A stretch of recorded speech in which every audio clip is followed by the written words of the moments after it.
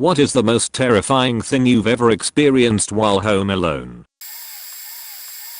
This happened to me a couple of years ago. I have also lived on my own a long time, so do not get sacred easily. I had just finished reading in bed, and I turned my lamp off and settled down to go to sleep and hugged my cat up close to me. This would be about 1:30 in the morning. I closed my eyes and I heard a voice say meow, like imitating a cat. My window was open, so either it was just someone being weird outside.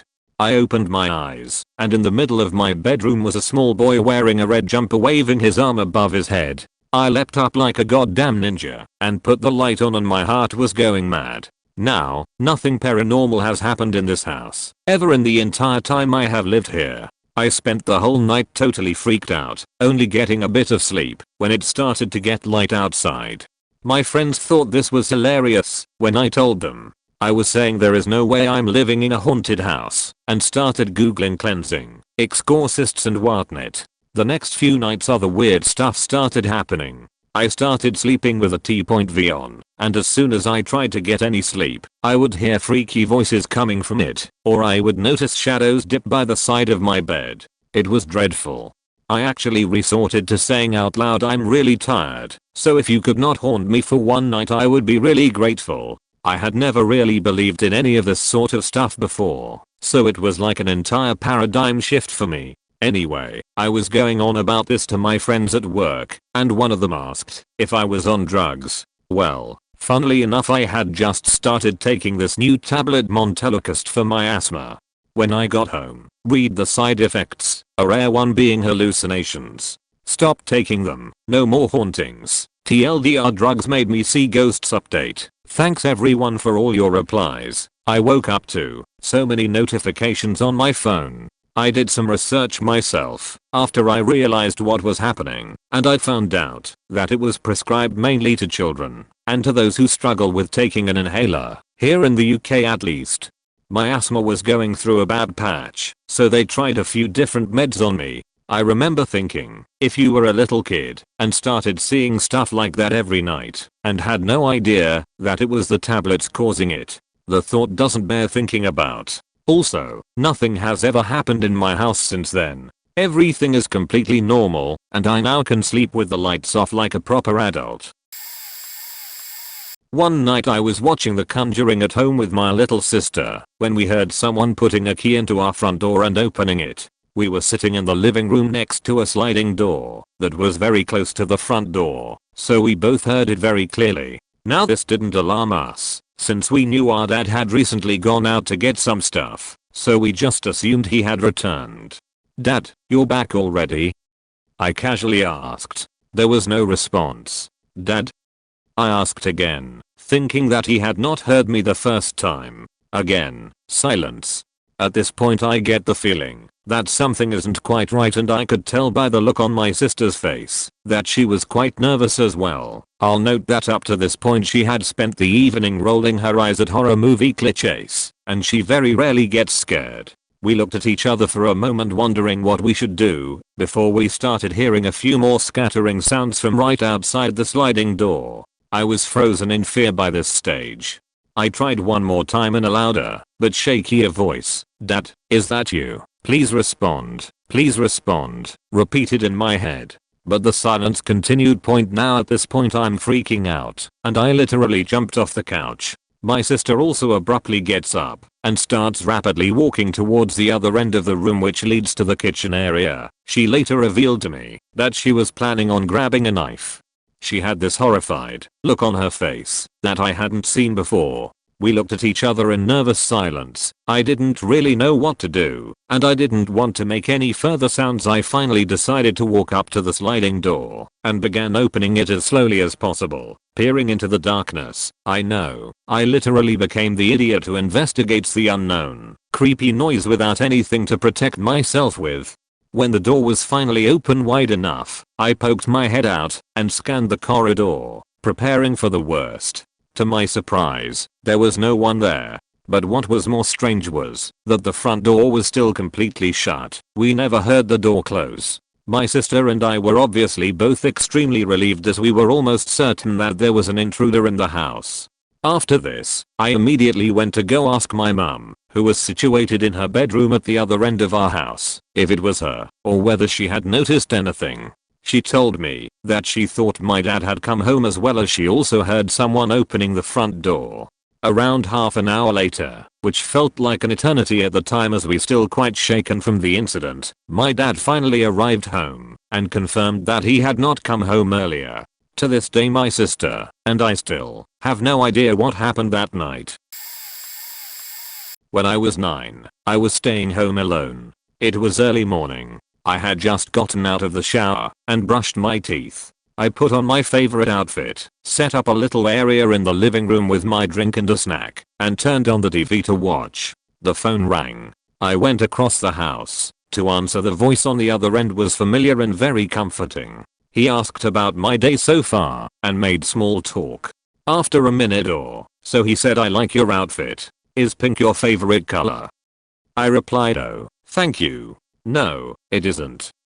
"What were you planning on watching on TV?" It took me a few seconds to understand what was happening, as I was only 9 and very naive. The voice on the other end of the phone changed. It became deep and raspy and horrific. The voice then proceeded to describe my rap and murder in graphic detail.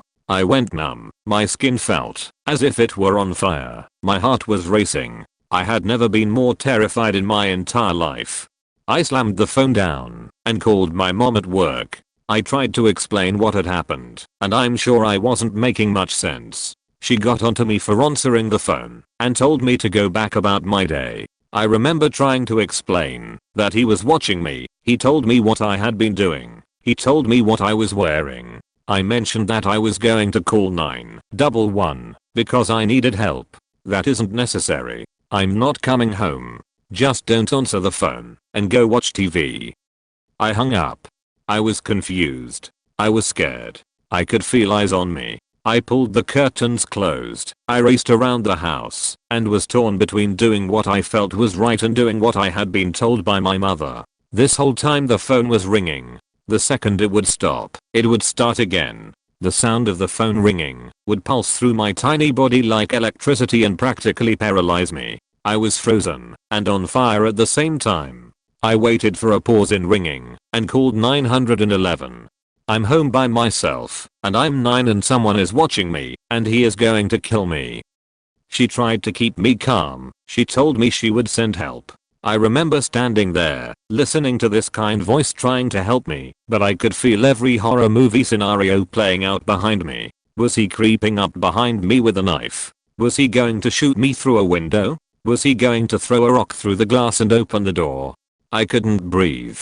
I couldn't feel my body, but I was also overly aware of my skin. In a moment of panic I set off the alarm to the house and ran outside. I remember this sense of relief, but also this overwhelming feeling of having a separation in my reality. The house felt small and dark and dangerous and cold. Outside felt open, safe and warm. I could hear lawnmowers, birds chirping. It was a beautiful break from the bone-chilling feeling of the phone. It was like I was watching a movie and I could see myself experiencing both of these environments at the same time. A neighbor was pushing his child in a swing. He was concerned. He let me stand next to him and he protected me. I could hear the sirens, the blaring sound getting louder as they grew closer. It felt like it took an eternity, but the police arrived.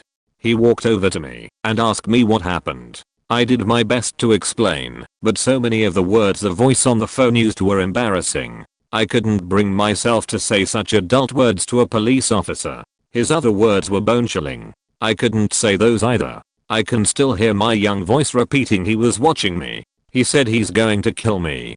Not long after, my mom's car pulled into the driveway. She, for some reason, decided to come home. She didn't look for me or come speak to me. She calmly got out and walked over the police officer. I was standing in the doorway from the house to the garage, facing the driveway. I could see my mom, the police officer. I was watching, trying to understand, trying to figure out what was happening. And then I saw it. Her laughter. She was laughing.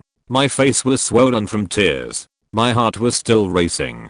My skin was on fire. And my mom was laughing. I slowly crept closer and overheard, "I'm so sorry about this. She just got scared. Being home alone and overreacted. What is happening? What did I do wrong? Did I imagine this? Was this a dream? Should I not have called 911? Did I overreact? My memory of what happened after that is hazy. I remember refusing to stay home alone, the sound of the phone ringing rippling through my body. It wasn't something I liked discussing. I refused to repeat what had been said to me by the voice on the phone. My mom decided she knew who did it. She didn't even know the details. There was no investigation. No one was questioned. She told me it was a boy my age who lived across the street. I knew it was impossible. And no matter how much I protested, I was always told it was him. Many years later, after I was an adult with children, we were at Christmas. Everyone was in the living room, and I had gone into a back bedroom to change a diaper. As I was walking out of the room, and back into the living room, I could hear my mom laughing, her voice as if she had been telling a joke. The faces of everyone in the room told a different story. Discomfort, anguish, shock, fear. Yet, she was still laughing. It felt as if I was walking in slow motion. One of my older children stopped me from entering the living room and sort of pushed me back into the room I had just come out of. She just told the story of you being home alone and the man threatening to kill you. She told it like it was a joke, like a funny story from your childhood. I never learned who it had really been. I deal with my fear of ringing phones and phone conversations on a daily basis TLDR. While staying home alone as a child, someone was watching me and threatening to rap and kill me. My mom, to this day, thinks it's a funny story to tell. My parents own a business on the same property as their house, but separate from their house. Like, one building is obviously the shop, and the other is clearly a private residence with a fence, gate, etc. I was 13, home alone, and coming out of the basement with laundry. Walk into the dining room to start folding, and there's a man standing there looking around. I yell at him about what the hell he thinks he's doing. What the hell does he want? Get out of my goddamn house. What have you? Mind you, my parents' dining room is far back in the house. You have to walk through the whole rest of the lower level of the house to get there, and this faker didn't once stop and be like, oh, I shouldn't be here. Nope. Walked right in, like he owned the place. He says he's a customer here to pick up an order. I yell at him that the shop closed hours ago. Get the fuck out of my house. Start screaming at him like a banshee on roids and basically shove him out by force of volume alone. He skedaddled to his car and left, and I told my parents what happened when they came home. Motherfucker seriously called the next day and tried to bitch at my dad about my nasty attitude and my awful language. My dad cut him off and said he was lucky I didn't just stab him. He's now banned from the premises, and his order will be shipped to him after payment is received. For once, my dad took my side, and that cleared any doubt in my mind that I might have overreacted. Lol. I was paranoid for months after that. It was insane. TLDR, Grandpa's alcoholic brother tries to break in, and I cry like a little bitch. I was about 14 at the time. Grandparents had left me home alone to go meet my great grandma at the hospital. I was chilling in the front room on my tablet. I had the TV onto a cowboy movie channel for background noise. I also had a big bowl of egg noodles. Life was good. Then the doorbell rang and someone knocked. At first, I thought that it was my grandparents and that they needed me to open the garage. But then I remembered that they would have called or texted me if they were on their way home. For the past 4 hours, my phone stayed silent and no messages had came. I went to the front door and looked through the peephole. It was my grandpa's brother. We'll call him Marvin.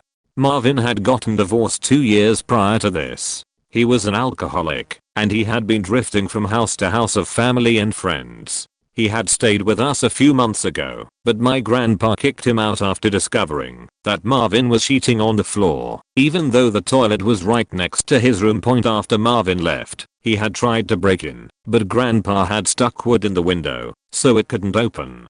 Grandpa also knew that his brother was too scared to break a window, even if he was drunk. Marvin started calling for someone to answer the door. Me, being scared that he would somehow get in and potentially kill me, started crying and turned the TV off. I grabbed my phone and dragged my crying ass to the back door where I softly called for my dogs, who were in the backyard. The dogs followed me, and I went into the bathroom and shut and locked the door with my dogs. Marvin kept banging on the front door and I called my grandma in tears. Grandma told me that she would call our neighbor, Paul, and that her and grandpa would be home in a half hour. I stayed in the bathroom and kept crying as Marvin banged on the door. My dogs licked me to try and calm me down. Eventually, the banging stopped, and Grandma called me and said that Paul had chased Marvin away. Grandma and Grandpa came home 10 minutes later, and I felt better. I'm 18 now, and I haven't heard one word about Marvin. I'm not sure if he's dead or alive. My father coming home after almost 3 years of being gone. I was 15 at the time, at home from getting my tonsils removed. I was told my brother-in-law was coming back to bring wood for making something. Then my dad knocked on the door. I opened it, and he looked awful, skin falling off, completely bald eagle-styled hair, and he had these bloodshot eyes that only said one thing: I regret everything. He looked practically dead inside. He's an alcoholic. Long story short, I didn't know what to do, so I let him in. He was carrying 2 massive bags, both filled with vomited on, disgustingly unwashed clothes. Have you ever gone a few days without showering and thought to yourself, I'm disgusting? Yeah, my dad made it look worse. Hardened vomit all down his shirts, a terrible smell. His socks were beyond crusty, with pieces of skin that had fallen off into his socks.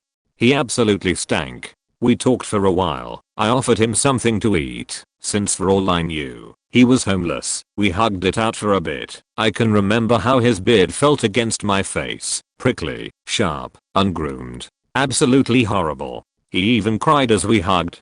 Pathetic. He came looking for sympathy when I had just gotten over my daddy issues. Anyways, we still talked, and he said to me, Neb, I'm going to call your mum. If I can't stay here, I will die. What? The fuck point, he said that to my face. A 15-year-old at the time. I can remember just feeling my heart stop. I gave him some privacy to talk to my mum, went upstairs, and just started sobbing. My sister called. She said she was on her way home. He called me down. I went downstairs. He was using mouthwash, hopefully to get rid of the stench of beer. He then decided to try to teach me how to fight. How strange. A 15-year-old fighting her alcoholic father. Once he had taught me how to kick someone's kneecap in and how to cause brain damage. He went outside to smoke. My sister came home, hugged me, and took me to her house while my mum and dad talked things out. I'm 16 now, and it still haunts me sometimes. I still blame myself for what had happened with him, wondering if I could have done something different. John, you pathetic piece of manipulating shit. I hate you for what you did to me, and mum, fuck you. I fully expect skepticism towards my comment, but all I can say is that I know what I experienced. So, when I was 17, I moved in with my boyfriend, future husband, and his mother, and younger brother and sister. He and his family are Colombian, and at the time, his mother practiced Santeria. She had a Santeria shrine in her bedroom closet, and her boyfriend would sacrifice small animals in the garage, baby chickens, goats. He even kept a peacock in the backyard one summer to use its colorful feathers in his rituals. At the time, my boyfriend worked until 10 o'clock at night and didn't get home until 10:30 to 11 o'clock. His mother, brother, and sister were usually busy in the evenings with work and school stuff and didn't get home until after dark. So I was left home alone with just my cat most nights. Boyfriend and I had a downstairs bedroom, while his mom and siblings' rooms were upstairs. Every night, I would hear loud footsteps on the ceiling, while in the bedroom, coming from his mom's room. I tried ignoring it, but the more I ignored it, the louder they got. After a week of the loud footsteps, the talking and laughing started. Low at first, but then every night it seemed to get louder and louder. I started to get scared and would lock myself and my cat in the bedroom until someone got home. After almost 3 weeks of this, I finally said something to my boyfriend. He believed me and told me it was the spirits his mother communicated with during her Santeria rituals. I told him it freaked me the hell out. He said as long as I stay out of the room, they won't bother me. A few nights later I was alone again and decided to get something to eat. The stairs leading to the second floor started in the kitchen, and when I went into the kitchen I heard the light patter of feet. I looked over to where the sound came from and saw a small human-like figure dart up the stairs. I ran to the stairs and saw the flurry of a white dress turn the corner into his mom's room. See, his mother had this African doll that wore a white peasant dress, and she used this doll in her rituals sometimes. Well, seeing that lit a fire under my ass. I grabbed my cat and sat in the spare car in the driveway until someone came home. His mom came home first and asked why I was sitting in the car with the cat. I told her everything, and she got this serious look on her face and asked me if I followed the doll into her room. Hell no. Good. She said, I'll make sure she doesn't leave the room again. And I'll make sure she knows that she's not to harm you. Don't worry, when my boyfriend got home I told him what happened and that I wanted out of this house. He agreed, and we moved into our own place the following month. We've been married almost 17 years now, and his mother still has that doll. It sits on a rocking chair in her bedroom. Every time I see that doll, I swear it's like its eyes are following me around the room. Growing up I lived out in the country with only a few houses near us, and both my parents worked full-time jobs in town. Because of this I spent a lot of my summer days at home by myself. When I was 14 years old I had just got out of the shower and was getting ready in the bathroom mirror when I heard someone in the living room. The majority of our house was hardwood and there was a very distinct sound when someone walked through the living room. I didn't think much of it, because even though I was home alone my parents often drove home during lunch to eat. After the person walked around the living room for a couple minutes I finally called out Mom, Dad, but no response. Instead the walking just stopped. I had my cell phone in the bathroom, so I called my mom and asked if she was home. She told me no, and that my dad was not either. I told her someone was in the house, and she told me to get out. Luckily the bathroom I was using was only a few feet away from the front door, so I opened the bathroom door and ran out the front door into the yard. Later my mom came and picked me up, and my dad walked through the house but no one was there. This wouldn't have been too crazy if it wasn't for what happened in the following days. My neighbor's wife who lived across the street was taking a nap a couple days later. She woke up to a sound in her house. When she opened her eyes there was a man in her hallway. She called out to him, and he ran out the front door. When she went outside her garage door was opened where he can manually forced it open to get inside. My neighbor's wife's underwear drawer was open and the man had taken all of her panties while she was sleeping. So naturally I assume that the sound in my house the day before were this man as well.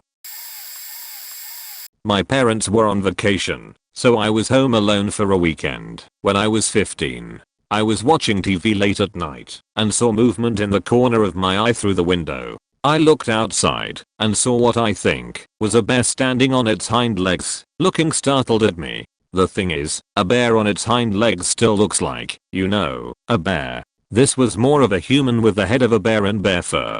I was kinda frozen in fear, so I just stood there, but also because I was trying to discern what I was actually looking at. This standoff lasted 8 seconds until it causally strolled, still on its hind legs, to the neighbor's backyard. I was so terrified I went upstairs and blocked the stairwell with an armchair while I called my parents. They didn't believe me at first, but because my parents can see when I'm bullshitting and when I'm not, they thought it might have been an escaped bear. I live in the Netherlands. Wild bears don't live here. They came home early. It was a sleepless night, and they made the police come over. I filed the police report, and I kept stressing it wasn't just a normal bear, but they didn't really heed much thought to that. They told they'd get back to us when they found something, but we never heard back. It took about 2 months for me to sleep well again, without medication. Everyone, including my parents, tell me I saw an escaped bear. I don't know what it was. It might have been some crazy motherfucker in a bear suit. Anyways, it still terrifies me to this day. I haven't heard of any similar situations either. Edit, typos, and also, I'm mostly baffled by the fact there are no other sightings. The Netherlands is extremely densely populated, and basically every living creature here is documented. There is no way an animal of that size to hide somewhere here. I've also never heard of anything similar, which is strange, because the few wolves we have, for example, are sighted constantly. so I doubt it was a Sasquatch point. Additionally, I'm more confident that it was some kind of skinny bear because it was really big. I think like 2 heads taller than me. I think I was about 182 centimeters at the time. In the time I stared I could also see bear claws rather than hands. On the other hand, it had long legs like a human, and its front legs, or arms, went up until its hips, unlike this image, which is a black bear. Hey, an opportunity to drop one of my weird stories. When I was in college at Georgia Tech I stayed at a building known as the GLC. It was on the far north side of campus away from most of the colleges, so not too many people stayed at it. I liked it because it was quiet and very easy to rebook my same room due to the lack of demand. When I say it was quiet, I mean we barely ever heard our neighbors, if we even had them. Really, only ever hearing other people when they slammed the heavy outer doors. This event happened during Thanksgiving break. I always stayed on campus during Thanksgiving to get work done and chill in peace. My 3 roommates were gone however, so the quiet GLC was even more silent. I was cleaning my room at the time, and I had gotten out a bottle of Febreze. Now this is important, because one of my roommates hated Febreze, and would complain, even if I sprayed it in my room, because the act would spread it around the apt, so I took the opportunity to spray some, and get the college boy musk gone. As soon as I sprayed it, I heard one of my roommate's doors fly open and slam closed, and angry heavy footsteps stop into and around the living room. I thought I had faked up and real pissed off my roommate, but I did find it odd how quickly and aggressively he was reacting to it. I come into the living room to apologize. I even was saying something along the lines of, "Sorry man, I didn't know you were here," but as soon as I came into the room the sound stopped and no one was there. I was so convinced I had heard someone that I even knocked on my roommate's doors, but they were gone. I texted them and confirmed that they were gone, and I was all alone. I never heard the footsteps again, or honestly footsteps that loud, and still don't have an explanation. I can't think of the #1 thing at the moment, but was recently freaked out by this mundane thing. We have 10 cats, and a ton of shelving all over the place for them to play and lounge on. It was super late one night, all the windows open to let the breeze in, and every cat in the house was either on the shelves or on the couch with me. All of them were dead asleep. Out of nowhere they all awaken at once and snap their attention to the exact same window, the one right behind my head. Everyone slowly gets up, growling so intensely, hissing and fluffing up their fur, and one by one slink to the bedroom fearfully. Then the dog awakens and starts losing his mind looking at the same window. Then he bolts to the bedroom, as if he was attempting to follow whatever was outside, barking that scary "This is not someone I know" bark. I quickly cut the lights in the bedroom, so I couldn't be seen as well, retrieve my gun and slap the clip into place. Dash around the house shutting and locking windows muttering "Oh fuck, oh shit, oh Jesus God" all the while. The dog is still losing his shit at the bedroom window which faces a fully grown cornfield. It would be so easy for someone to take 3 steps in and be completely hidden. This went on for a while, him baying at the window and intensely focused on one spot. I was spooked as fuck, but ultimately decided not to call the police unless something more happened. Not as significant as the other stories here, but I was truly terrified. I live in the middle of nowhere. There are vast cornfields surrounding my property on 3 sides, so the isolation plays another factor for sure. Plus, when literally 11 animals awake from a dead sleep to hiss and bark at the same window, you know something is definitely up out there. I'm often home alone because my parents are social people and go to birthday parties often. They also always get back really late. Last Sunday they got back at fucking 23:30 when my little brothers needed to be at school the next day. I hate this because I often get paranoid when I'm home alone late at night and feel the need to wait for them to feel safe. So this particular night, my parents and brothers are at the birthday party of one of my brother's friends. I was on the couch with chips, the dog, some drinks, Chromecasting some anime and YouTube. At around 8 PM I see a car pull up to the driveway. I didn't think anything of this because I thought it was one of the neighbors' cars. So expecting it to park in their driveway, which is next to ours, I watch it as it was an unknown car for me. Unknown car park in the driveway of my house, and I freak out. I calm down a bit thinking it's friends of the neighbors as they were having a party as well. Few minutes later I'm a bit lost in thought as I'm disrupted by a loud knock on the window. I freak out. The knocking continues a few seconds and goes away. At this point I'm panicking because A, this could be people trying to break in and harm me, my dog and the other pets in the house and rob us, or B, child abductors trying to take me posing as my family to lure me outside, because I heard male voices coming from outside. Being really scared, I decide to call my dad in tears to come check on me and the area around the house. He comes, doesn't know whose car it is. Neighbors also don't know. After calming me down and telling me go to the neighbors, if there is anything wrong he leaves and goes back to the party. So I return to what I was doing, albeit in edge. 2 hours later I hear male voices again talking. I decide to peek outside. Turns out the car belonged to the older brother of my younger brother's friend T, and they had parked it there to go shoot fireworks in the park. Alright, mystery solved, I thought, but my brother said they never knocked on the window though. After that I texted a friend about something in the newest episode of SEO I was freaking out over. He responded that I shouldn't spoil him, and we texted a bit. Well, turns out the knocking was said friend, now boyfriend, and his coworkers from Domino's trying to say hi while delivering pizzas next door. Of course I got mad at him saying that it freaked me out, but I was relieved that it wasn't someone trying to harm me. Happy ending, but man, it was scary for a 15-year-old. Seared into my mind is something that happened back in 2007. I was in middle school and was totally addicted to COD MW. I would spend hours on that game long into the night. One Friday night at 2 AM, I was the only one left awake in my home. The was totally dark because everyone was asleep. I couldn't hear anything because I was talking online with my friends on my new Turtle Beach headset with noise cancelling. However, my expensive headset couldn't drown out the sound of my front door of my home being beaten from the outside. I heard this loud thud after loud thud and banging into my door. Bang bang bang scratch. I ripped off my headset to make sure it wasn't coming from my TV. It wasn't. I quickly put my headset back on to let my friends to call the police if I didn't come back to the headset in 5 minutes. I remember thinking to myself, I just felt like I was with my friends, but now they felt so far. I army crawled under the window to the front door so I wouldn't be spotted by whatever was outside. I grabbed the biggest knife in the kitchen. Then I stood there waiting on the other side of the door. Again bang bang bang bang scratch, and this time it was followed by a screeching voice. Open the door. Open the door. Help me. They're almost here. Open the fuck door. They've taken over. I didn't open it. I couldn't. I didn't want to. The next day I found out something very sad about the night prior. My family got a phone call from the son of the elderly couple living across the street. The son said he was staying over at his parents' house to assist them as they were getting too old to live on their own, in their 90s. I think he was a WW2 vet.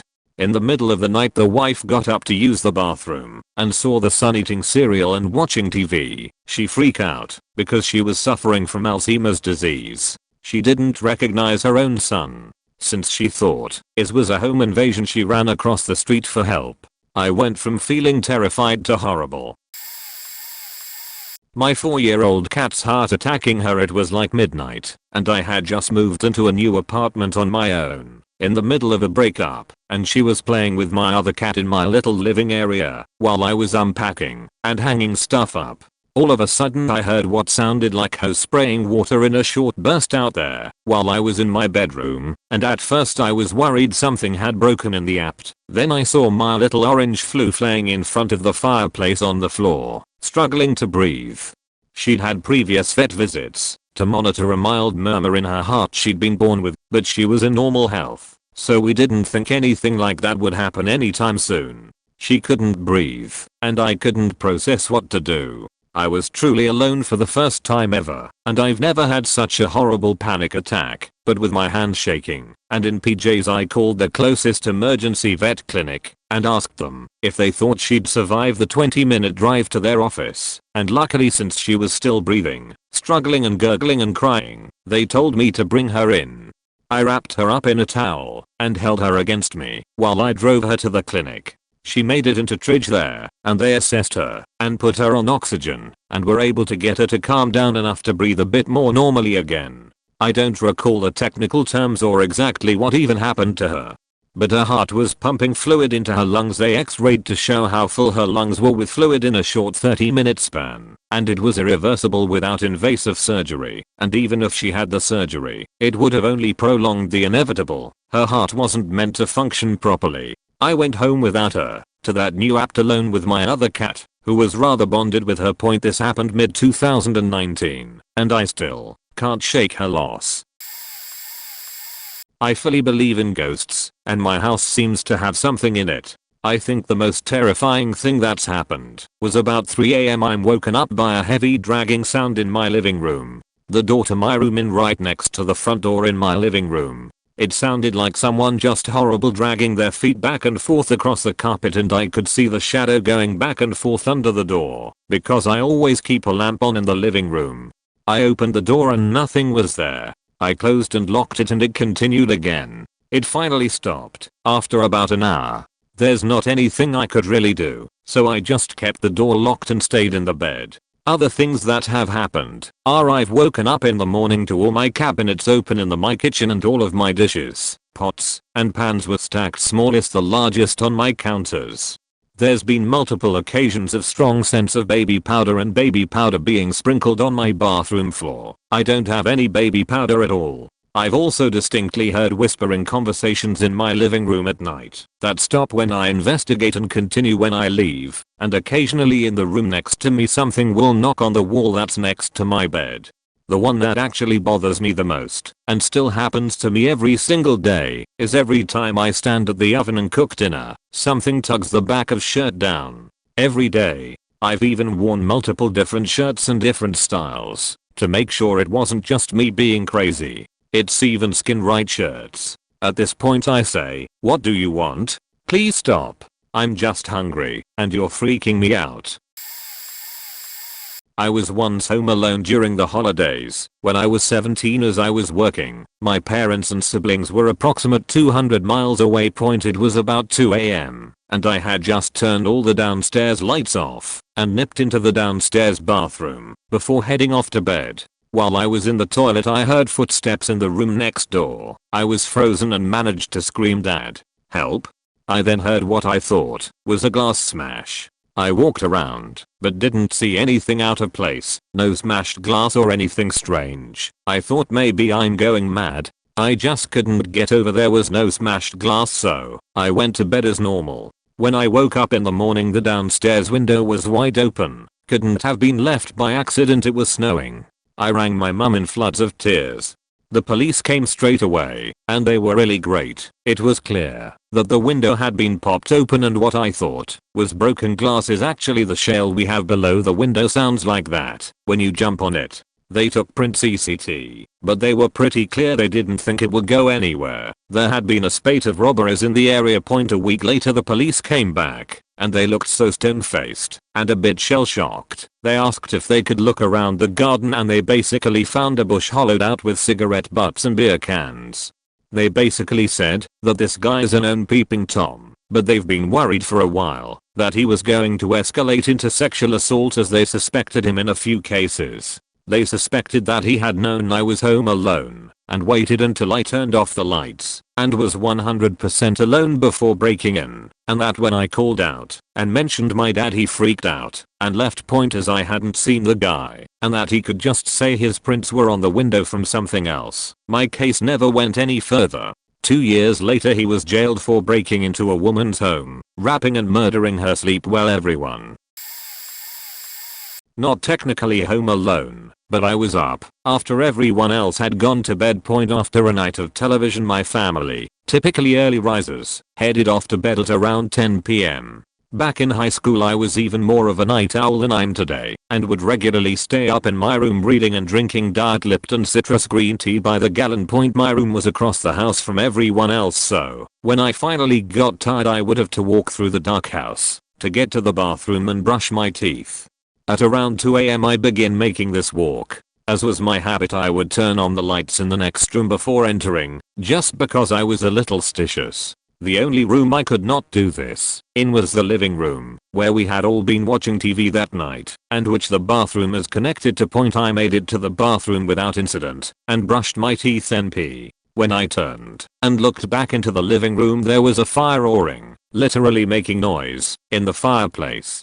It had not been there when I walked through minutes before. I immediately went and turned on the lights and sat next to it for an hour, just to make sure Satan wasn't coming. We had tried to light a fire earlier with damp wood, and it wouldn't take. My only guess is that wind came down through the chimney and ignited it hours later. TLDR, fire spontaneously ignites in the middle of the night. Satan didn't show. This will probably get buried, but here goes. When I was around 8 years old, my parents stepped out one evening with my younger sister. They weren't going to be gone long, and so I was going to sit and play video games until they got back. After being by myself for a few minutes, I started to hear thumping upstairs in our home. I listened, scared to the bone, for a few minutes, and there was definitely loud thumping moving from one side of my house to the other above me. I mustered enough child courage to grab the corded phone and hide behind the sofa to call my parents. In a panicked whisper, I told them I can hear robbers upstairs, I think, and that there were thumping noises. They reassured me and said they were already on the way home. Me and my now fully terrified state sat behind the sofa a couple more minutes listening to the thumping before finally quietly running to a nearby window and climbing out to drop into our driveway bushes. My parents arrived to the sight of me, crying, wearing only my Rugrats boxers, waiting at the top of the driveway in the dark. After some much needed hugs, my dad went inside to investigate, while I waited outside with my mother and sister. A few tense minutes later, my dad had found something. My sister had left her pet hamster in its bowl, and it was scurrying around upstairs, running into walls. I still haven't lived this down. When I was 12, my mom and I went to visit my aunt and my 14-year-old cousin at their house in small country town. It was an old, 3-floor house on a large plot of land. I had been playing video games in the living room for about an hour, and not particularly focused on anything else. All of a sudden I heard a loud clanging sound, like a wood mallet being bashed into a wood plank. Clack, clack, clack. It lasted a few seconds. I looked around to see if anyone else had noticed. Didn't see anyone, and quickly got lost in Nintendo again. Then all of a sudden, the power on the TV and game system flickered. Clack, clack, clack. Finally the weird sound had my attention. I thought it might be my cousin messing around upstairs. Like any kid, you'll easily migrate to the next thing to hold your interest. I ran up and checked his room. No one there. I briefly checked everywhere upstairs. Nothing. Clack, clack, clack. Now I was a little startled. What was that sound? And where is everyone? I thought it must be coming from the unfinished basement. Went to check. Nothing. I'm now terrified. I bolted out the house and over to the garden. After seeing my mom and aunt, I asked if they had heard anything. They had been out in the garden catching up and hadn't heard anything. I asked about my cousin. My aunt said he left to walk to town over an hour ago. I had been in the house by myself the entire time. Creepy, and to this day I have no idea what the sound was or why the power flickered. Our house was quite long, with the master bedroom right at the front and a living room right at the back. I was around 14 at the time, and it was afternoon, full daylight. I was sitting in the living room watching TV when I noticed faint rustling noises. I turned the TV off, and it sounded like someone going through plastic bags at the end of the house. Obviously, being alone, my mind goes directly to the thought that there is a murderer in my house looking for valuables, and it's only a matter of time before they make their way to me. I started panicking. I was rocking back and forth, crying, begging whatever higher being not to let me die, bargaining, sweating. Bear in mind, the back door was right there for me to escape. I'm an idiot. After what felt like an hour, the rustling was still happening, and it finally began to occur to my tiny brain that the sound was very uniform. It was still as far as when it had started. I'd heard no other sounds.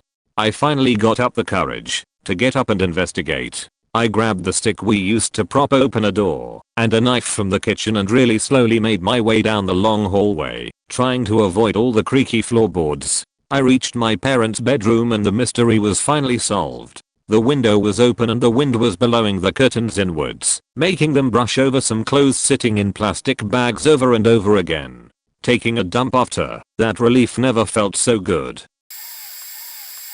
I was listening to music on noise cancelling headphones, drinking beer and smoking weed. All the lights were off, except my bedroom lamp, and I could see down the hall into my living room. I was preoccupied drawing when I thought I heard the door close. I looked down the hall, no lights, must be imagining things, I thought as I refocused on drawing. I then heard the bathroom door right outside my room close and the light was on. Assumed it was my room at point when I heard them flush and come out, and I still didn't visually confirm anything, except that they refused to turn on lights in the main apartment. I decided to investigate. I grabbed a flashlight, and as I rounded the corner to see into my kitchen, it was barely illuminated by iPhone light. The mysterious person opened the fridge, and I said hello. They nearly jumped out of their skin, and I turned the light on to see a guy a couple inches shorter than my already short stature, wearing a button-down shirt and a newsy cap. "Hey, I'm Dave's friend." He said I could sleep on the couch. "There's no Dave who lives here." Dave, you know, your roommate. "I don't have a roommate named Dave. Where are you trying to go?" "Oh my god. Oh my god. Is this address number for the next building over?" "No sorry, man." "Oh my god. Oh my god. You're so nice about this." "Oh my god. I'll let myself in, and I used your bathroom, and I put mine out in your fridge. Do you want some in out?" "Nah, I'm okay. You just gotta go one building over. I'm so sorry. I'm so embarrassed. You're so nice about this. You're all good." And I showed him out the door. For a minute I was actually a little nervous. I think the weed kept me calm. But when Jiminy Cricket popped out of my refrigerator, I was very confused. I sleep naked. Let's get that out of the way. Also, I just moved in 2 weeks prior and had met the neighbor briefly, but didn't know him well at all. It was 2 AM. Power went out, then came back on. After a minute or two started hearing movement on the first floor. I sleep on the second. I tell myself it's nothing, and then I hear it again. Jump out of bed and freeze to listen more, and I hear it again. Sounds like footsteps or tapping. In my house. Right at the bottom of the stairs. I grab my gun, stand at the top of the stairs, and yell, "I'm armed and will shoot. Leave immediately." I hear it again, quicker this time. Are they running out? Are they running up the stairs? I grab my phone and call 911. While I'm on the phone waiting for police to arrive at the top of the stairs, I realize I don't hear anything anymore. In hindsight this was dumb, but I threw on boxer briefs and went downstairs to investigate. Nothing. Nobody was there. No more noise. Completely empty house. Then I see the police crews pull up. I quickly put the gun in a drawer so they don't mistake me as the intruder. As I go to open the door, I realize I'm almost entirely naked, except for these tight you can tell what religion I am boxer briefs. Too late. The cop at my door is my next door neighbor. Now I know what he does for a living. His first words weren't, "Are you okay? Or is anyone else inside?" No. As soon as we make eye contact he looks down towards my underwear and incredulously says, "Dude, really?" He and his partner did a sweep of the house. Nothing. Nobody. Completely safe. They leave. I try to go back to sleep, but can't because I'm racking my brain trying to figure out what the noise was. I knew I heard something. Then boom. Power goes out again. Then comes back on. After a minute, the same exact noise begins again. At this point I know I'm safe. I'm just completely confused. I go downstairs to investigate and follow the noise. It was my printer. Power cycling after the power came back on. I'm an idiot. TLDR. My ink cannon forced my neighbor to witness the bulge of my semen cannon. We believe that our neighbor had found one of our spare keys and was sneaking into our house. He had the hots for my sister, and after stalking her social media and in person, my mom told him to never contact us again. Shortly after that we started seeing things misplaced or items on our counter that no one bought, like a large bag of flour. Around this time our neighbor also seemed to have the same exact plans as us and would always be leaving his house the same time as we were. We would talk about a trip to Yosemite, and then as I would leave the house, I didn't know he was a problem with my family. He would talk to me about how he really wants to take his kids to Yosemite, and I would think what a weird coincidence. But this started to happen so frequently that I finally asked my mom and she spilled the beans. They suspected that he was breaking into our home with a spare key that was missing and had either rigged our house with some kind of devices to listen in on us or was watching us closely by a window, which sounds really far-fetched, but I'm serious when I say whatever plans we had, he had the same exact plans made at the same exact place. We would even test it. We'd make fake plans to go somewhere, and one of us would go outside, and sure enough he would be waiting for one of us, and tell us about his plans to go to Disneyland. The following night I get home from work at 10:30, lock and latch the door, sit down and watch TV, when I hear the sound of someone quickly but quietly running down the stairs, opening the door, and locking it. I get up thinking it's my sister or maybe her boyfriend. I can still see our latch swinging back and forth. I go upstairs and everyone is asleep. I turn pale as a sheet, wake everyone up, and after we confirm that we had no visitors and everyone was asleep, we called the police. Nothing they can do. We change our locks and after that they never have a problem again. A week later the neighbor moves out of the house because his wife divorced him due to an affair, and we never see him again. The reality is there was no way to prove that it was him, but it's really hard for me to rationalize the things that were going on. What I described wasn't the only thing either. I'm just summary what had been taking place. We called the police on several other disturbances outside of our house as well. One night my parents left to go to a dinner party. I was always super scared as a kid. I was around 14 at the time, so I went through the house as they were leaving and locked all the windows and doors and turned all the lights on. I made some ramen noodles and went upstairs to my bedroom and was sitting on the floor with my back against the bed watching my TV. My big dog, 120 lbs lab/Akita mix, and my cat were sitting near me on the floor also. All of a sudden both of them shoot up and stare at my open bedroom door. They both had the hair on their back standing completely up, and my big derp of a dog started snarling and growling like I'd never heard before. He pressed the side of his body lengthwise against me protectively, pressing me against the side of the bed, guarding me from whatever he had his eyes locked on in my doorway. My cat ran off somewhere, thanks, lol. Thing is, I could see my doorway into the hallway and there wasn't a single thing there. My dog had never behaved this way in his life, but it was obvious they both saw something I couldn't and thought there was a serious threat. He persisted for about 30 seconds and then eventually let me get up. It was weird. It was like he just understood everything I said after this point. He looked at me and I told him to go look, so he went to my doorway, looked around and then looked back to tell me it was okay. So then I told him to go check Mum's room, and he did just that. Came back and reported to me that it was clear. We went through the entire house together and he searched every room, but we never found a thing. I grabbed all the knives and locked us all in my bedroom after that. Still freaks me out to this day. There was one time where I was home alone with my roommates Kitty and Doggo, and it was around midnight. I was in my room right off the living room and the dog was in her kennel. The cat was roaming like usual. All of a sudden the dog starts barking like crazy, but I figured she heard my roommates coming home, but I never hears the door open and she was still barking. I decided to go out and at least try to shut her up since we had downstairs neighbors. As soon as I reached the bedroom door, I felt an ominous feeling like I didn't want to open the door, but the dog wouldn't stop barking and growling. So I cautiously opened the door. When I opened it, I felt this blanket of dread wash over me, and something told me to not look to my right. There was just the coat closet over there, and the stairs leading down to the apartment door over there.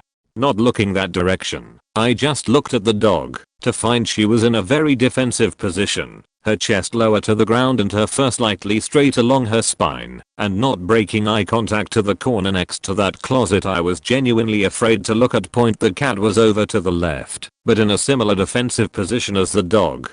Fur sticking up, tail in the air, and actually hissing. This cat never hisses. He also wasn't breaking eye contact with that corner. I couldn't calm them down. Couldn't stop the barking, but I finally realized I just had to see what they were so freaked out about. I looked at the corner, and it was just an empty corner, but I was terrified of it. I could tell there was something occupying the space, and it didn't feel friendly. I didn't know what to do, but I did the first thing that came to mind. I said, "You aren't welcome here, and you're scaring the animals here. Leave now." A few seconds later, the dog finally stopped barking, and the cat wandered off. I still don't have an explanation, but I'm pretty sure it was a spirit, and not a good one.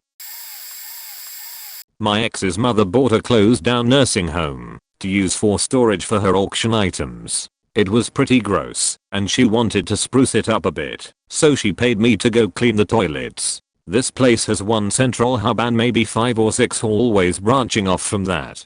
So since the toilets were pretty gross, I decided to put the cleaner in the bowl then move on to the next room, while the chemicals sat in the first toilet. Basically I was going to make a giant loop, so the chemicals would have time to work. Well, I get to this one room and the closet door is open, so I take a glance in it, and notice that the clothes bar is pretty unique. It was a wooden bar with duct tape in the middle and someone had wrote their initials on it. Whatever, not a big deal. I finish my first lap around the hallway then return to the beginning to start the actual cleaning. Well, I eventually get back to that room with the open closet and the clothes bar is out of the closet and laying on the floor in the middle of the room. I tried to logic it out but couldn't. The door frame is smaller than the inside of the closet, so the bar would have had to be turned vertically to be taken out. Not to mention I was there alone and didn't hear any strange noises or anything. I noped out of there and didn't finish cleaning. A couple of friends of mine and I stayed there a few nights and experienced strange things, but this is the only thing that happened to me while I was alone. My mom was hanging out with her friend La China. La China had a drug addict thug boyfriend who was always outside my house asking for La China, even if she wasn't at my home. I told my mom several times that La China was not trustworthy. She was involved with bad people and I wasn't feeling safe with her around the house, but she didn't listen to me. Anyways, I was asleep in my room that night and had sleep paralysis. While I was going through that nightmare, I remember looking to the slightly open door and seeing shadows moving outside. I was freaking out and I couldn't even move. I was so fucking scared and didn't know what to do. Next thing I barely remember is that I was asleep but felt a presence looking at me.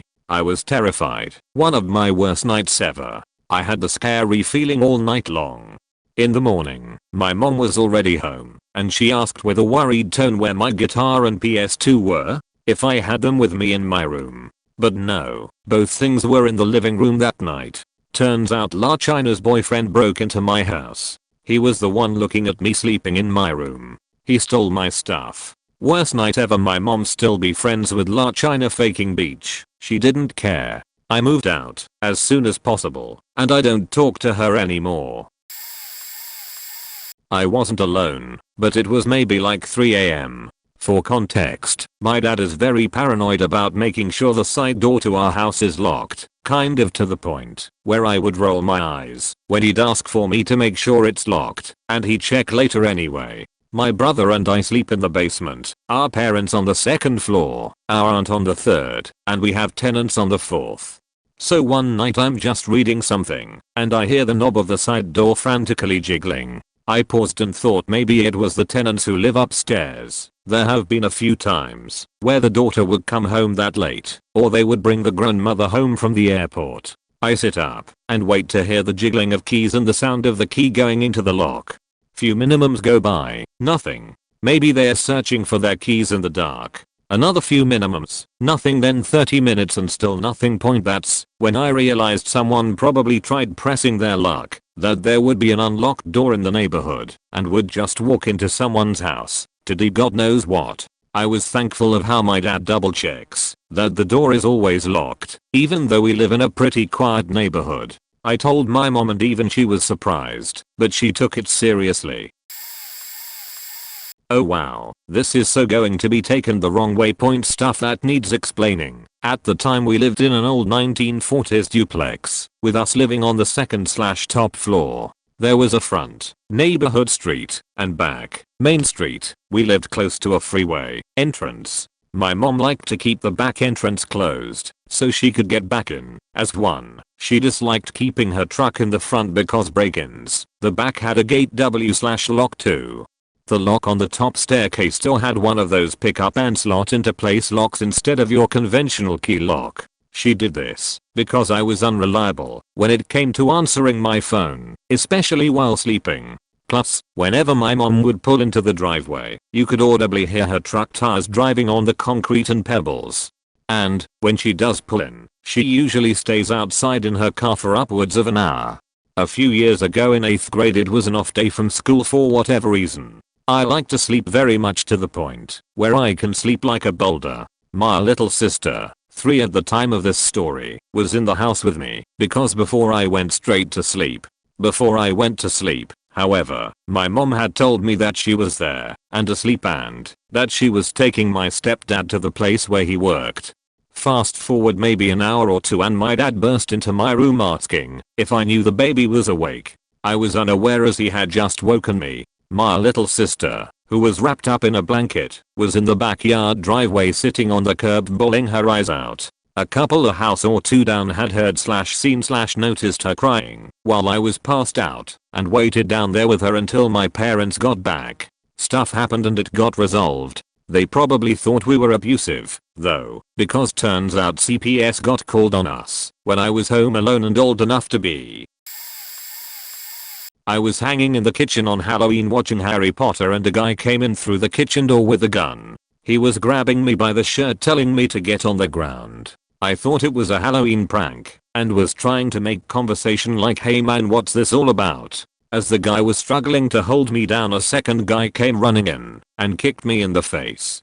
The first guy grabbed a blanket and covered the back of my head. This is where I thought I was going to die. I laid down and tried my damnedest to stay quiet, like they were saying, but I was just basically begging for my damn life. They ran through the house and grabbed my roommate's electronics and weed and money he had. They targeted him and his stuff. I was just caught up in the middle. After they took off they left the front door open. I remember thinking my roommate would be pissed if his cat got out. It took me a good 10 to 15 minutes to get off the ground, move to the kitchen door, and close it and lock it. I sat down and just collapsed. I felt like I couldn't breathe and just bawled. I wanted to call someone, but they had stolen my phone. I knew I had to get somewhere to find a phone. The next part was even harder. I had to go outside and get to my car to get out of there. It was pitch black, and while I was sitting in my car I saw police lights coming down the street. I waited until they were out of view of some trees and got out of my car and sat down on the front step and waited for them. I guess a neighbor had heard commotion and called. I still get extremely panicky when I talk about it and feel a weight on my chest and just want to curl up in a ball and go away.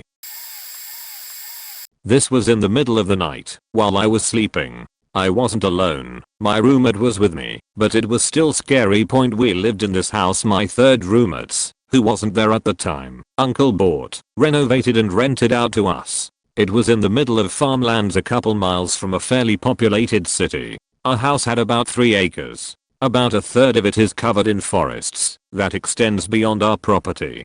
In the middle of the night I wake up to some footsteps outside near my window. I look, see nothing, decided it was probably an animal roaming around. Trying to fall back asleep, all of a sudden I hear the distinct sound of someone pumping a shotgun and the sound of running on our porch. I hear my roommate hell faking as whole. Boom, shot goes off. I grab my shotgun and head out, go out the door to the balcony, and it's just my roommate standing there with his shotgun looking outward in the dark.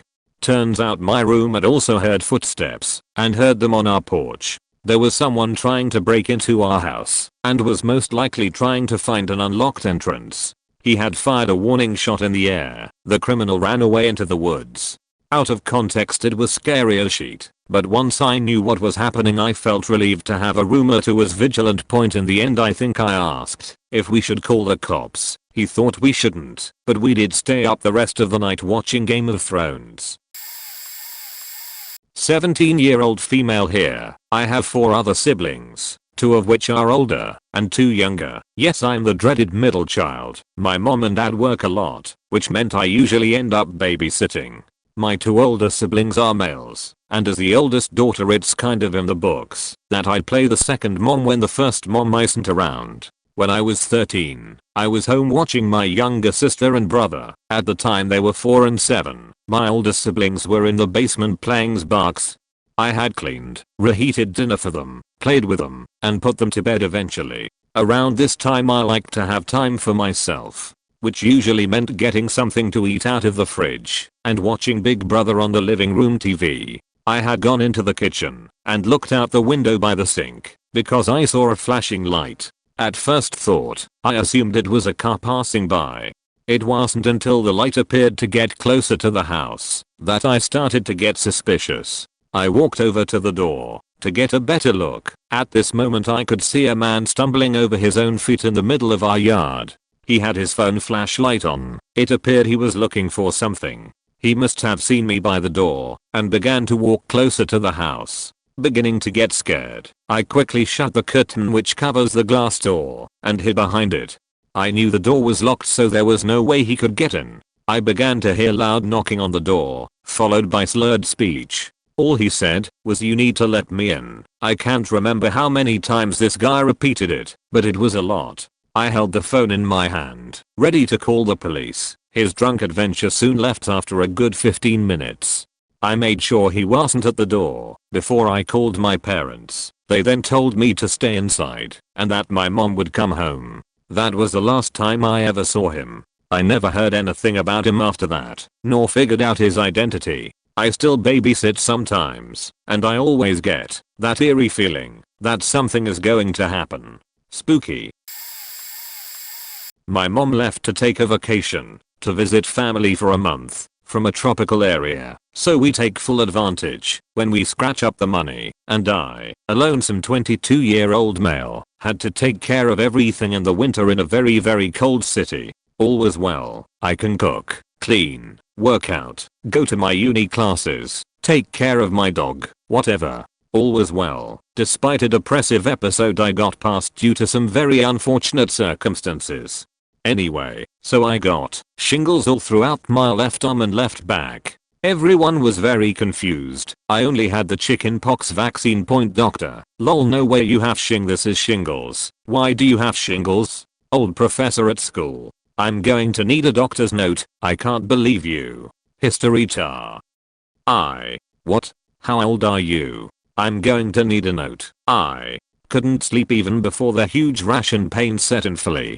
The nerve pains were tremendous, and I could only wince and flinch at every flare-up. At this point I just decided to catch up on an anime series I've been meaning to watch to forget about the pain that made me want to throw up while I did the house duties and took care of myself. I really liked Hack as a kid, so why not fully experience it? It's horrible, but I can't stop midway through what I started. So mind-numbing show plus busy schedule plus missing out on a very strict and rigorous course plus shingles plus having to take care of me and my dog plus getting blocked on everything and ghosted by my then best friend at the time. Some days I have really bad times and my depression flares bad, but compared to that time, I'm pretty sure I saw a ghost. Point I was maybe 10 years old and me and my older brother were home alone. We were on the couch watching TV when we heard footsteps upstairs. We look at each other, puzzled, and my brother asks, "Are mom and dad home?" We soon shrug it off and go on with our night. Point maybe an hour or two later, we are horsing around and chasing each other around the house. I run upstairs and my brother stays at the foot of the stairwell. Now, the upstairs consisted solely of one hallway, the master bedroom on one side, the room my brother and I shared on the other next to a bathroom, and then my sister's bedroom straight at the end. Well, as I'm standing there in the hallway with the lights off, I turn and see a white figure illuminated in my sister's doorway. I scream at the top of my lungs, and my brother flips the light switch downstairs and runs up to me. I looked away and looked back, and it was gone.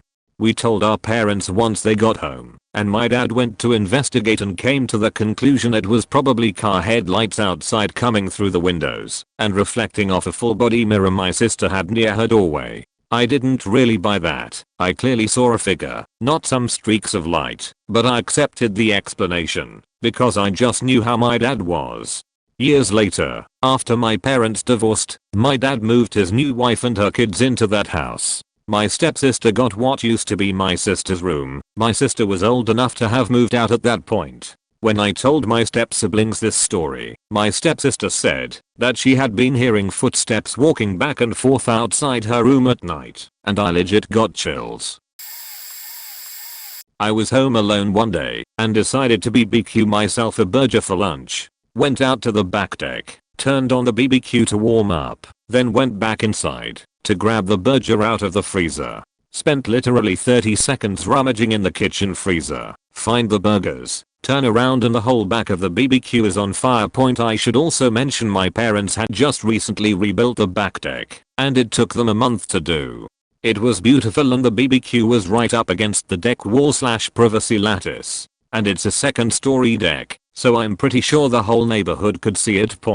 So I'm standing there hyperventilating and doing that awkward trying to move in 3 directions at once bit. Fire extinguisher was in the laundry room. Didn't wanna get it too far. Should I call 911? Is there time? Where's my phone? What if the tank explodes? Is the deck on fire? Water. Grabbed a jug of water from the fridge and ran outside. I dragged the damn thing away from the wall and into the center of the deck. Smoke is pouring out of the thing, but thank God the deck hadn't caught on fire yet. Turned off the gas and dumped the jug of water on the flames. Confirmed the fire was out, went inside and burst into tears on the kitchen floor. Turns out my dad had been meaning to clean the crumb and fat buildup out of the bottom, and it had caught. When I told him about it, all he did was look at me dead serious and said, "Do not tell your mother." He cleaned out the BBQ that night. I was only about 13 years old when my parents left me home alone overnight for the first time. As to be expected from a 13-year-old who was home alone, I planned on staying up all night and nothing was gonna stop me. It's only around 2 AM that I hear some rustling in my backyard. I first jumped to worst case scenario, but then decided that it was most likely just a rabbit or something, and decided to leave it. It was a few minutes later that I heard a different sound and realized how unlikely it was that a rabbit was fiddling with the lock on my back door. I go look out my parents' bedroom window, and lo and behold there's a random dude out there down on his knees working on our lock. Now I'll give him credit, he was actually being pretty quiet. I was only able to hear him for a short while Netflix was buffering. I was absolutely terrified for a brief moment, but being a stereotypical 13-year-old boy I wasn't nearly as cautious as I should been. Anyways, I decided channel my inner Kevin McCallister and fight. Of course I wasn't that reckless though. You see, at the time we had 2 massive 90-pound German shepherds. And this guy was definitely not on the larger side. I guesstimate about 5 feet 7-ish, and not very beefy. Not to mention these shepherds were trained, and when I told them to be quiet they became super stealth. After waiting on this guy for a good 20 minutes, yeah, I was as disappointed as you are. The door finally creaks open. Never seen anyone sprint so fast in my life, and I would pay good cash to have a video of that guy running for his life with the 2 beasts in hot pursuit. In hindsight, there were probably a million better ways to deal with that situation. But I'm also happy I didn't choose any of those, because I had never laughed so hard in my entire life. And I guarantee that guy was never gonna set foot on our property again. No regrets. Sunday, November 17th, 1991. Approximately 11:30 p.m. PST. Living alone in San Bernardino, California, 24 years old. First year as secondary math teacher in San Bernardino. About 3.5 months into living on my own in my first apartment. I'm returning to my apartment from a weekend trip back east to visit my college friends. I have just returned to my apartment complex from the airport. I back my car into the assigned parking space underneath the community carport, upon which I begin to unload the contents of the car into my second floor apartment. I grab as much as I can from the car and make my way up the stairs, unlock the door and drop the items just inside the apartment. In my haste to unload the car, I leave the rear door open on the driver's side. I run back down the stairs to the car, lean in and grab a small gift my friend's parents had given me. As I back out of the rear of the car, I turn around and there is a young male standing directly in front of me. I jump, proclaiming to him, "Jesus Christ dude, you scared the shit out of me." He looks at me and says, "Give me all of your money." I look at him for a few seconds, seemed like minutes, glance down and see a handgun in his right hand, which he has along the side of his body, resting against his upper calf. I remember letting out a sound, but don't remember whether it was words or just a gasp. He says to me again, "Give me all your motherfucking money." I stand there frozen, unable to move. He reaches with his left hand across to my front left hand pocket, which was empty, then into my front right side pocket and takes out a money clip, given to me by my oldest brother at his wedding to his first wife. He looks at me and says, "Get the fuck out of here and don't turn around or I'll shoot your ass." I run from the car and the mugger up the stairs, which seemed like an eternity in retrospect, because though he was going to shoot me in the back as I was running away into my apartment. I ran inside, locked the door, ran into the kitchen, and cowered on the floor between the refrigerator and the opposing cabinet. I found the phone, called the police and waited.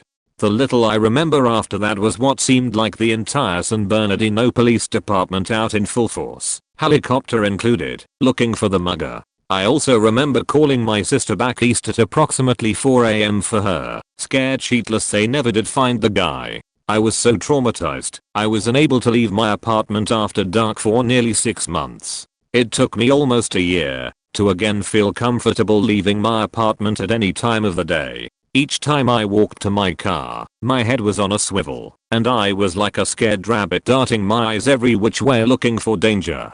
The kicker to the story, because every great story has to have a kicker. I had approximately $12,000 in betting slips from Las Vegas casinos, which I flew to before I made my way back east that weekend, located in my wallet, which was in my back left pocket fortunately, for me and the friends for whom I placed their sports wagers. He never bothered to check my back left pocket. In all, he probably got away with about $80-100 in cash, and my brother's inexpensive money clip gift point TLDR. I was mugged 3.5 months in front the first apartment I lived in alone. I'm Hispanic and my dad was in real estate before the crash of '08, so we were living in a large house in a nice neighborhood. One day when I was 14, I came home and nobody was there. I went to the computer room to play some Warcraft 3, and I saw someone passing through the window out of the corner of my eye. I went to the living room and I could see someone passing by the screen door. I was freaking out when I heard a knock at the door. It was a police officer. Apparently I had forgotten to turn off the alarm when I came in. However, it didn't end there. The officer apparently wasn't convinced that I lived in a house. He asked me if I lived there. I said yes, and he said, "Wow, it's a very nice house." He was looking through the door frame and asked if he could come in. As a child I didn't know I could say no, so I said sure. I basically gave him a tour of the house, while remarking how clean it was, how nice it was, and asking if I lived there. I guess he wanted to see I wasn't ransacked it. At the end, he asked me how I entered the house. I told him with my key and he asked me to prove it. Once I opened the front door with the key, he left and told me he came 'cause the alarm went off. I didn't think it strange then, but as an adult now I see that he couldn't believe a Hispanic person lived there. If I had been white he'd probably never have done 75% of those things. So this is something that is much scarier to me now thinking back on it than when it actually occurred. I'm female and was home alone one day in my early 20s, on the phone making an appointment with my physician. Heard my dogs bark and walked toward the front of the house just in time to see a man letting himself in the front door. I froze, then said, "What are you doing here?" He gently closed the door behind himself and said back quote, "It's okay, I'm with the cable company apostrophe." It took my brain a split second to register that he was not wearing any clothing / hat / badge with a cable company's logo. Also, I hadn't called the cable company. I yelled into the phone, back quote, "There's a stranger in my house. Call 911. Give them my address." The man started walking towards me saying, back quote, "The maid said to just let myself in." I didn't have a maid. Fight or flight kicked in. I took off running out the back door of the house, down the street a few houses to a neighbor's porch, and started banging on the door while still yelling at the receptionist on the phone. to call 911. From a distance, I saw the man leave my house, get in his truck, also, no company logo visible, and cruise slowly by me. He rolled down his window and said something about having the wrong address and drove away. It took forever for a police officer to show up, and she was completely unimpressed by what had happened. She told me that the #1 crime prevention strategy is lock your doors. I felt like an idiot. Also, like I had narrowly escaped becoming a true crime rap story on Lifetime. My parents built a house on the lake when I was in high school and we moved in. I was never home alone as my parents sleep on the opposite side of the house downstairs. One night I had a nightmare and woke up. Someone was standing in my doorway and I couldn't move. They walked away down the hall after a few minutes, and I was up for at least another hour scared out of my mind. I knew what sleep paralysis was, and played it off as that. Then we got a dog who loved to sleep with me. When she was a little under a year old, I had the same dream again, and woke up to someone standing in the doorway, but this time she was growling at this person, which then turned into a full-on barking, and the person left immediately. That episode freaked me out, since I realize it's not just in my head, but having the dog there made me feel safe. Same thing happens a few months later, same outcome. Then we got another dog, and the two of them slept with me. Same nightmare happens. I wake up, figure in the doorway. The older dog is growling, and I sit up. The new dog is also growling, but the figure takes a step closer and the new dog darts behind me scared, while the older one jumps off the bed to attack. The person leaves and that was it. That's the last time that ever happened, and I went off to college shortly after. After the second incident, I told my parents, and they told me they built a house on the land of an old Girl Scout camp. We found out one of the girls drowned under mysterious circumstances long ago, and one of our neighbors who built their house across the street after us has had even more intense paranormal experiences. I don't really believe in ghosts, but it's difficult to deny anything that's happened at either house, when my dogs confirmed it wasn't in my head. Not your typical terrifying story, but to me, it was when I lived with my parents, about 17, 18 years old. Christian family. We weren't super Bible humping people, but I always grew up respecting my parents, the rules and so forth. No alcohol, end of discussion. In a hoe they went out of town for a couple days. Me being curious wanted to try alcohol. I ended up getting a older friend to buy me a bottle of Bacardi. I drank a bunch of that on an empty stomach. I didn't know any better. I passed out at some point. I remember waking up on the couch feeling like shit. I knew my parents would be home soonish. I grabbed the bottle and tried to make my way upstairs to my bedroom. Passed out for a short time at the bottom of the stairs. Woke back up, made it to the top of the stairs, and collapsed there for a short while. Pulled myself together and made it down the hallway. At this point I was going to throw up, get into the bathroom and dry heave into the toilet. At some point nothing but blood was coming out of my mouth. I thought I was going to die. It felt like every heave some of the lining of my stomach was coming out. Honestly, I wasn't worried about dying so much. I was just worried about my parents finding their A+ on a roll, never in trouble in his life, dead drunken teenager in the bathroom. I lay on the bathroom floor for a while, no energy to move. I eventually get some energy and get up just enough to turn on the faucet and suck some water down. I then jet up and clean up the mess, the world still spinning. Just as I get done I hear our garage opening downstairs. Oh my god. Oh dear god. I can't let them find me like this. My dad is going to kill me. So I do the only thing I can possibly think of, pretend I'm asleep. I hear my dad at the bottom of the stairs call for me to help them get their bags. Silently I hope he just assumes I'm asleep and lets me off the hook. I then hear my mom. Oh, he probably stayed up all night playing video games. Let him sleep. I love you, mom. You saved my life.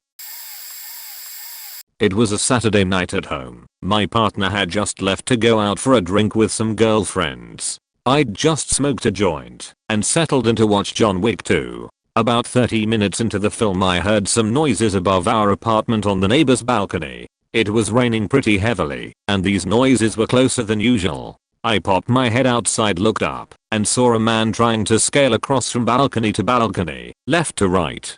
He'd been drinking all day, so I asked if he was all good. He said he had this I stepped back inside, sat down, and then he fell about 5 meters into my enclosed backyard.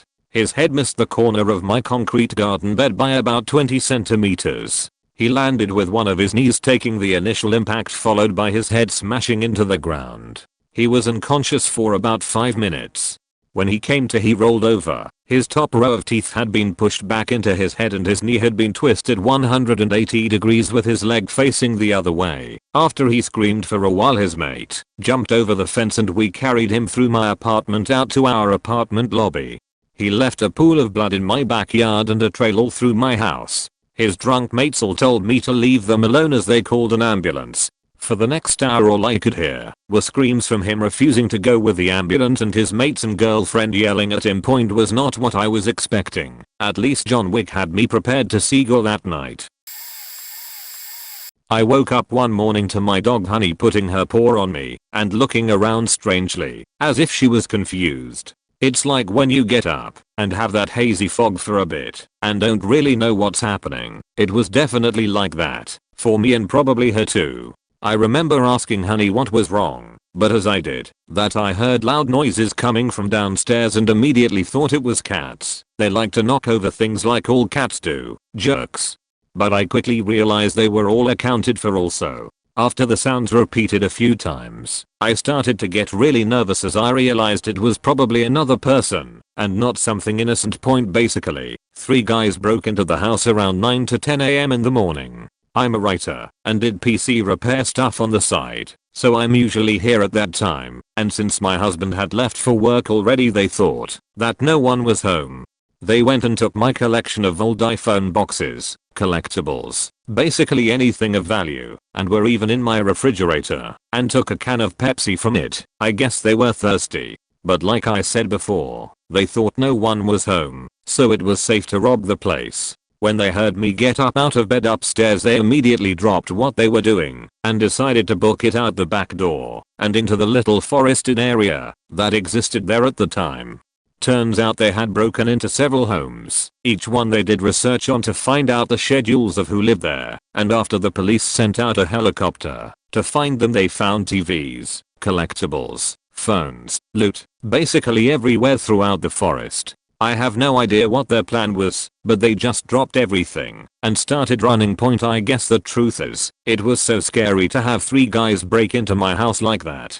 You are already hazy and don't know what's going on if you are sleeping in, and to wake up to that, it's horrible. I have been attacked in the past over nothing and gotten over it, but this was a big time reminder that if those people had wanted to kill me or something, there was literally nothing I could have done about it. Since then I have installed security cams and gone through that entire gamut of ideas to stay safe, but I still do get nightmares from time to time about things like this. Waking up to multiple people in your home, not recommended.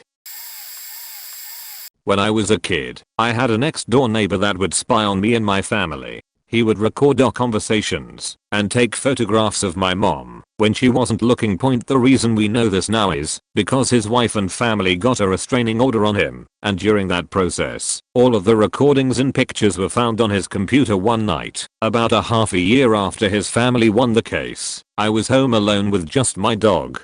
I woke up that night to some barking, and not your run-of-the-mill late-night dog chats, like bloody murder call the cops kind of barking. Point my dog was acting like a freak. She was running through hallways, up and down stairs, and to every door in the house. Point I checked all the locks, every room, hell I even checked the pantry just to be safe, but I didn't find anything. I was pretty tired, so I just chalked it up to her being weird, and went back to bed. Turns out that night the estranged husband broke into my neighbor's house and stole a slew of items, including the computer that stored the pictures and recordings of my family. Point this guy had constantly challenged my dad to fights when he still lived next to us and would flaunt how many guns he owned and how he wasn't scared to use them. Point it's hard to imagine what he would have done had I not locked up that night, but I know for a fact that none of it would have been good. Oh, I actually have one for this. This was about 7 years ago. I was a new mother, sleep deprived and left home alone with a baby, while my significant other worked nights. I spend most of my nights catching cat naps between feedings/diaper changes, but I'm not one to fall asleep as soon as my head hits the pillow, so more often than not I'd fall asleep 30 minutes or so before the baby woke up to be fed. On this particular night I had just laid my sleeping baby back down in her bassinet, and I was so exhausted that I cut off all the lights except for the one above the kitchen stove and literally fell into bed. Didn't even check my phone to see how so was doing like I normally would. I remember being in that weird half asleep/half awake state where you're aware of what's going on but it still seems like a dream, kind of. Anyway, there was this weird scraping noise coming from just outside my bedroom door. It started off quiet, but it got louder, and once I realized the noise wasn't coming from a dream, I sat up in bed and looked toward the door, which was cracked open a couple of inches, and I saw this figure. It was a dark shadowy figure and I couldn't make out hardly any details because it was backlit by the light coming from over the stove. All I could see was that it was tall and its face was dark, but my brain could almost fill in the features, even though I couldn't quite make them out. The most disturbing part was that the figure wasn't standing still. It was doing this weird dance, kind of jerky and random, and it was steadily rubbing/scraping the door. I couldn't move from where I sat in the middle of my bed. I'm so upset and ashamed to say that I'm not a fighter or a flighter. I'm a freezer. I've got my baby in the bassinet next to me, but here I'm staring at this figure, completely powerless because I'm so terrified I can't even move. So I'm having this stare down with this shadowy motherfucker outside my door, who looks a bit like he's doing the Harlem Shake. It seemed like it lasted forever, but realistically it was probably just a few seconds. What snapped me out of my freeze was the shadow started moving away from my door and down the hall. I figured this was my big chance to sneak up behind whatever it was and bash its brains in and redeem myself as the badass mama bear I always knew I'd be. So I grabbed the heavy flashlight out of my nightstand and walked as quietly as I could towards the door. I was sweating like a hoe in church, but I was ready to take a motherfucker down. I threw open the door, turned towards the figure down the hall and immediately sank to the floor in shame and defeat. My shadowy, dancing intruder was no more than a partially deflated "it's a girl" helium balloon that had come untied from the hospital bags and made its way through the house thanks to our central air conditioning. I've never told anyone this out of shame and embarrassment. Also, fuck balloons. When I was home from college for Thanksgiving break, I was sleeping when I woke up to the sound of my bedroom door opening. I was super groggy and my eyes were all blurry, and I peered at my door because there was a woman I didn't recognize looking at me. She was a blonde white lady from why I could tell. I blinked trying to make sense and clear my sleepiness when she quietly closed the door. I laid there for a few seconds wondering if I'd dreamt that. Was that my aunt? A family friend? I got up, put some pants on, and went to check the house. I wasn't really that scared at this point, and when I went into our living room there was a laptop on the table and nothing looked disturbed. I called my mom at work asking if she had anyone coming by. She convinced me I had dreamt it. On the back porch were some serving bowls that a family member had dropped off for Thanksgiving, though everyone told me no one came into the house. On Thanksgiving, everyone laughed at me as my mom told the story thinking I was being dramatic. Well, the day after Thanksgiving my uncle calls asking my mom if she had seen our local section of the newspaper. A woman had been arrested in our neighborhood for breaking into homes to look for drug money. She had been in homes on our block. She would knock, and if no one answered, find a way in and rummage through the house. She was a petite white blonde lady. My parents always left the back door unlocked, and she just walked right in, past our new puppy in her crate, and I guess was checking the house. I immediately started crying. When I calmed down we had to call the local police and they interviewed me for a bit. I'm so lucky it was a woman and she left immediately. As a small but scrappy woman myself, I feel like I probably could have held my own against her if needed, but I was awoken from a deep sleep by her and not in the right frame of mind. I have never felt truly safe while home alone again after that day. So I wasn't technically alone, but my fiancé didn't experience it, so I might as well have been. My fiancé and I moved into our first apartment together in the sketchy area of our neighborhood. cheapest around type of deal. I was in the kitchen around 11 PM making something to eat, and it was during July so all our windows were open. I'm facing towards the back door, and our kitchen window is off to my left. Out of the corner of my eye, I see a man's face against the screen of the window staring me down. I've always lived in the sketchier areas, and so I knew it was better to just go about your business. I wiped the utensil off and slowly walked to the living room, where my fiancé was sitting. As soon as I'm out of sight of the window, I'm losing my shit. Babe. There was just a guy outside the window staring at me. I urgently whispered. He rushes into the bedroom to grab his .45 handgun. He comes speed walking back out, and while he was away I heard the man run behind the house due to the screen door being open. He stands in front of the door, turning the outside light on. Waiting a minute or two, with nothing happening, he makes a comment about him being gone. He walks away from the door, and I shit you not, the dude runs back the opposite way, crackhead sprinting style. Creepiest shit ever. I also had someone do that rhythmic 4-finger tapping thing on the bathroom window when I got out of the shower and was drying off 3 times in a row. This may make me sound like a crazy redneck, but I swear I'm not. I live on a big farm in the middle of nowhere.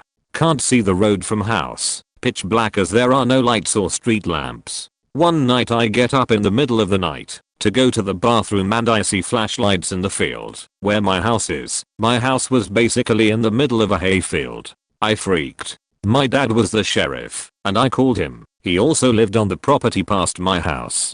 I got my handgun out and just waited because the lights were getting closer, but my dad was coming. The lights basically got into the yard and my dad still hasn't gotten there. I'm surrounded by woods on 2 sides and they were right there. I walked out on the porch and fired a warning shot into the air hoping to keep them away. Male voices started flipping out yelling at me to not shoot. My dad came up maybe 30 seconds later on the 4-wheeler flipping out because he didn't know if I shot someone or if someone shot me. Turns out it was wildlife services tracking some kind of animal or bat or something that had migrated to our area. My dad had told them they could but to just let him know when. They didn't say when. I was pissed. My dad was pissed. Their boss was pissed when he got a call in the middle of the night. It was scary because my closest neighbor is my parents and I can't even see their house from mine. If something happened no one would know until they came looking for me who knows when. Not me, but my dad.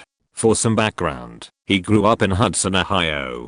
This story takes place in the somewhere around the 80s, in the summertime point. While he was in college, he lived in a small house in the woods with a roommate. The house was very isolated, with miles of forest in nearly every direction. The house even had the classic long straight driveway surrounded by trees. One evening my dad comes home from work and goes into the house. Everything is normal, but soon he notices that the back door was wide open. This was pretty unusual. He and his roommate are pretty careful about closing the doors to prevent animals from coming in. He doesn't think much of it at the time point, but the unusual thing happens when he sits down to watch TV. The TV room had one wall with massive flat glass panels, letting you see everything behind the TV including the dark forest. This isn't actually significant, just really creepy. So he's sitting watching TV when the phone rings. A cop tells him to be warned. A convict in a local prison or jail or that sort has escaped in his area and still has not been found.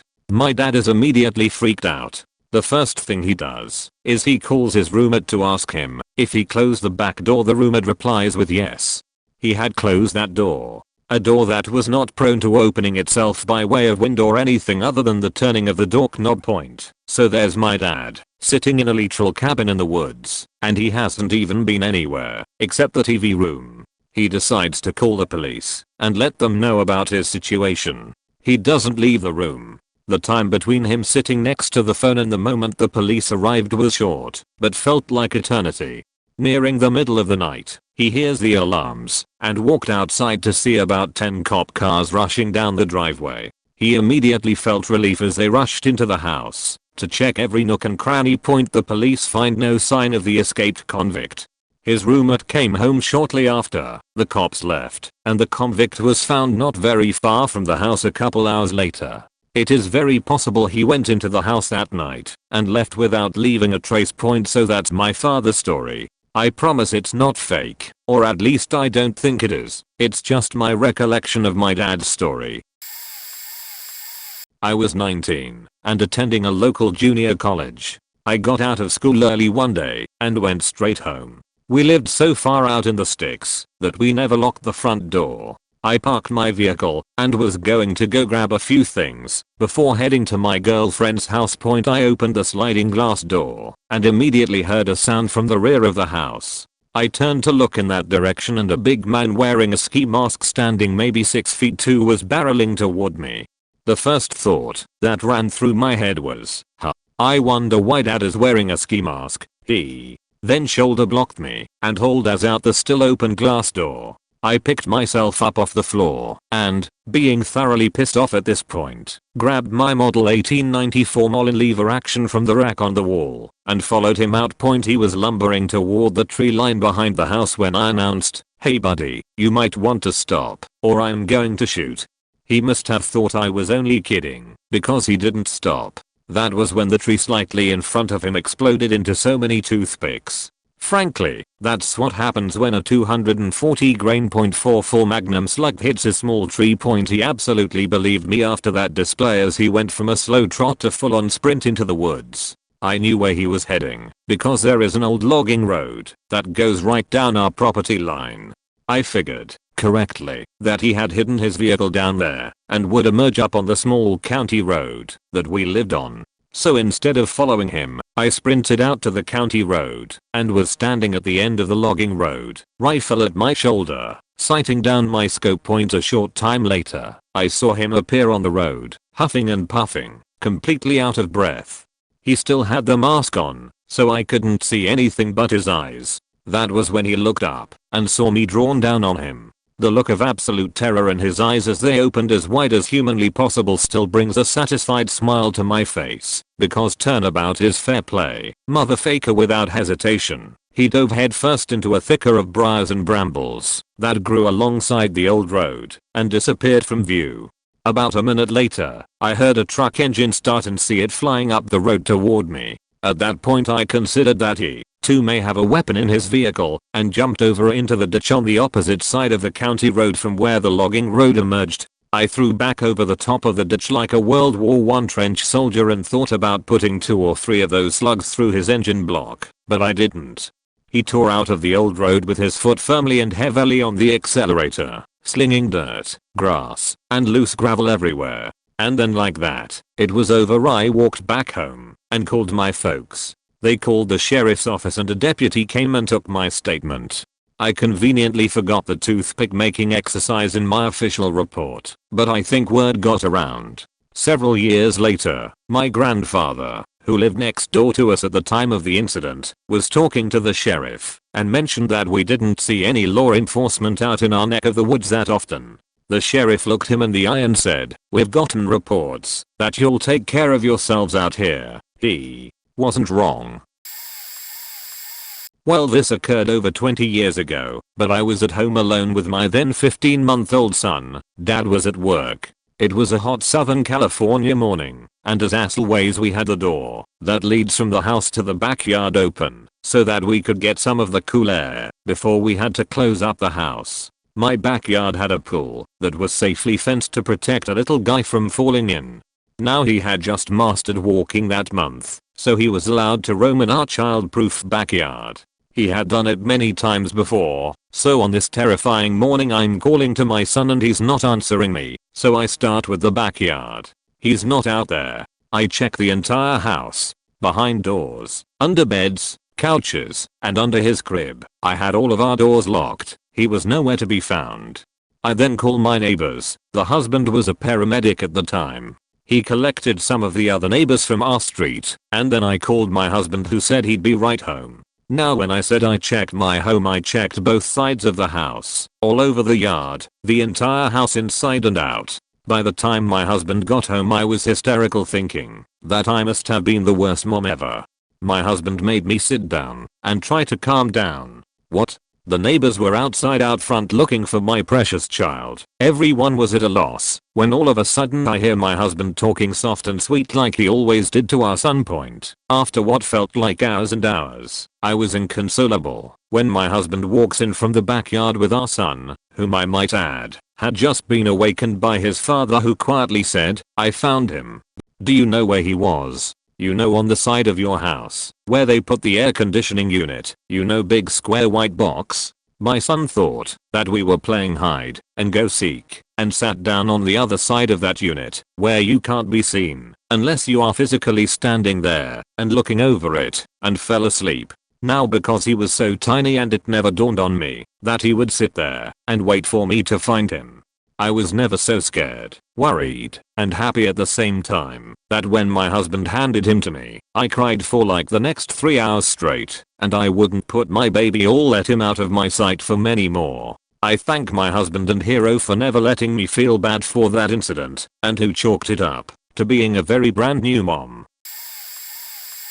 I was dog sitting for some family friends, and I was sitting on a couch with a large 2-paned window right behind me, and the dog on the rug right in front of me. Out of nowhere, the dog whips its head toward the window and starts barking and running around while staring out the window. I was a bit nervous about it, but after a few minutes the dog settled down. Right after the dog calmed down, I heard a bang come from outside, and the dog started freaking out again.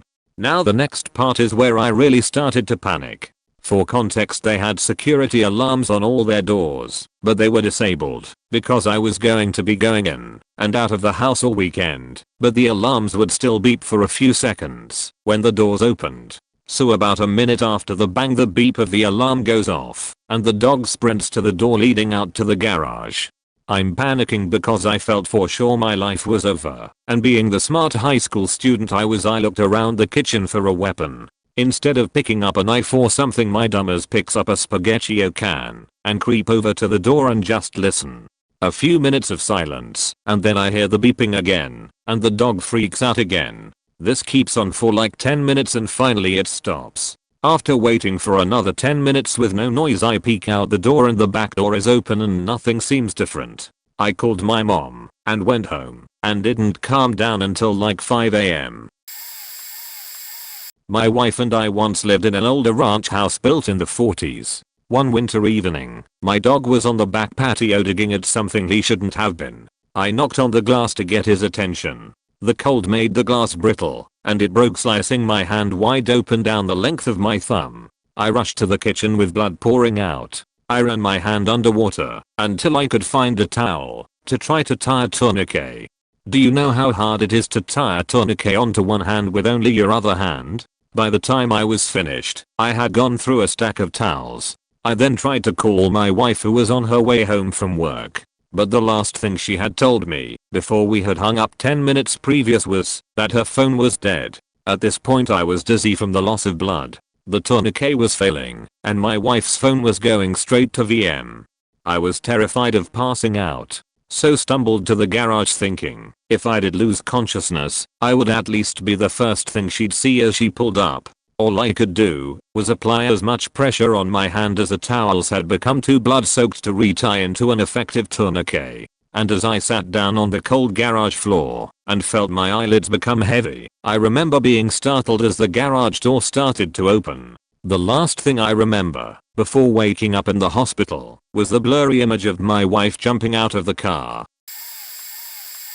Some backstory. Our neighborhood has a yard sale every year, and a few years ago I had a friend of mine bring some stuff over that she wanted to sell too. We were sitting out front with our 2 young sons. Both were under a year at that point, and a very old and beat up station wagon comes to a stop in front of my house. This station wagon is packed with stuff. I didn't get the impression it was yard sale stuff that he had just bought. It looked more like he lived in his car. An older gentleman gets out and starts looking at the stuff we have for sale.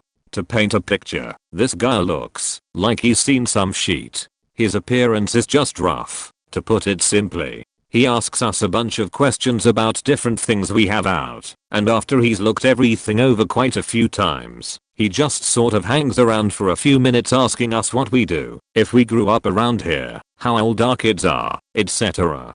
I'm trying my best to be as polite as can be, but I'm very uncomfortable at this point and my friend and I are both just nervously laughing at his attempt at awkward chit chat. He buys this random metal fish statue for $1 and leaves the next evening. Our doorbell rings. I'm home alone with my son as my husband is at work. I look through the peephole and it's the man from the yard sale and another man.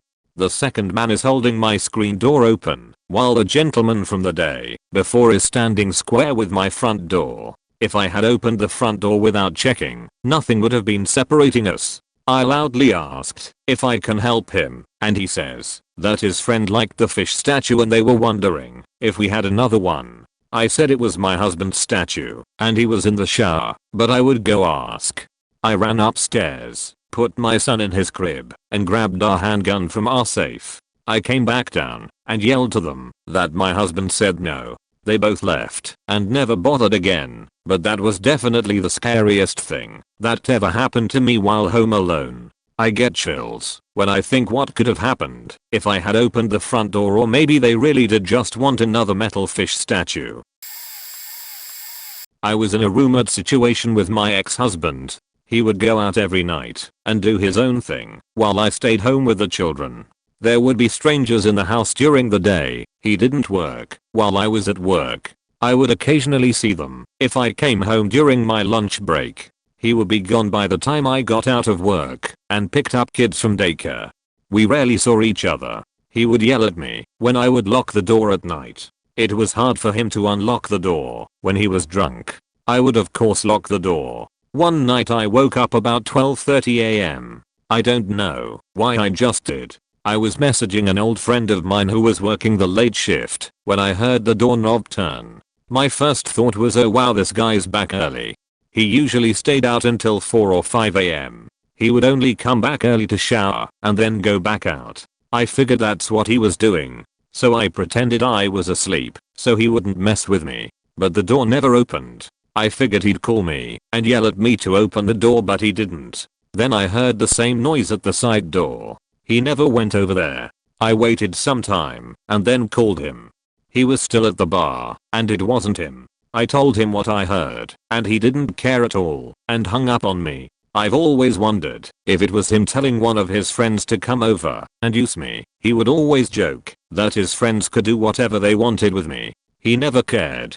Oh, I have many more abusive husband stories I've never told anyone. But I figured with 3.6k replies on this thread, this reply will never be seen anyway, so might as well share. This one still gets the goosebumps going despite having been almost 20 years ago now. It was the summer of 01 and I was working a summer job for the government. This included housing at the place I worked, which was about an hour drive down a Forest Service road in the Sierra Nevadas of California to the nearest gas station and the nearest actual phone. Landlines didn't exist in this area yet, and likely still don't. The only communication was through a fire radio that would hopefully reach one of the fire towers in the region.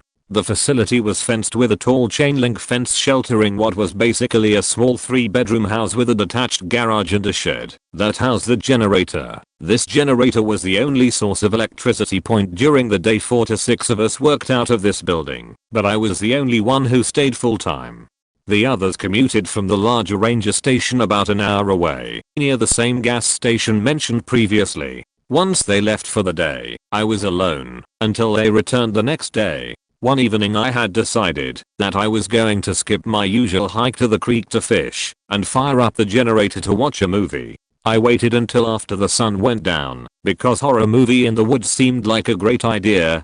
Yeah, not my greatest decision, and that's saying something because I've done some stupid shit. To this day I don't remember what the movie was, but when the credits hit I reached out to the wall that had the switch for the generator shut off and hit it. Just as I was flipping the switch I thought I heard a strange sound. The last thing I remember seeing as the generator died and the lights faded was a face looking at me through the window from over the TV. The silence of the generator shutting off let me hear the sound of breathing through the screen of the otherwise open windows, the sound of boots running across the deck, through the gravel, and finally the sound of the chain link fence rattling in the night. I spent the rest of the night with my knuckles of both hands white from the pressure of my grip on my old D-cell maglite flashlight and the single steak knife from the kitchen. The generator got a workout that night, keeping every single light on outside. To this day, I have no idea who that was or what they were doing, but I don't try to dwell on it either. I was 13 at the time, and as almost all teens did, I stayed up on a nice cool summer night. I was chillin' in bed with my phone when I heard some steps, a hiss from my cat, and a pained yowl. I shot bolt upright and grabbed the sharpest thing I could find, a pair of scissors, from my desk and crept downstairs. As I sneaked down the stairs, I saw light bobbing up and down as well as the faintest jingling from a drawer in the kitchen. So when I get to the bottom and peek my eyes over the corner and see a person in grey black clothing looking through our drawers, I had to suppress a gasp and the reaction of my shaking and ragged breath as I snuck up behind them, and as I enter the doorway I see a little bit of a blood pool behind the bar. I ignored it with a lot of effort and crept forward with a white knuckled grip on the scissors in my hand and crept forward a little bit faster. When I was within striking range, I brought the scissors down with all my might onto their exposed back. They plunged in better than I was expecting, and I ripped them out. The person dropped to the ground screaming and writhing on the ground. I ran over to the blood pool and saw my poor cat on the floor bleeding out. I picked him up and started crying and comforting him as he slowly bled away in my arms. When I knew he was dead, I stood up, tear-stained and bloody. With a new and hardened resolve, I picked up my scissors, roared a primal and enraged war cry, and then stabbed the intruder over and over while my parents, who were asleep, that's why I considered it Home Alone, ran down the stairs. They were mortified to see their son dripping blood, standing over a man who was leaking blood and pleading with the last of their effort. I replied with a bitter tone, "I will not let you walk out of this house alive after the audacity you had to kill my cat and try and take our stuff." I then smashed my foot into their gut and sat down exhausted as my mom called 911 and dad shook me. I then cried for half an hour straight, then fell asleep on the floor as cops and paramedics scrambled around me. I was taken into questioning and then was sent to court, where a open and shuts off defense case ensued. I was shaken and was sent to therapy. 10 years later it still haunts me. TLDR, robber killed my cat, so I killed him. One day, when I was young, my mom and my grandma went to the church, and I was alone at home. I was in my bedroom, just playing The Sims in my computer, and listening to music in my headphones, when I heard my dogs barking very loudly. I thought nothing of this and just continued playing until I felt thirsty and decided to take a glass of water in the kitchen. As I went to the kitchen, I saw through the window a shadow of something moving very quickly, and then a loud noise and my dogs barking even more loudly. I thought that the shadow was just a rat or something like this, and I drank my water and went to my bedroom. I continued playing until, not much time after this incident, my mom and grandma came back. I heard them in the kitchen and went to see what was happening. I was very surprised to discover that when I was alone someone had tried to break into my house. Now, the thing is, that house had a huge wall in the backyard, and behind that wall there was a huge empty lot. My kitchen had a door and a window that went directly to that part of the backyard.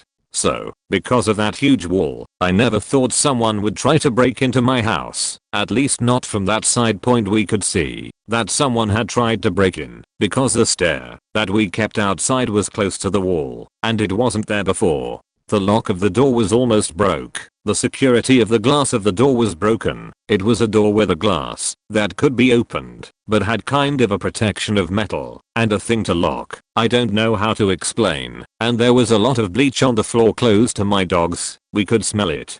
Someone had tried to poison my dogs.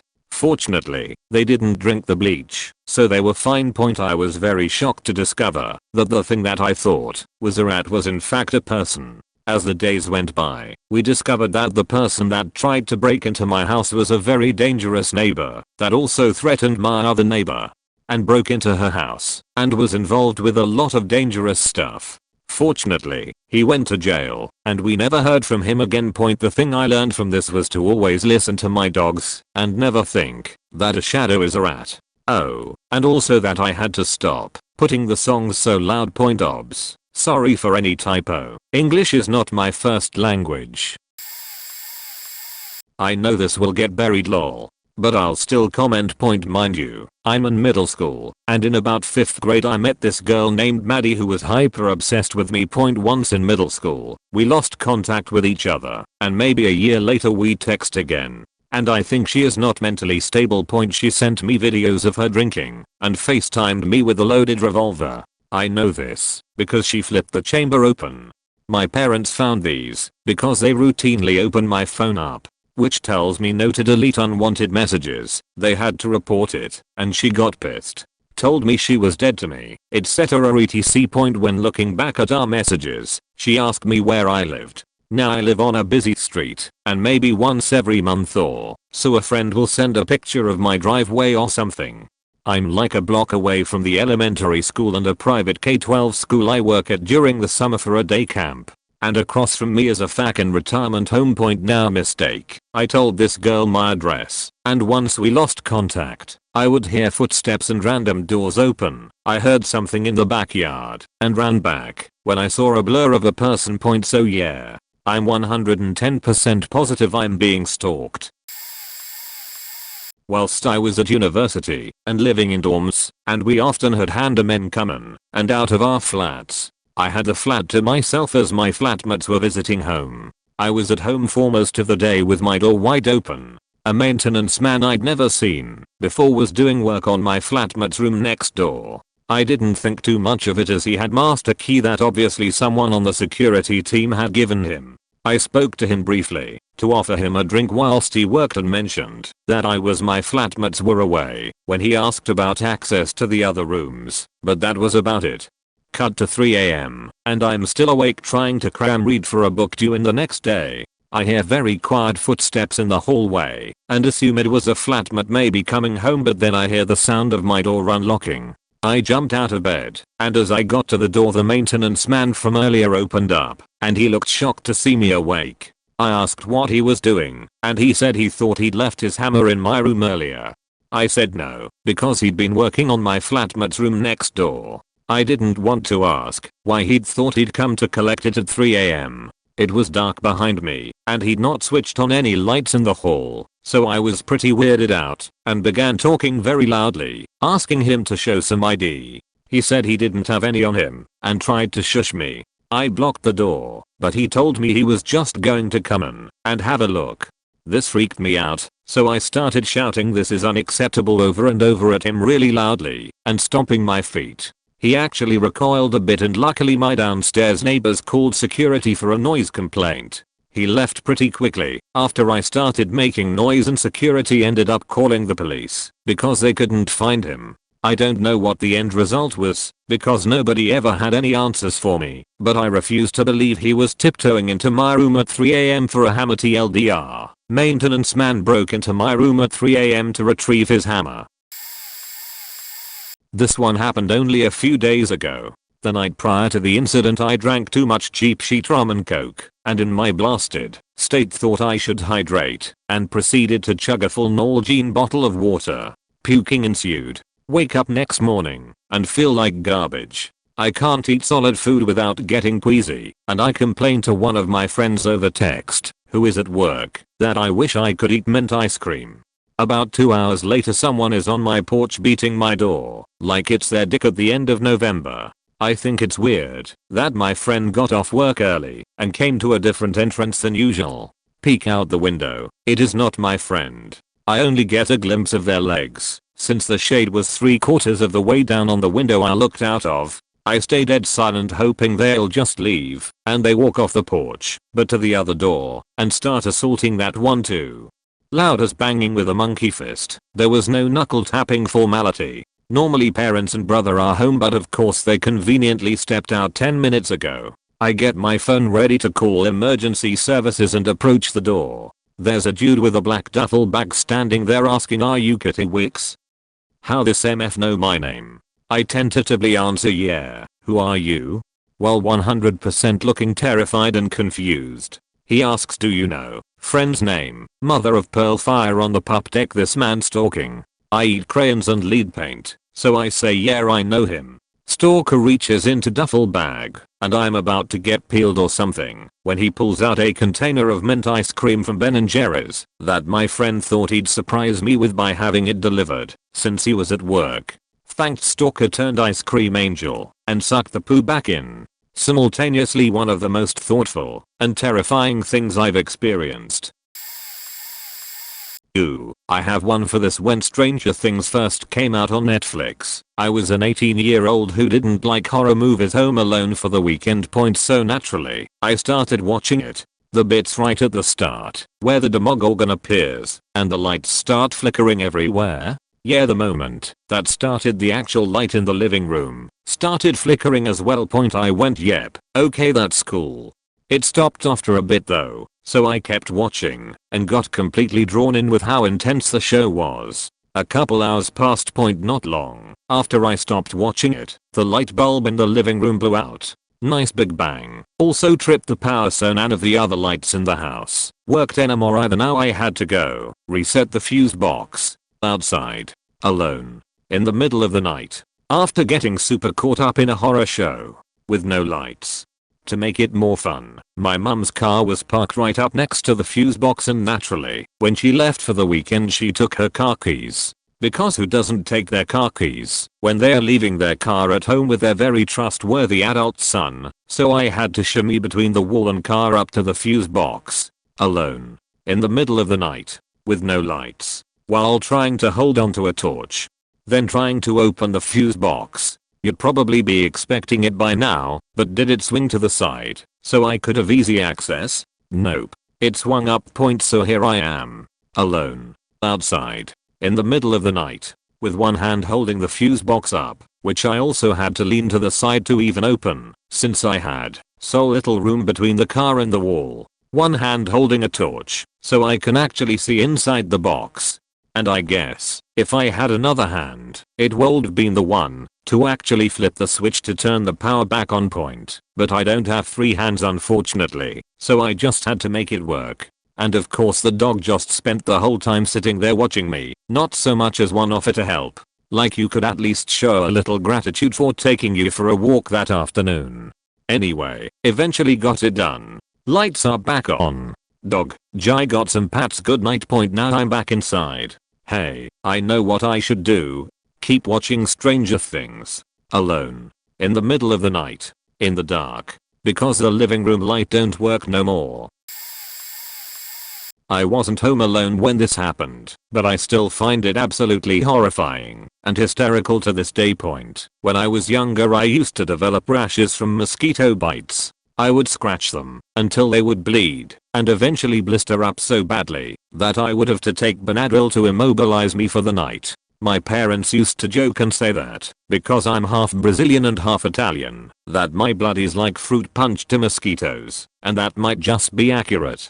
Anyway, one summer I had somewhere around 75 to 80 mosquito bites on my legs alone, and I had just come down with a severe summer cold that only exacerbated any pain I was already feeling. I decided that a Benadryl would do the job and put me out enough to get some sleep. I took the Benadryl at around 7 PM and, being the ad deluxe that I'm known to be, completely forgot that I even took it.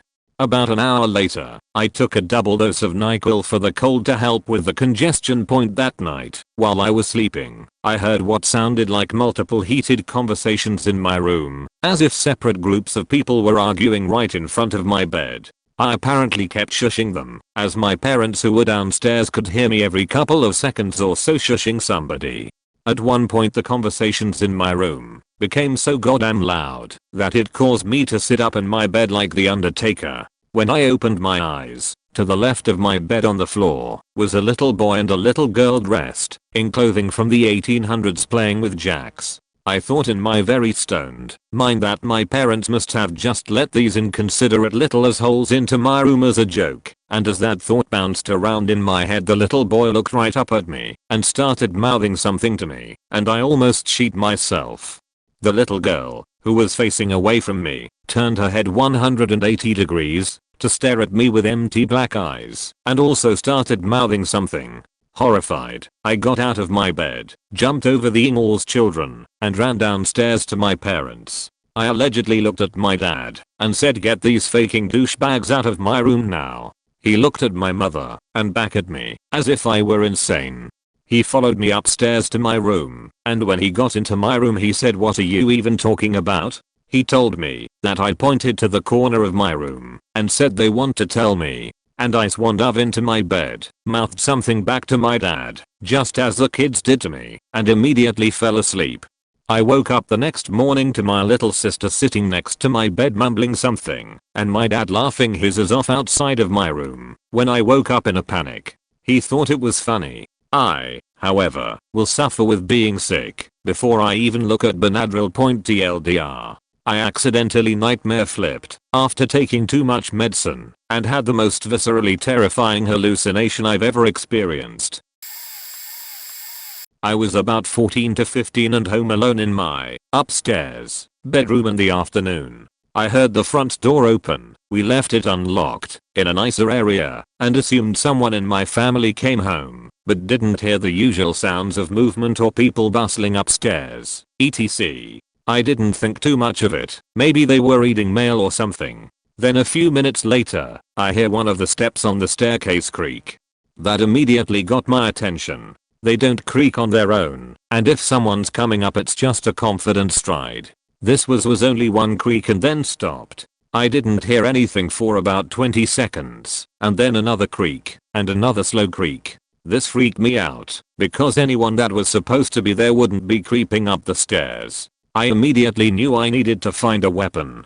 I got off my bed slowly, and my floor creaked under my weight. The creaking on the stairs stopped as soon as I had made noise. My heart did as well. My element of surprise was gone, so I grabbed my electric guitar and waited by my door, ready to swing. I was like this for a while, hearing nothing. I finally decided to leave the room and check, in case my family came home, so they wouldn't get attacked. But I wasn't gonna go slowly and give an intruder the edge/element of surprise, so I burst through my door yelling and running with a guitar in my hands. I found nobody there. I grabbed all the knives from the kitchen and waited for my family to come home. I never saw anything, so this could be nothing, but I know my staircase. It never creaks without weight on it. I have a revolving Rolodex of terrifying things, some while home alone, some not. I moved into a new house 3 years ago in a tiny sleepy little quaint town. It's decently remote, so the neighborhood people are all friendly. Some of those people were at my house and heard the stuff 2. On the second day of moving in, so nothing really unpacked, still getting utilities set up, etc. I'm standing outside my house messing with the neighbor. The house's bottom story windows are open. I'm clearly hearing a phone in my new house ringing, and so can the neighbor and my kids. Now I'm standing there making no move to answer the phone, because as I can hear it ringing, I recognize that it's my super old phone ringing from when I was at college. A phone that is several models older than the phone I currently have in my pocket and use every day. The phone ringing in the house is 8 years old, hasn't been charged or plugged in 6 years, nor does it have service or any kind of plan. And honestly, my husband has been using it to study a table for the last 4 years. I'd be shocked if it could function at all. The neighbor just looks at me for a blank few seconds. "Well, aren't you gonna answer that?" Me, "Well, I want to, but I just can't imagine who it could possibly be. That phone hasn't had service or a charge in literally years. In fact, there is no phone service to this house in any way at all, so all landline." One day I was home alone. All my kids went out with their dad to the park. I heard a baby crying in the next room. Run in there, saw/heard nothing. My cell phone, that I do actually use daily, started getting random phone calls, but only when plugged into the wall to charge, with no one on the line. The call ID always said unknown. Several months later in October, the same neighbor from phone ring day was over at my house hanging out with me and my kids, when my very old music box, that I have moved around my whole adult life, but haven't wound to play in 10 years, just randomly started playing on its high up shelf. While her and I are chit-chatting over coffee, she heard it too, and the hair on the back of her neck stood up like mine. The song the music box plays is called Death March of the Marionettes. It's more commonly known as the Alfred Hitchcock theme song. We have beautiful stained glass doors, windows, and detailing around the house. Often out of the corner of my eye, I will notice something suddenly moving, wherever that stained glass is. I haven't said that to anyone else, but people when they visit will say to me that they could swore they saw something move out of the corner of their eye when we are standing/sitting by those windows. One day while idly having junk television on, playing in the background of various little activities I was doing, wasn't really watching it, suddenly Sinead O'Connor's music video comes on the TV. Nothing Compares to You, interrupting the actual show that was on. I sit there and listen to it, and my phone rings. It's my family back home telling me that a family friend had died. I was getting really freaked sitting in my chair in my living room 8 hours away from them. I've lived in this house 3 years now. Everything I just described was the first 6 months. I'm still not sure if this actually happened or not, but at the time, and for a while thereafter, I swore that it did. My husband, boyfriend at the time, and I had just moved in together into a 2-bedroom apartment that we still live in 10 years later. We both worked in food service. He was a general manager, and I was a shift leader, different stores of the same type. One night, he had to close, and so when I got home and went to bed, I was by myself. I'd been asleep for an hour or so, and I was woken out of a dead sleep by my blankets being ripped off the bed. I was always told that if I ever felt scared or in danger from something evil, that I should say, "Devil begone," or "Get thee behind me, Satan." I was raised in a very religious family, so that's what I did. I'm not sure what the neighbors thought was going on with me shouting at the devil, lol. I grabbed my sheet and had it pulled over my head, and it felt like the whole bed was shaking. So I yelled until it stopped, and then I hopped up and turned on every light in the apartment down to the empty bedroom. I ended up at my husband's restaurant sitting on the back table with him, trying not to laugh at me while also trying to comfort me cause I was freaked the fuck out. I really feel like it did happen, but it only happened that once. Years later he tells me he had an episode of sleep paralysis shortly after and felt that there was something in the room, but he didn't tell me because he didn't want to scare me more. I had a friend that was sensitive to things of that nature, and she said she didn't feel anything. I'm just glad it never happened again. Let me start off by saying I don't believe in ghosts. Even if I can't explain what happened here, I know there must be a reasonable explanation. When I was young, about 9 years old, our house had an entrance to our basement from the outside. You could access the basement from the outside door at the bottom of the house, or from the kitchen, which had a door with stairs leading down to the basement. The light switch was located at the top of the stairs by the kitchen, and the outside door was usually locked, so most of us just entered through the kitchen. One day my father and I arrive home, and he had just bought some exercise equipment, so he asks me to go in through the kitchen and open the outside door so he could bring the equipment. I enter the basement from the door in the kitchen, and it's really dark because our basement doesn't have windows. Before I head down the stairs, I reach my hand to brush the light switch up with the back of my hand, and something was covering it. I reach for the switch again, this time with my palm, and I felt a hand. I can very clearly feel the back of someone's hand and the fingers, and then it quickly pulled away. I teared up instantly and felt all the hair on my body stand up. I flicked the switch and ran down the stairs to quickly let my father in. I'm pretty sure I was yelling. My father wasn't at the door yet, but I hurried and got out of the basement. I never went into the basement alone again after that. Edit. Changed teamed up to teared up. I wasn't alone, but I may as well have been. When I was 4, I lived in this 3-floor house with my mother and stepfather. Their bedroom was on the main floor and mine was on the top floor. The layout that's important is the small hallway at the bottom of the stairs leading to the top floor. Facing down the stairs into the hallway has a wall right in front of you, a bedroom to the left, parents' room, bedroom to the right, and the bathroom further right at a 90-degree angle to the right bedroom. Behind that wall was the living room. You could not see the living room from the hallway or the bathroom. I'd have to use the bathroom in the middle of the night, as is normal. I'd walk down the stairs and swear I heard the TV on and football, American football, blaring from it. I'd use the bathroom and go back to bed. I'd ask my stepdad about it and he'd be confused. He was sleeping and doesn't like football. I was also confused at this point, but being 4 years old I forgot about it for a while. Until the next time I had to use the bathroom at night. I came down the stairs and heard the sounds of football again. I used the bathroom and came out to hear the sounds still. Crowd cheering, whistle blows, the snap of the football. I slowly stuck my head around the corner and nothing. Just an empty living room with the TV turned off. When I went back around the corner the sounds would start up again and stop the moment I looked back. This happened every single time I went downstairs at night for the next 6 years. It went from being scary and confusing to just the norm. I have no idea why, and it's never happened in any other home. My mom and stepdad sold the house when I was 10 years old and moved to a tiny mountain town. I still think about that house 30 years later.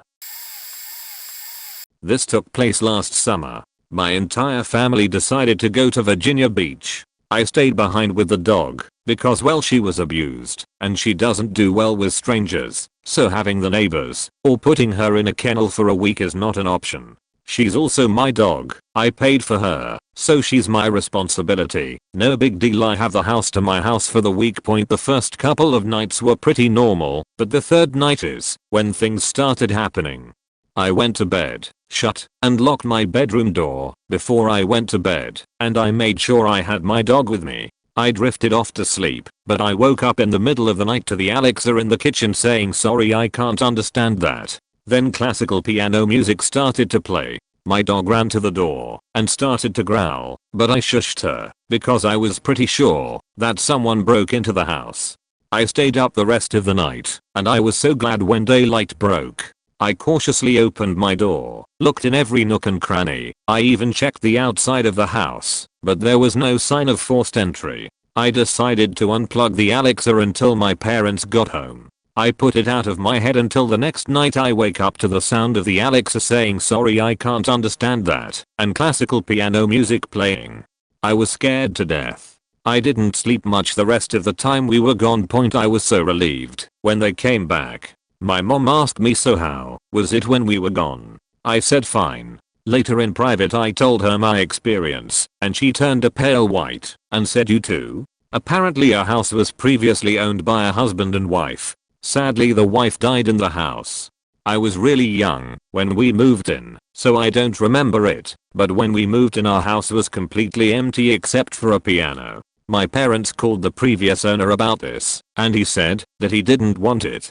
It brought back too many memories. We decided to keep it, and we just never got rid of it. Apparently his wife loved playing the piano. She would play it every night. I'm pretty sure that was her playing the piano in the middle of the night. Last May I was still living in a student house whilst I was doing my master's degree. I was the only person in the house as a few had moved out recently, and the others were away. I was already on edge about this as the area I lived in was well known for burglaries, as student tenants are likely to have expensive belongings, but lacking in security. Anyway, it was about 2 AM, and I was struggling to sleep. My bedroom window directly overlooked the backyard, but it was absolutely pitch black as there were no street lights behind the house. About 2 AM I start hearing rustling noises outside. Probably a cat, I thought, and turned over in bed. But I kept hearing it, and at one point I thought I heard a footstep, as though somebody had vaulted the gate. It would have been impossible to open it without making a lot of noise. I was terrified and convinced the house was about to be robbed. The worst part was that when I snuck over to the window and tried to look out, I couldn't see anything, even though I could still hear noises. Whilst looking outside I did, at one point, think that I'd seen the outline of a figure moving in the yard, but it was hard to tell. I don't know what possessed me to do it, but I grabbed my phone and turned the flashlight on and shone it through the window to see if I could spot whatever was out there. Still couldn't see anything, but the noises stopped, and I got bored of looking and went back to bed. Couple of minutes later I hear one final noise and that was it. It may have just been a rodent or something, or maybe I inadvertently spooked a potential burglar when I shone the light out of the window. Regardless, I'm glad I don't live there anymore. My response will sound wimpy compared to some on here, but here goes. I actually have 2 times I was horribly scared. When I was 13 I was babysitting for my neighbor, as I did all the time. I heard this noise and thought my brother snuck over to scare me, and when I flipped on the outside light there was a big black bear looking in at me. In the wisdom of only a teenager can have, I quickly shut off the light and locked the door before I called my dad. By the time he got there with the rifle, bear was gone. He sat and played rummy with me until neighbor got home. The second time was after my son's wedding. I was going to stay at their house and grandpuppy sit while they went on their honeymoon. I was in a city that I didn't care for. I was watching a movie when grandpuppies go ballistic, which they don't normally do, and so I walked to the back door. Their apt was on the ground floor. When I got to the back door something hit it really loud. The door was locked, so I went into bedroom, where son had told me his .357 revolver was hanging, and walked back through the kitchen to back door. I had heard that same thud about 3 times more as I was getting the gun, and just as I get to door I hear it again. I had left the porch light on earlier, so I moved the shade on the window of the door, and saw it was a dog who had already broke the porch door, and was working on the kitchen one.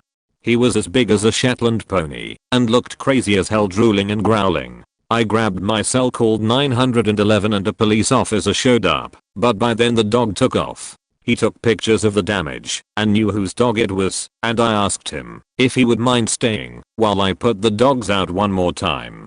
So there I'm holding on to the 2 leashes of the dogs and making small talk with police officer when crazy Cujo comes out if nowhere and goes after me instead of dogs. The officer had to shoot it. He did save me, but I hate for any animal to be shot. But apparently the guy had been told to keep his dogs locked up, and I heard a few weeks later that he was running a dog fighting ring. Kinda wish the cop had shot him too. This is a bit different from what I've read here so far, but here it is. Only my 2 best friends know about this. When I was 19 my parents faked off to Vegas and left me at the house by myself. I started work at 4:30 am and got home around 2. When I got home I realized the car was gone and I was left to my own devices for as long as my funds would allow. At this time in my life I was very into drugs and mixing sheet, popping whatever pills I could find, hoping they'd lead to a good time. I knew where my mom kept her painkillers and sleeping meds, which I'd taken before, so I knew how they'd feel. But what I didn't know was if those pills would be amplified or altered by alcohol. That night I took 2 oxycodone and 1 Ambien, and then began to pound a 5th of Brazilian rum I'd found in the garage. The rest of this story is filled in by my 2 best friends. I called one of them speaking Spanish mixed with intoxicated gibberish. They heard me and knew something was wrong, so they come over and found I'd left the front door unlocked. They walk in to find me sprawled out naked in the middle of the dining room, an absolute mess of what might have been an attempt to make dinner all around me. They put me into my bed and stayed the night to ensure I survived, because they don't know what I'd taken. I wake up the next day with no memory whatsoever, or what happened the previous day, like I can't remember if I went to work or anything. That's what scares me the most, is they cold told I'd done anything, and I'd have not known if it was a lie. I later learned that if I'd done this on a greater scale I might have died. That was what made me realize I needed to fix myself. Now I'm in the army, so it's debatable whether or not I'm doing better lol, but I'm definitely not that far gone anymore. I just wanted to say that it's not too interesting or unique, but it happened, and more than once. That's all. Thanks for listening. I wasn't home alone, but this was probably the most traumatic thing to happen to me, at least top 10. I was about 16 years old, and I was taking a shower before bed. I had the window open to let the steam out. I lived in a good neighborhood. I looked up out the window while washing my hair out to see the ring of a camera in the window. I flipped out, covered myself, and ran to my mum's room, screaming and crying that someone was taking pictures of me in the shower through the window. She was so shocked and delayed we went to my stepfather's office where he worked from home, and he was on a call. We told him what happened. He went to go look in the backyard and found the gate still locked.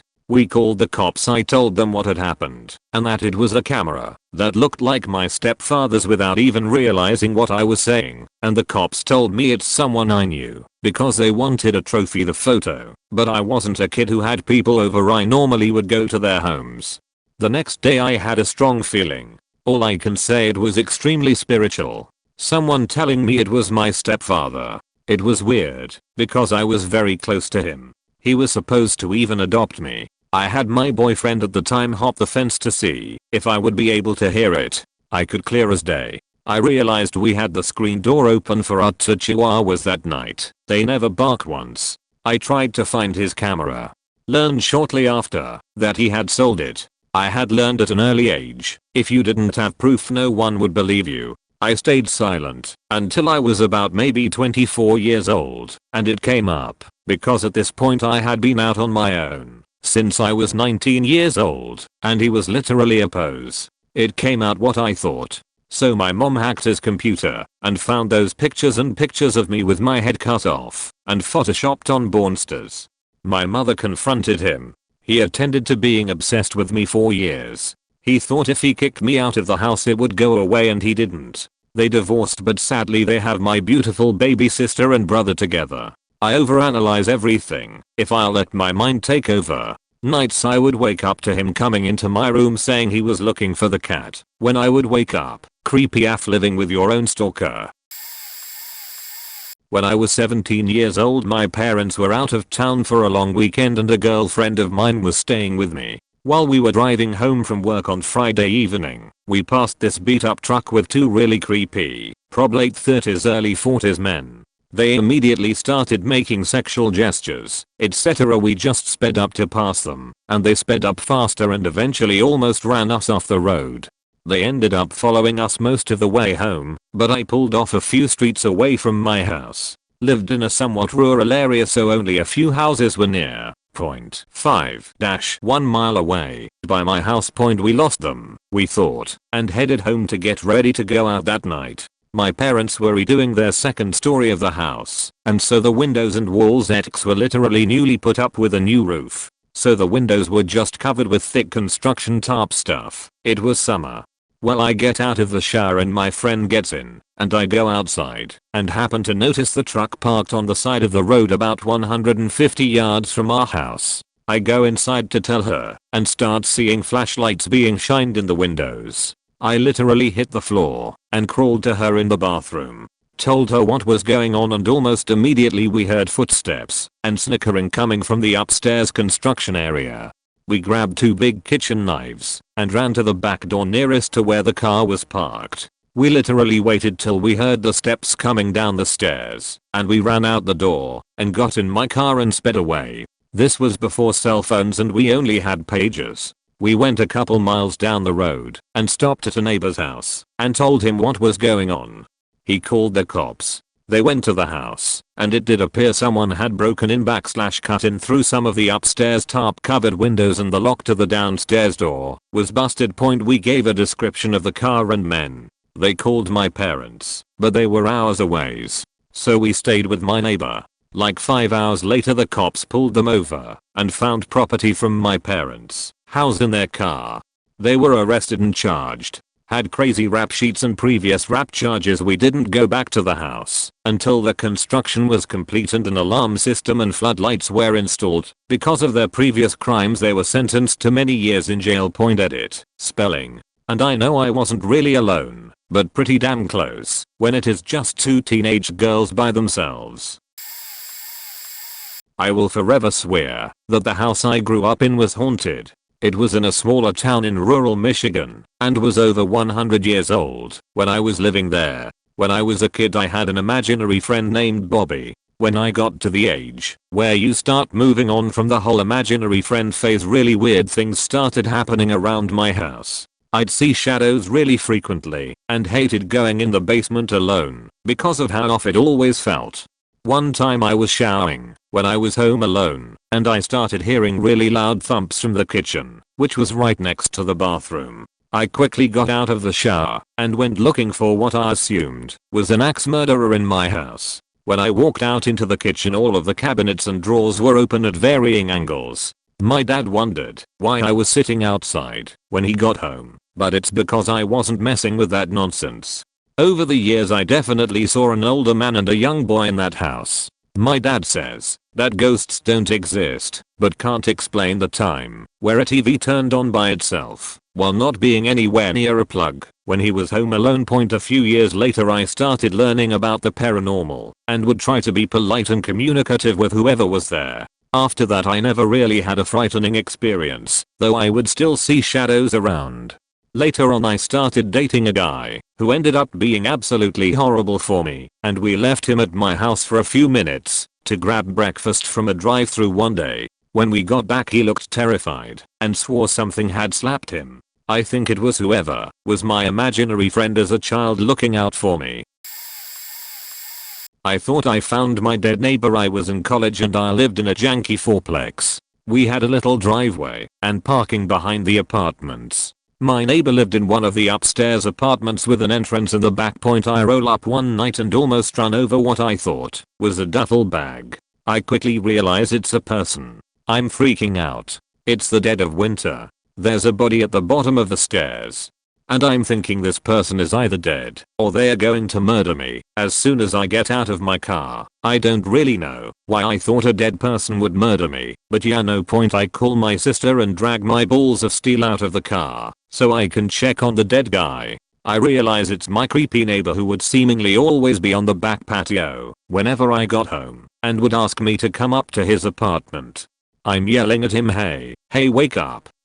I'm convinced the dude is dead. The frat guys next door are having a party, so I enlist one of them to help me. Brad is screaming in the guy's face, patting his chest. Hey buddy, you good, bro? You good, man? Dude is still dead. At this point, I'm on the phone with 911. Brad ditches me because he's underage. Cops and ambulance show up. The guy isn't dead, but he's wasted. They get him awake and on his feet. He tries to take his pizza box and walk up the stairs, but can't make it. Paramedics want to check him out, and the cops want to talk to him. He's pissed and incoherent. I give the police my story and go hide inside. I'm scared he's going to confront me later about calling the cops, but I thought the dude was dead. Thankfully, I never really had another interaction with him, but I hope he got his shit together.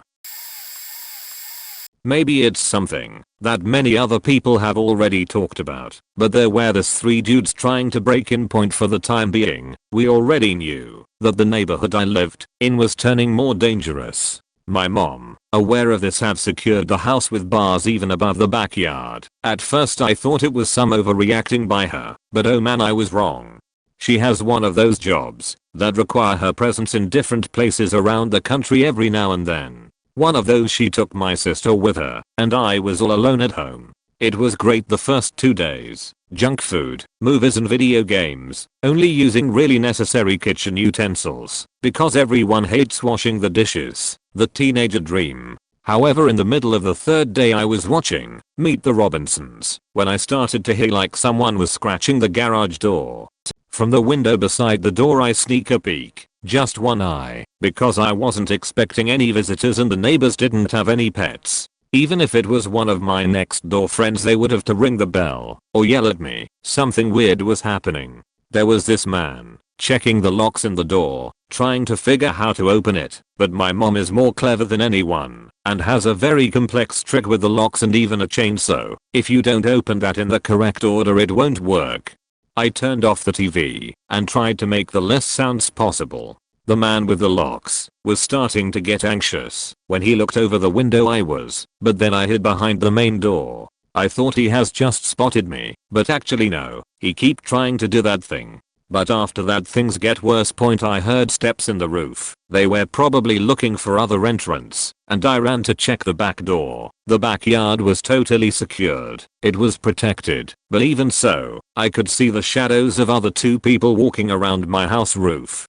I was panicking. Then I asked myself, what could a boy do? Being home alone. My godfather has always looked after me. In the absence of a father, he has been a very supportive figure. He works as a train machinist, and he gives me some interesting gadgets he gets from his work. I also have New Year fireworks leftovers, so I planned a way To protect my house from a window I threw smoke bombs in the garden, so I make sure they got distracted.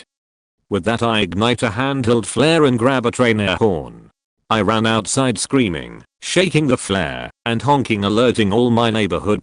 Maybe it was a bit childish, but that was all I could imagine to save my house. After all that shit, my friends' fathers ran out of their houses and tried to catch the burglars, with no luck. Then I called my mom and explained everything, but she didn't believe me until my neighbors talked to her since that. And now that I moved to live on my own, I tried to replicate the complex lock shenanigans and always have some booby traps to answer any weird situation.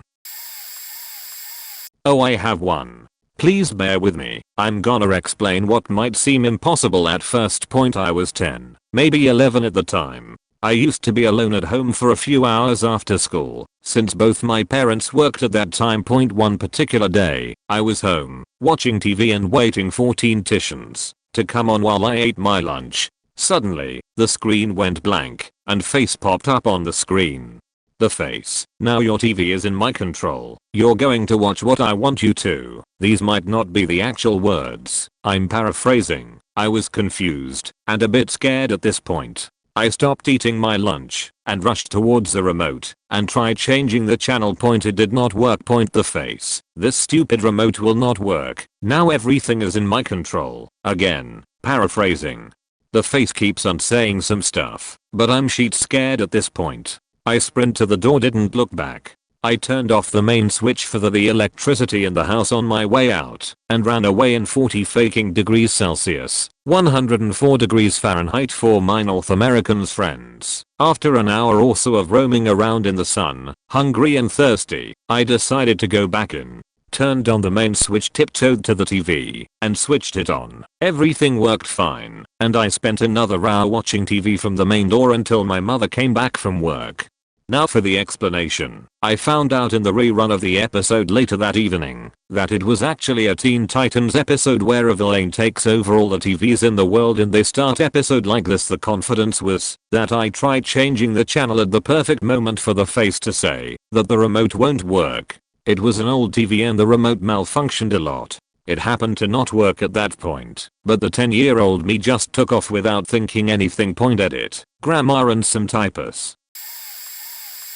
When I was around 10, my parents moved me from the rooms me and my younger sister shared on the top floor of our house down to my new room on the bottom floor. This room was about 15 feet from our back door. Our neighborhood has an elementary school in it and is considered fairly safe. One night I just couldn't fall asleep, so I decide to go make myself a sandwich and get something to drink. At this point it's around 2:30 in the morning when suddenly I hear a knock at the door.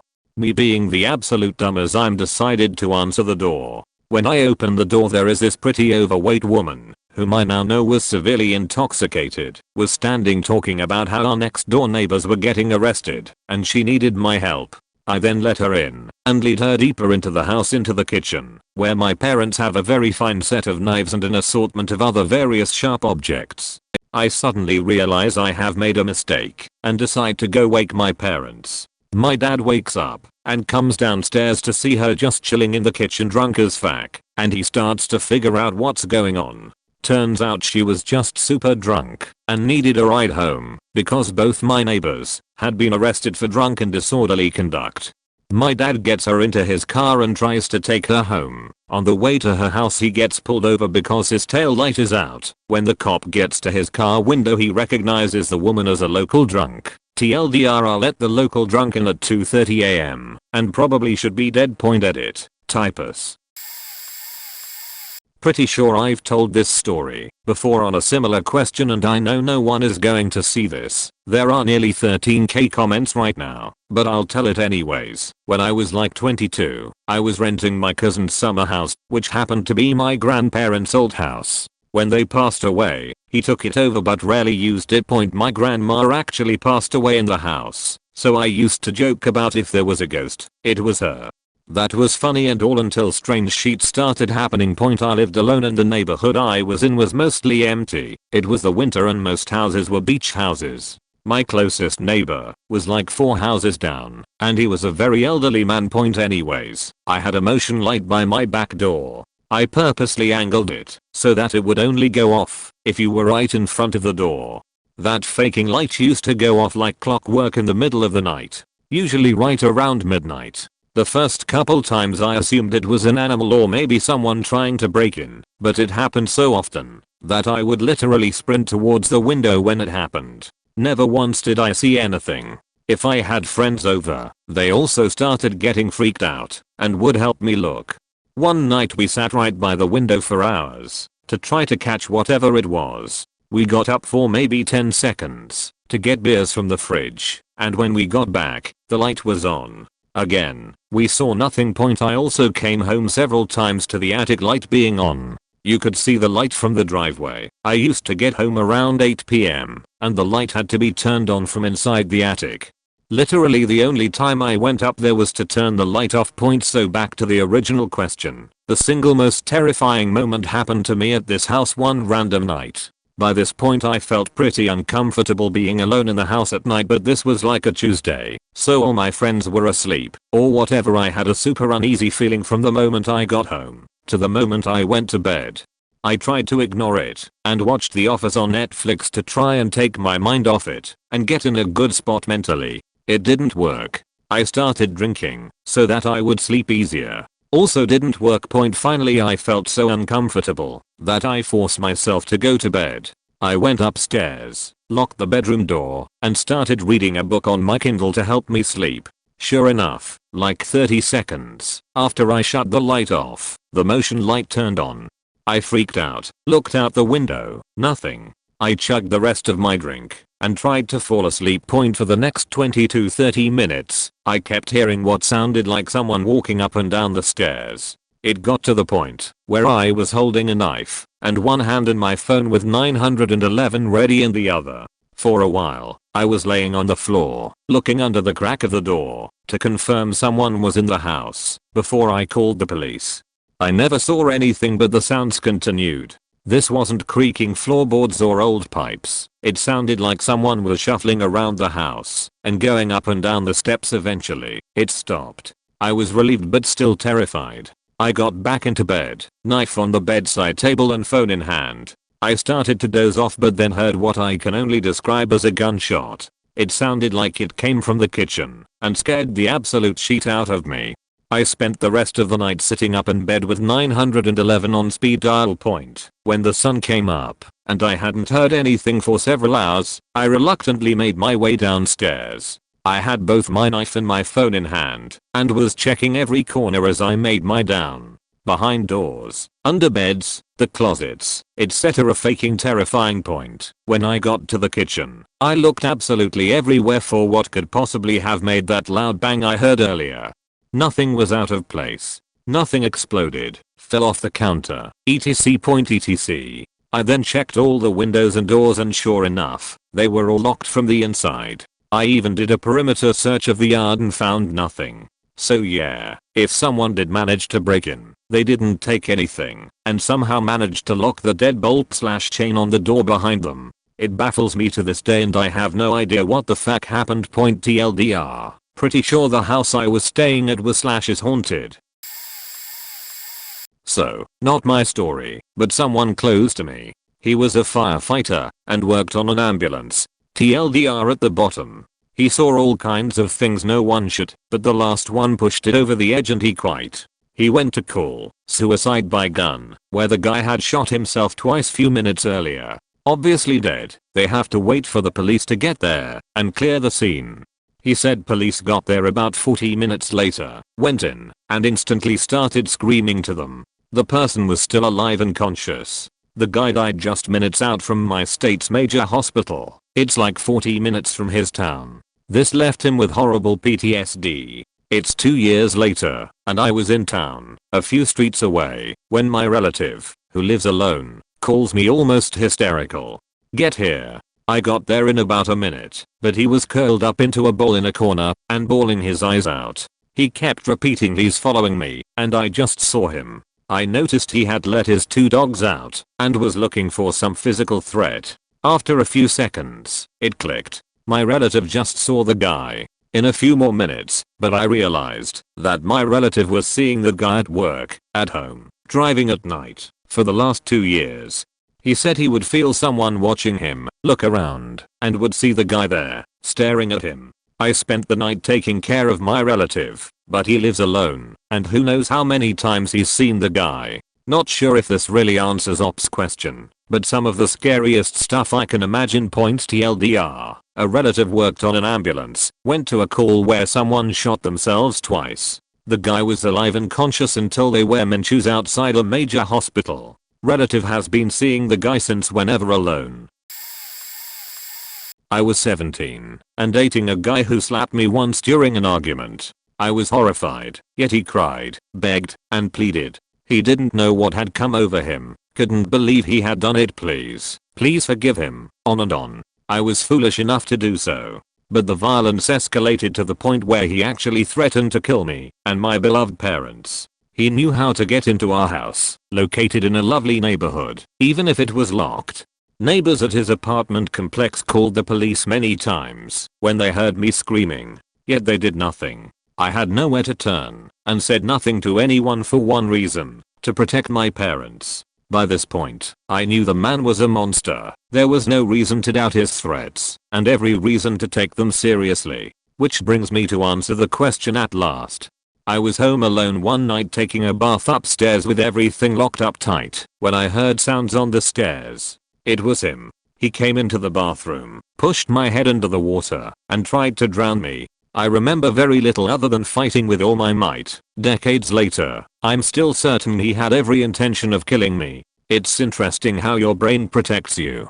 Beyond those first few seconds as I was fighting for my life, I remember nothing. Don't recall how I managed to survive, and have no idea how I got him to leave the house. It's entirely gone. The aftermath. Thank God he eventually left me alone, after I did tell him I would call the police. Tragically, I was told he moved on to repeat the pattern and terrorize many other women. I didn't tell anyone about the experience for many years and only tell it now, because if could possibly save a life. If you ever experience even a hint of violence while you're in a relationship, do not walk, run to the exit. Don't believe his or her apology or excuse. Don't be moved by tears. It will happen again. It will get worse. Tell a trusted adult, family member or friend. Reach out to an organization that deals with domestic violence.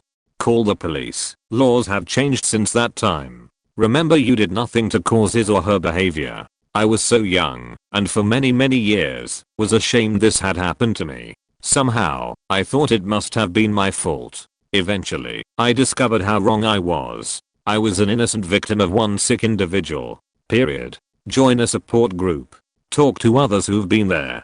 Realize there is nothing you could ever do, or have done to give anyone license to hurt you, verbally or physically, ever. Always remember there is no one in the world who has the unique beauty and talent that is yours alone. Heal, surround yourself with people who will give you the kind of love you richly deserve, and above all, love yourself.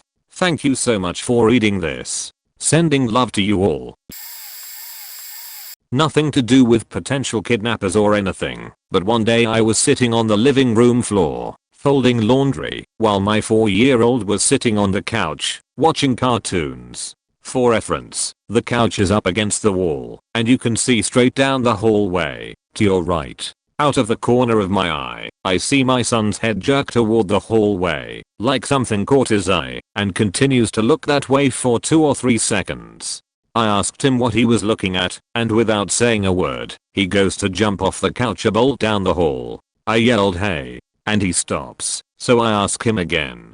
He says, that boy, can I play with him? Pretty confused, I asked him what boy, and he goes, that boy, with the green backpack. He went into my room, before trying to run back there again. We were home alone.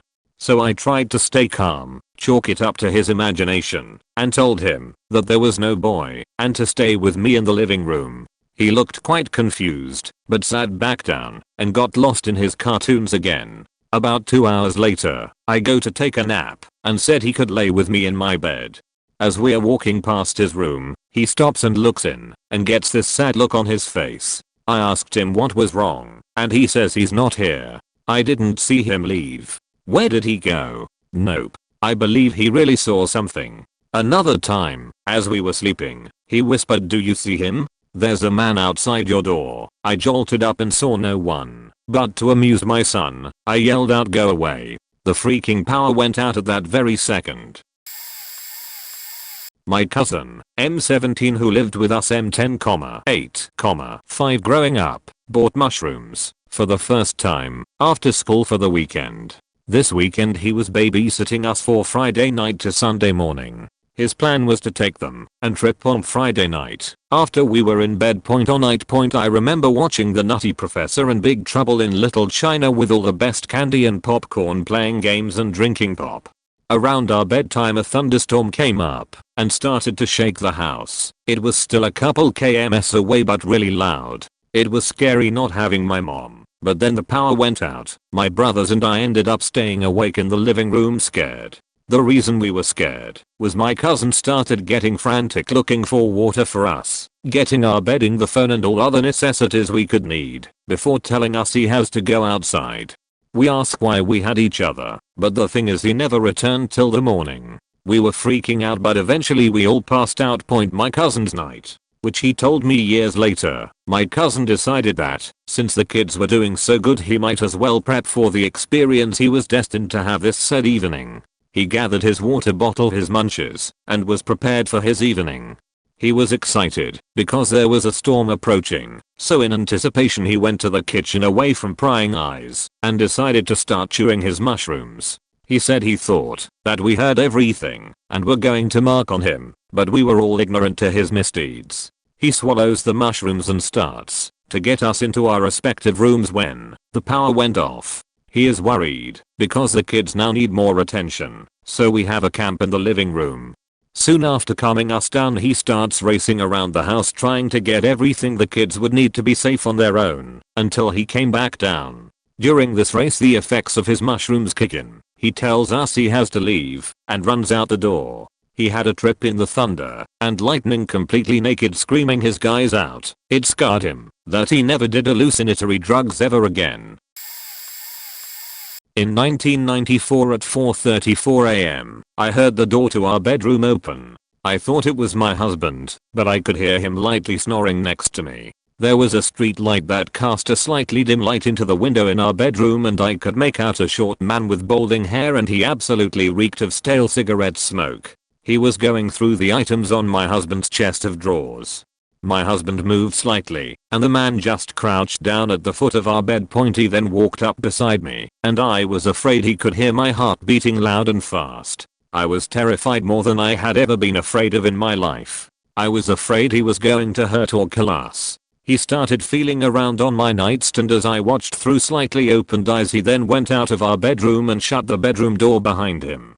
I rolled over towards my husband and put my hand on his mouth to wake him. If he was awakened before his normal time he would cuss at me, so I knew I couldn't have that. I told him a man came into our bedroom and just walked out. My husband was a reserve police officer, but his gun was in our office locked in his gun cabinet. I had always placed my handbag on the post of our stairs.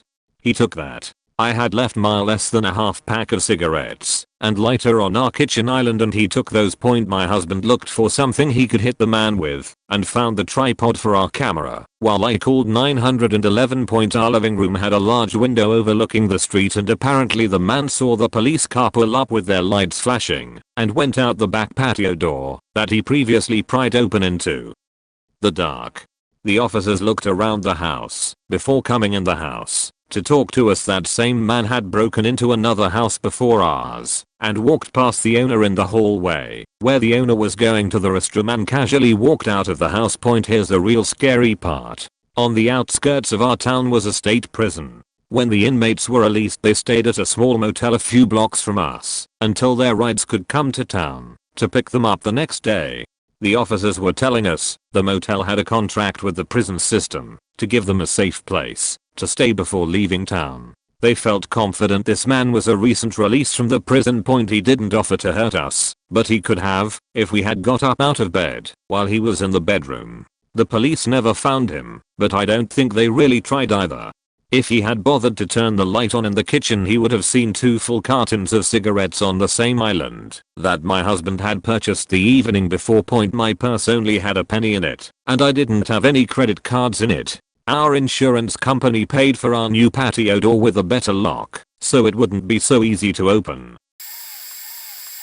I lived in an apartment on the 2nd story of a 2-story apartment building near my college campus. I lived there for 7 years without any other incidents, but one night I awoke in the wee hours of the morning to someone beating on my door. It sounded like several people or one very angry person. They were beating so hard it sounded like they wanted to break it down. I tried to sneak up to the peephole, but they heard me, and the pounding stopped.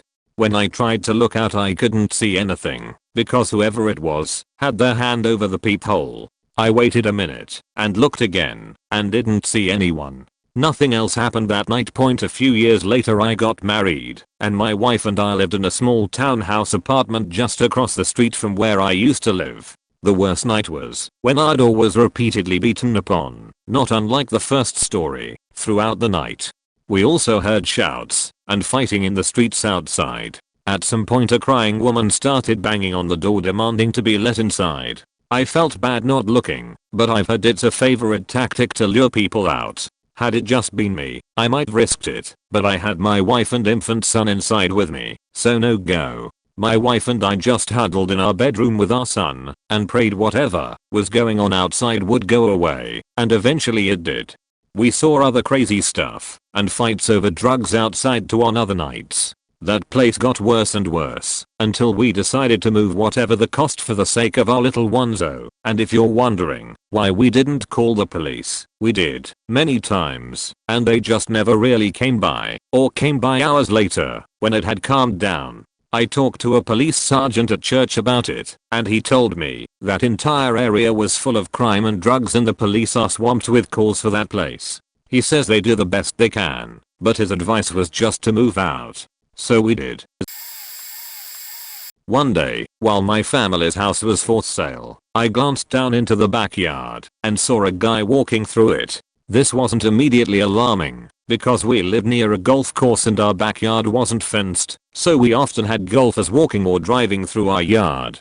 Something about it made me a bit uneasy, though, so I checked to see if there was a car parked outside / down the street. Nothing. I didn't see him for several minutes, so I went back to business as usual and went to the kitchen to make a coffee. As I left the kitchen, I saw him out of the corner of my eye standing next to my garage, and this time it was enough to really scare me. As I mentioned, the house was for sale, and our lockbox was on a door that entered into our garage, which was exactly where he was standing, fiddling with something I couldn't see. So obviously, my mind jumps to he's trying to break in. House for sale, middle of the day, lockbox on a door. It seemed plausible. I ended up running back upstairs, because pretty much everywhere downstairs and all of the house exit points were within view of where he was standing, so it seemed dumb to try and run or stay downstairs. I called my mom, who informed me that it was probably the guy there to check some meter, which was placed right next to that door. I guess he couldn't find it at first, which is why he was walking through the backyard. I monitored him for the next 10 minutes as he finished his job, walked back down our cul-de-sac, and was eventually picked back up by this industrial truck that had apparently just dropped him off. Thankfully, he was just there doing his job, but he thoroughly freaked me out in the process. I wouldn't count this as immediately terrifying, more of a holy shit when it all came together. So me and my brother woke up like a normal day and realized we were home alone. I casually went over to my parents' window to look out the front, and there was police tape covering our driveway. Confused, I immediately called my parents and explained what we saw. They were just as confused and said they left around 2 hours ago to go shopping.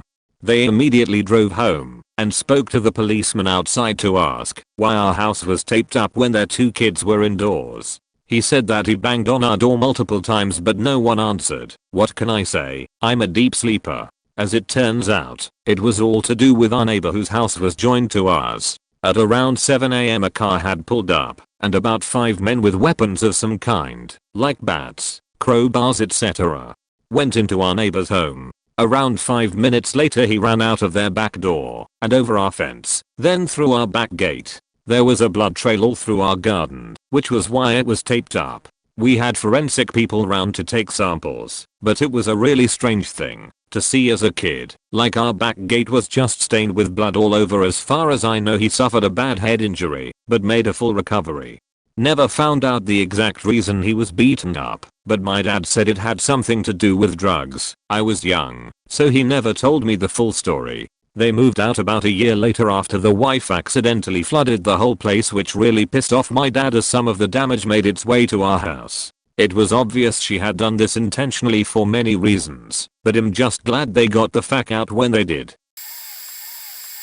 Terrifying. Also quite funny. For context, I had a live-in boyfriend, but he wasn't home. Come home from a long day at the hospital and noticed my pet rabbit was out of his pen and a bunch of stuff had been thrown around. Exhausted after a 14-hour shift, I was like whatever, got naked, put on a robe, and went to take a shower and get the hospital off me. As I headed for the bathroom, I looked around at the mess a little perplexed. There was even an overturned chair and there were papers all over the living room floor. I figured the rabbit must have just gotten out somehow and somehow knocked stuff around. I'll clean it up when I get out of the shower. Head to the shower. Once I got in the bathroom, I was further confused by the fact that there was mud and crumpled up electrical tape everywhere, but my boyfriend was in construction and really fix. Maybe he was doing something earlier and had to leave real fast or something, though it seemed unlike him to leave a mess. Sleepily reaching into the shower to turn on the hot water, my hand knocked something heavy and soft that was hanging from the shower head. I look up to see what the fuck it is, and it's a dismembered body part, like a thigh or something, hanging from the shower head. I immediately screamed and ran outside to the yard. Randomly, my brother and our cousin, who are both MMA cage fighters, just happened to be not just down the street heading my way on the way to a beach party, but they had a car full of MMA dudes. I call my brother frantically saying someone broke into my house. I'm in the yard in nothing but a robe, terrified. There's a body part hanging in my shower. Help. My brother, cousin, and a car full of jacked dudes wielding baseball bats and crowbars gets out and rushes into my apartment. I'm serious, this all happened in less than 5 minutes. A few minutes later they come out and say, it's a pocket bussy hanging in your shower. OMG. I did not know my boyfriend had one of those, nor did I know what one looked like, and that they looked like creepy dismembered body parts. Moreover, it didn't explain the mess. However, I did succeed in showing my brother, cousin, and their entire MMA group my boyfriend's pocket bussy, so I had that going for me. This happened a long time ago, but I have vivid memories about it. Everyone in the family, except me, went to visit family members for a Sunday family gathering. I was home alone as I was ill. All of a sudden the sky roared with the sound of numerous airplanes flying overhead. Then I heard explosions. I went outside to see what was going on. It was December 7th, 1941, and Honolulu was being attacked by Japanese aircraft. People in the neighborhood got into panic mode, and grown women were screaming and in tears, and men were gathering valuables from home, placing them into their autos, rushed family members into the cars, and started driving off to who knows where. Shells from a gun somewhere struck the neighborhood movie theater, a school building, and a business establishment in loud explosions. I was a little kid, home alone and frightened out of my mind as I had no idea what was going on. A neighbor woman came into my home as she knew that I was home alone, as my parents asked her to drop in on me in their absence. She was also in tears and panicky, but got me dressed and took me to her home, and we all hid in their basement. My parents rushed home, packed essentials, got us all in the family car to head towards the mountains that were a backdrop for the city of Honolulu. My dad complained about our escape the whole time, because as he put it, this is a small island, and where could we possibly hide from an invading army? Fortunately, the invasion never came. When I was like 4 years old, I think, I was with my young sister, 2 or 3 at the time, and the cleaning lady, who also took care of us when my parents were at work in the afternoon. She put us to watch TV and eat so she could have some privacy, and went to the bathroom to try abort her baby in my house. The bigger problem was, the abortion went wrong and she died. This was in the middle of the afternoon. My parents would only arrive home later, and my house only had one bathroom available at the time. The door was locked when we ended eating and called her cause my sister wanted to use the bathroom. Nobody responded. We didn't understand what was going on. My sister started crying a lot, and I remember she throwing up in front of the bathroom. I don't remember a lot of things cause I was really young. I also remember my parents arriving, and I wasn't able to open the door cause it was locked. They had to call a guy to open it, and to open the bathroom's door, that was also locked. I didn't see anything cause my mom took us to the neighbor, but I remember someone like the police taking something under a white blanket, her body, out of my house. After the investigation, the police told my mom that the aborted baby's dad was a evangelical pastor who was married with another woman, had other kids, and asked the lady to abort cause nobody could found out that he had a baby outside his marriage. PS. Forgive the grammar mistakes, if there is some, cause English is not my mother language, and I'm not practicing a lot. Lived in this house in Howard City, Michigan, just off the freeway on Tamarack Creek, back when I was anywhere from 12 to 14 years old. I had previously woken up in the middle of the night to see 3 kids in my bedroom, one kneeling on the floor next to my bed. That wasn't the terrifying thing though, just adding some previous experience for context. No, what happened that terrified me happened after coming home from school one day when both of my parents were still working. This happened often, and I would come home and start my homework until one of them got out of work. I came in the house, set my bag on the kitchen table, took out my homework, and sat on the couch to work on it. I'm supposed to sit at the table, but I was a kid, and halfway through a worksheet, one of the heavier textbooks that I left on the table flew off of it and landed in the living room straight in front of me, like someone threw it at me. The kitchen/dining room looked straight into the living room towards the cough. So I could see everything that happened clearly, and nothing interacted with the book before it moved. Shortly after this, I could hear something in the kitchen that sounded like a scratching/tapping noise, so I got up to check it out, and the large kitchen knife from our knife block fell off the counter onto the floor when it had been in the knife block. I promptly turned on afternoon cartoons and sat there waiting for my parents in case anyone reads this and is curious about the house. I wasn't home alone exactly, but I was the only adult in the house. My older sister and her partner went on a date. I stayed home to babysit her 4 children, ranging from 5 to 10 years old. The kids were already in bed, and I was in my room playing Minecraft. I'd only need to get up to lock the house up before bed or to cuddle one of the kids if they had a nightmare or something. Easy peasy. My sister popped her head in my bedroom door to let me know they were heading out. We said our goodbyes, then they left. As I sat in bed I listened to my sister's boots on the deck outside our front door, then her partner's heavy boots as the front door slid shut behind them. I heard from my bedroom that they hadn't locked the door behind them. The house was very quiet, and I had lived there long enough to know I would have heard it from my bedroom. Then I heard her partner's truck rev up, back out onto the road, and drive away. I briefly thought about locking the door in case I fell asleep or something, but I knew I'd likely be up late playing video games and my sister would probably get home before I went to bed, so I decided nap. Fuck it. 10 minutes after my sister and her partner left, I heard heavy footsteps on the deck again. Then the sliding door opened. I thought to myself, oh, that sounds like sister's partner. He must have forgotten something. I listened curiously as the footsteps walked directly to the kitchen, and I heard the sounds of various kitchen drawers opening, being rummaged through, and closing again. Then the footsteps went back the way they came, back through the sliding door, onto the deck, and off into the night. I decided then that I should actually lock the door, just in case I did fall asleep. Wouldn't want some nutter breaking in, right? So I walked out, locked up the whole house, and went back to my room. It was only after my sister and her partner drive back into the driveway that I realized I never heard the truck. I double checked with my sister, hey, did you guys come back to the house like 10 minutes after leaving? I heard your partner come home. She said no.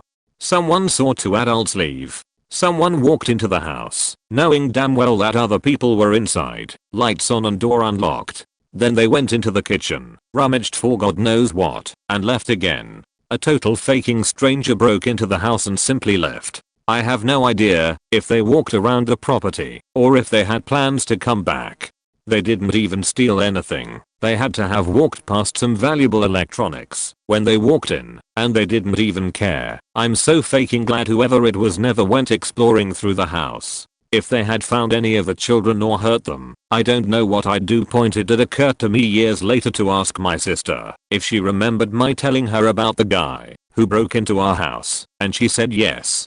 I asked her again if it was her or her partner who came home. I figured if it was some kind of prank she would give up the ghost after all these years. I also figured if he'd come home for something embarrassing like a condom she would admit it. Now that I was an adult, we are pretty close. Instead of a teenager. Nope. She maintains it wasn't them. Point to this day I have no fucking clue who the mystery intruder was. They now have security cameras installed on the property.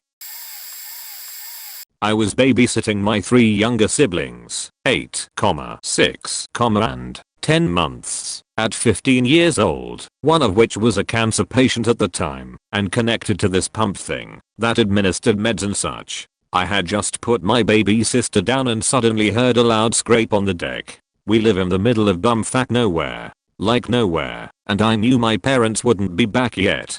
There was another scrape and this time a loud guttural noise that I took as someone trying to shove on the door hard. Point I panicked like crazy and just ran up to the door and started screaming, "I have a gun. I have a gun. Get the fuck out of here, I have a gun. There's a cancer kid in here." And heard this weird flop noise and more scraping. Then this awful scream / deep throated gagging. Shaking and almost peeing myself, I quick flipped on the deck light and peered outside the door. Turns out my dad had put out some food scraps with poison mixed in to kill some raccoons that had been faking with his garbages. Only it didn't kill the raccoons. The biggest possum I still have ever seen had gotten into it instead. And by the looks of him, he had been eating our trash for some time. I'm not kidding when I say the thing had to be almost 30 pounds. It was ginormous. Point, and it was dying a very agonizing death right on our deck, I think out of spite. So this faker is shooting foam out of its mouth, shooting bloody sheet out of its ass, and clawing so hard at the wood deck that the scrapes are still there 17 years later. All while making these glug glug ga noises. I called my dad and told him he needed to come home, and I'll never ever forget listening to that possum just melt from the inside out, and my dad and mom getting home to the scene. Point some say my mom shouting Jesus fucking Christ Michael. Can still be heard on still nights. I'll bite. This was probably mid to late 2016, and my parents went to either Arizona or Tennessee for 4 days. They did both that year and I don't remember which trip this was. But I had the entire house to myself, and naturally the first thing I did was buy a whole bunch of weed and resolve myself to spend the entire time being a self-indulgent degenerate like I used to be fond of doing back then. It was probably about 2-3 AM and I was sitting in my room high as hell watching Supernatural. I had been talking to a couple friends over Discord or Skype before that, and they had just gone to sleep. I settled down expecting to have a relaxing night watching an episode or two, then getting a snack and falling asleep. Point. But then I heard something. It was some shuffling and banging right outside the house in the front yard. I ignored it and went back to my show, but then I hear it again. This time even closer and much louder. I paused my show and just sat there in silence as the noises kept going on, and I slowly grew terrified as I looked out the window and saw no one outside. The only place they could be was directly in front of the house, within arm's reach of the front door or any of the windows, which is a blind spot from my bedroom window. So I go downstairs, and I'm a little nervous to look out the window, so I turned around and ran to grab a Michael Myers type knife from the kitchen and slowly started creeping to the window in the downstairs bedroom. I looked out and there was nothing there. I thought to myself how I hadn't heard anything since I walked downstairs, and told myself that whoever it was now gone. But right as I'm about to turn around I hear it again, this time much louder, and to my left with a grunting sound added in. I run over to the front door and look out the window directly next to it. All I hear and see is a loud banging and some speedy movement jetting to the right back towards the window in the downstairs bedroom I was just looking out of. Whoever was there is now out of my view. I thought that they had seen me walking up to the window and took off to where I couldn't see them point. So what is my genius move? I don't go to the other window to see if they're there. I don't go grab my phone and call anyone. I quietly open the door, take a long slow step out. Then the second my foot is on the ground I turn to the right and sprint over. What I saw next scared the living shit out of me. There was nothing at first until I heard scuffling behind the trash cans, and the second I looked over, a massive Rottweiler runs at me. So it wasn't a burglar or a serial killer like I feared. It was my neighbor's faking dog who had just broken through the shaky wooden fence which keeps him in the backyard. He didn't run up to attack me or anything. He just sat down in front of me waiting to be petted. His whole point, he's still alive and apparently still gets out all the time, but never leaves the radius of mine and my neighbor's yard. He's a very friendly and playful pup. Was in the basement cleaning the kitty litter. Doors were unlocked, so I could carry the dirty litter outside, but they were securely shut, so our cat couldn't get outside. I was alone, since I work from home, was on my lunch break, but expected my husband to come home for his lunch break soon. As I'm doing the litter, I hear the very clear sound of the door opening and then closing. I call up to my husband that I'm doing the litter and will be up in a secretary. I finish and go up, see the bathroom door shut, visible from the kitchen, and figure my husband is chilling in there on his phone, as he is known to do. I prattle away about plans for the evening, stuff happening at work, etc. I glance at the time before I go back to work and stop dead in my tracks. I accidentally went on lunch an hour early. My husband wouldn't even be getting off work for another 15 minutes. I grabbed a knife and had 911 dialed on my phone and looked in the bathroom. No one there. Checked each closet. Checked the basement crawl space. Attic. No one there. Left me 100% rattled by the time my husband got home. I work with the doors locked from then on. Best I can guess is maybe it was the bathroom door getting bumped shut by the cats. I could have sworn it was the sound of the front door and footsteps though. It still gives me goosebumps. I was 13, and I wasn't alone, but my parents and 10-year-old sister were fast asleep. My neighbor and best friend was leaving for a cottage, and I told her I didn't care what time it was. I wanted her to knock on my door so I could see her off. She warned me that her parents were planning on leaving at 6:30 a.m. and I said I didn't care. Next morning, Good Friday before Easter, I was awakened by knock at the door. I sleepily looked at my alarm clock which read 6:30 a.m. so I figured it must be her. I sluggishly walked down the stairs. When I looked through our peephole I saw what looked like a very short person dressed in all black. I thought it must be my grandma, who was very short in stature and traditionally wore all black because she was widowed. I opened the door, eyes still half closed, and no one was there. A second later I heard a noise, looked down and there was a little person darting towards the door to come in. I screamed and slammed the door. I knew this knocked him back because I heard a loud thump. My parents came running. I was so startled I started crying. There is a little man at the door. They dismissed me saying I must have dreamt it and told me to go back to bed. I hid under my covers and heard my dad open the door to investigate. When he came back in and declared in his Portuguese accent, "Oh shit, there is a guy outside." He was speaking to my father in Spanish, but was very intoxicated. My father offered to give him a ride home. First he covered the passenger seat with an old blanket as he was smelling of urine. His directions led them back in front of our house. My dad offered to drop him off at the closest busy intersection. During the ride he told my dad, "My friend, she hurt me," assuming he was referring to me. My dad told him, "She is not your friend. You stay away from her." My dad saw him at a bar recently before covered lol. I wasn't alone, but I was a kid, maybe 12 or so, and was home with my sister, maybe 16. It was early evening, maybe 6 p.m. or so, and as it was summer, still daylight outside. About halfway down the street lived a couple that were going through a bitter divorce. My dad, as one of the religious leaders for our congregation, had been involved in a counseling capacity and had finally recommended that the wife leave her abusive husband. Well, the wife apparently told the husband about this, and he came down to our house in a drunken rage. I still remember him getting out of his truck, and literally a beer bottle fell out behind him. He had a baseball bat, and was yelling and screaming.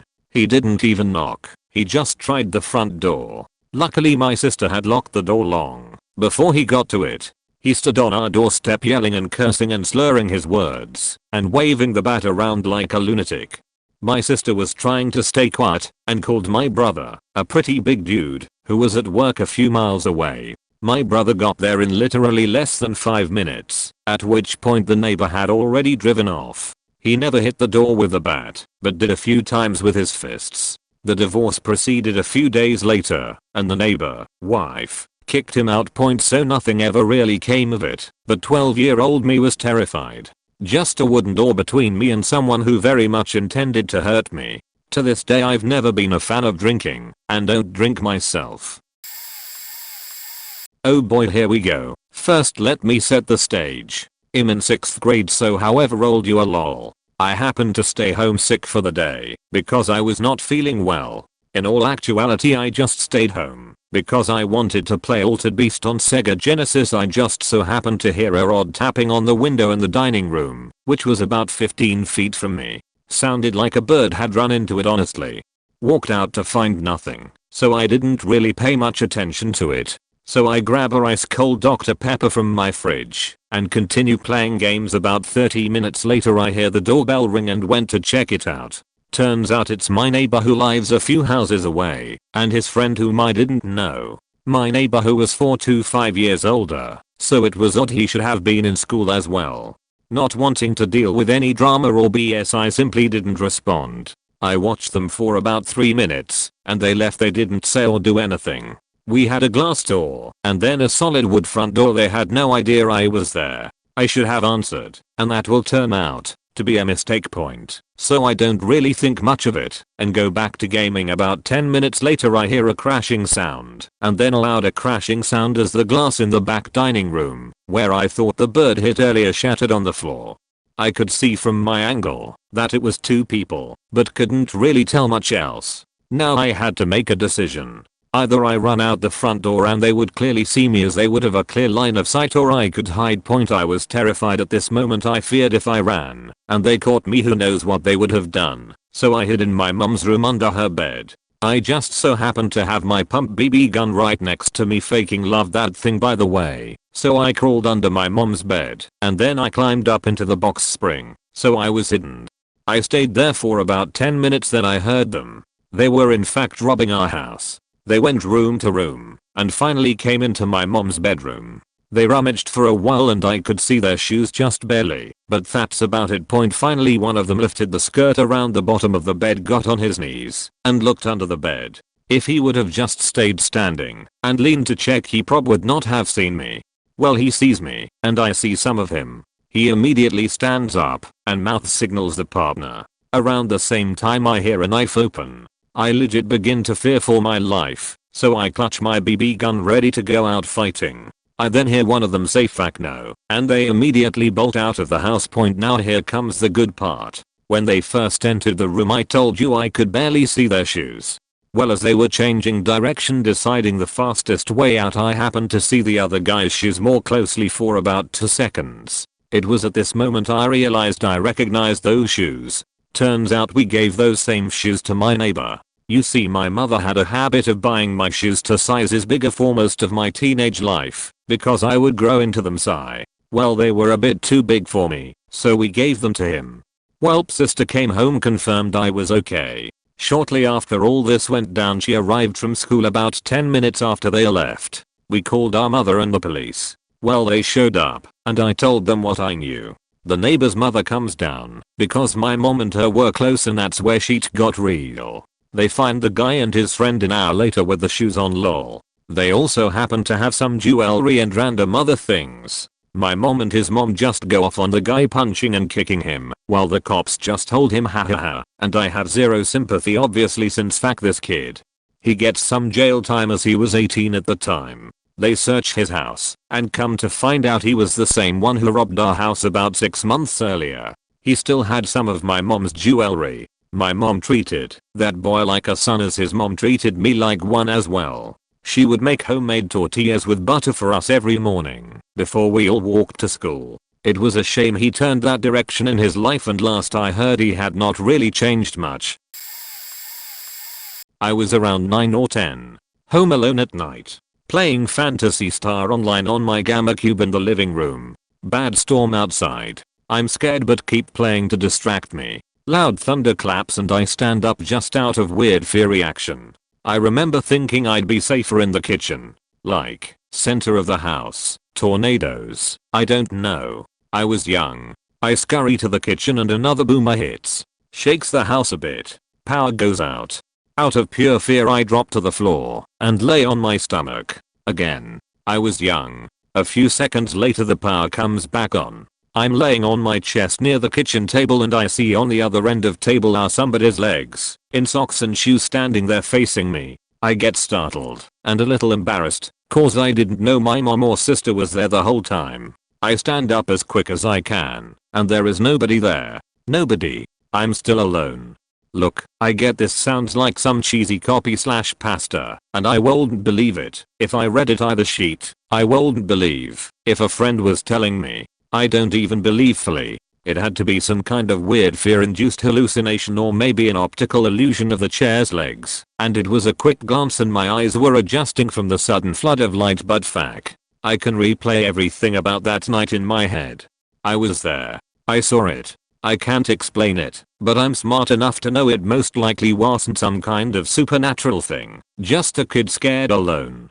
Damn that feeling I had though. I get the smallest hit of it right now revisiting it all in my head, and it's nothing I've ever experienced before or since then, and I've been in some god-awful situations. It's just pure, full body encompassing dread. My apartment complex was a pretty nice place. It was gated. Beautiful grounds. Everyone was nice to each other. But that didn't change the fact that across the street was a sleazy motel. Rent by the week or by the hour kind of place. There were regular drug busts and such worker rates there. One night I was home alone. I was 14 and my mom was newly single, so her and her work friends went bar hopping. Let me specify that she never did anything like this ever and never did it again. Because she wasn't home I stayed up on the computer reading fan fiction or something. It was probably like 2 AM at that point. I heard a tapping at my window and looked up and saw the freakiest looking face looking into my room straight at me. He kinda looked like the giant guy from the remake of The Hills Have Eyes, but I hadn't seen that movie at that point. I thought it was a psycho killer. Freaked out. Called my mom, but her phone was out of minutes or she wasn't in a place with service, so I ended up booking it across the hall to my friend's apartment. Mom got home at 4 and flipped out, but found me quickly. I told her about the guy. She told me it was probably just my imagination. The next day we woke up to the news that a man had hung himself at the seedy motel. He had been dead for a few days. They showed a picture of the guy, and what would you know? It was the strange grizzled face that looked in my window just hours ago. For background, my family has 2 mini dachshunds, a boy and a girl. They both love us, but the female is a bit of an airhead, whereas the male is very attached to me and is quite protective of the family. One night when I was in high school, home alone with the dogs, I was sitting at the kitchen table doing my homework. We have an open floor plan, so the kitchen is a large room that faces a smaller hallway which wraps around to the front of the house and our stairs. I was sitting in a seat facing the hallway, while the pups were snoozing on the living room sofa. My family was all out at practice or running errands, and it was winter, so it was dark, and especially quiet outside. Anyway, I'm hanging out and doing my thing when I hear this really soft thud come from somewhere in the house. Gunnar heard it too, and he popped his head up and looked around worriedly. I figured it was just the house creaking and reassured him, but got a bit nervous when he didn't settle back down right away. A few minutes pass, and there's another soft thump. This time, Gunnar hops down off the sofa and starts sniffing around. I'm a pretty paranoid person, so I was already thinking the worst, but the fact that he seemed to be on alert wasn't helping. He started down the hallway to the bottom of the stairs, and I followed behind him, with Sophie, our girl, in my arms. After a few more moments of looking around, he sat down at the bottom of the stairs, looking straight up at the second floor, and snarled. I'm talking the lips pulled back, whites of the eyes showing, hackles raised, fur bristled, teeth bared, I will rip your throat out kind of snarl. I've never heard him make that kind of sound before or since, but I'll never forget it. The hairs on the back of my neck stood up, and I figured whatever was upstairs was about to make its way down. As much as I appreciated his devotion, there wasn't much a 14-pound dog was going to do against an intruder.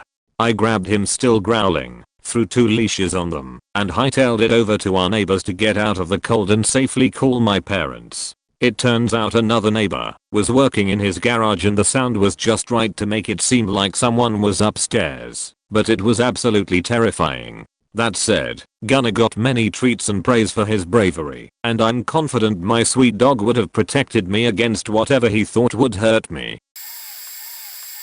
Circa 2007, I lived for a year in a country in Central America, still too scared to say which. I witnessed a cold-blooded murder. Everyone had gone on a little weekend trip and I stayed home to study for finals. Friday night after studying, I was about to relax and play some games when I heard shouts and people arguing. I took a peek from the high bathroom window, which had a direct view of the whole scene. Lights were off. I was in complete darkness. Everything was happening about 100 meters away. There was someone in a car in the middle of the street, and some people in another vehicle having an argument. After some minutes of discussion and shouting, I saw someone from the car with multiple people take out a gun and fire several shots. They drove away, the other car with lights on and a dead occupant in the middle of the street.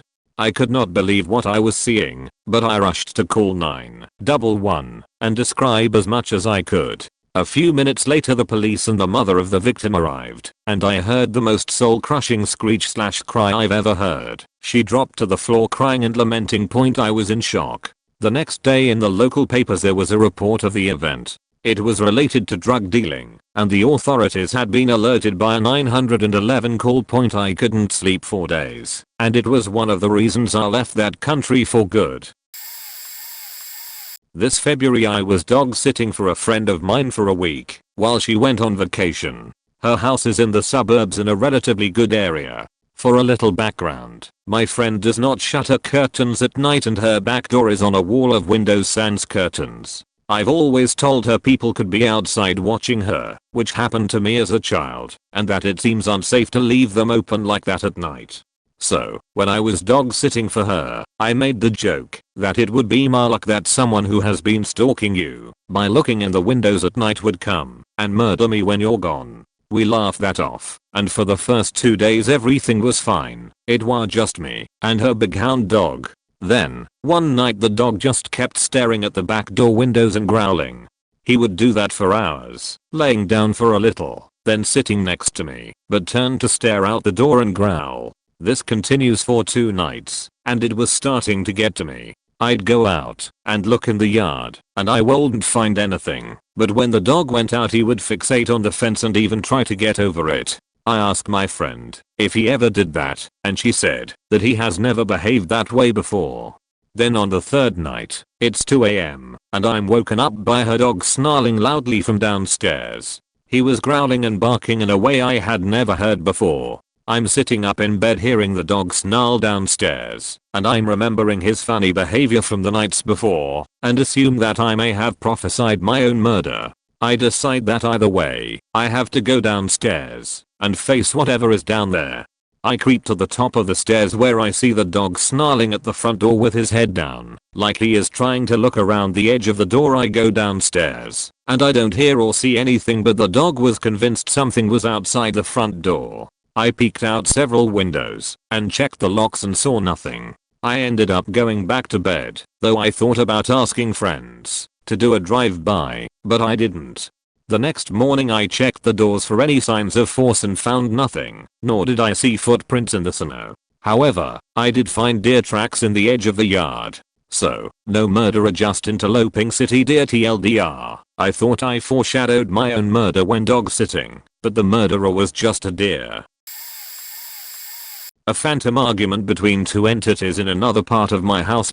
I was homesick from school one day. I was probably 15 or 16. My family and I lived in one of those very 1970s rancher style houses. My bedroom was on the furthest side east, while our family room was on the furthest side west. If 2 people were having a loud conversation in the family room, the conversation would carry down the hallway in a loud echo.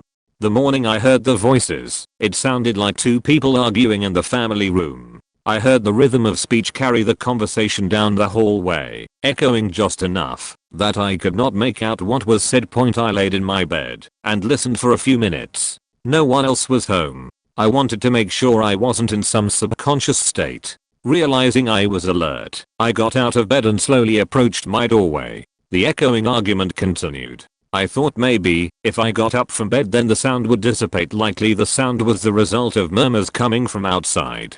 I started to slowly walk down the hallway. The sounds continued. At this point, I wondered if I would walk upon something otherworldly. Freaking a bit, I slowed down. When I turned the corner in the hallway and entered my kitchen, the sound stopped immediately. No fade out. Just a complete drop. I walked through my kitchen, through a breakfast room, and into our family room. I found nothing. The room was quiet. No one was there. I never heard the voices again, but I'm convinced I heard someone, in my house that morning. I was about 15 over 16 years old and my parents were at work on a Wednesday night, so I was home alone. I was in my room playing PlayStation when my phone rang, and it was a private number. I didn't answer it, but they just kept ringing. Eventually, I got up to go to the bathroom and heard a loud knock at my front door and I instantly thought about the private number phone calls. I knew it wouldn't be smart to answer the door, so I ignored it and still didn't answer the phone calls. The phone had rang again once I was back in my room, so I picked it up and put it on mute. The people on the other end of the line were telling me to answer my front door, so I unmuted it and told them to fuck off. I was feeling quite scared at this point as they continued to ring, so I rang an older family friend who was about 10 minutes away to come round and check it out. The lounge room window looked out to the street, but you couldn't see the front door from it because of the angle, so I decided to get down on the floor and slowly open the curtain so I could view the street. I see 3 people walking from the end of my driveway and up the street. By the time my family friend got there, I was a mess and my parents came home from work not long after my family friend got there. I filled them in and we got in the car to drive around the area to see if I could spot the figures I saw, and sure enough, there they were, walking along a path a few streets over from my house.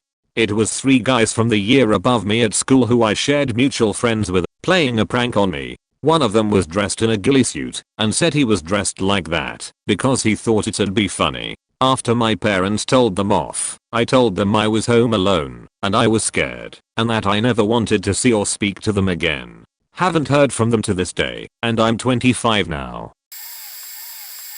I have 2 things. First is what I'm convinced was a UFO. Now, I'm not one for paranormal stuff, ghosts and aliens and shit, but I refuse to believe that in this entire universe we are the only ones. Anyway, one night I'm standing on my front steps having a smoke when I see a strange light in the sky. Imagine a T and a Y connected end to end and positioned horizontally. What the fuck is this? Whatever, it's just some weird reflection that my brain is misinterpreting from the whiskey I had been drinking. So, I move off of the steps to watch the reflection change or disappear as I expected. It didn't change or move, and then just as I was really starting to wonder what it was, it moved a few degrees to my right, then straight up, then back down, flipped over 180 degrees, and then disappeared in a blink. Any buzz I had was gone in a heartbeat. You know that feeling you get when something unknown is watching you? I had that feeling the entire time. And when it moved, it felt like it was in response to me focusing on it. Second one was same scenario. Standing on front steps having a smoke one night. No whiskey this time. Just minding my own business when I hear cracking and popping. I realize that the neighbor's 200-year-old, 100-foot tall oak tree has given up and is falling. This thing fell against the power lines 20 feet from my head and is yanking the service and trans cable from my house. I flatten myself against the door to my house and hope to sweet baby Jesus that the little 2-foot overhang of roof will protect me. The telephone poles are snapping, the wires are snapping and arcing, debris is flying everywhere. The service cable spangs from my house feeling like it just missed my head, ripping siding off my house. There's little fires in the grass. It was like a bomb went off. for 2 seconds. After it happened there was complete silence, then I ran as fast as I could into the house to check on my 1-month-old and my wife, both of which were fine. The baby slept right through it. And we packed a couple bags and left for her sisters. Both were some mighty fine what the fuck moments.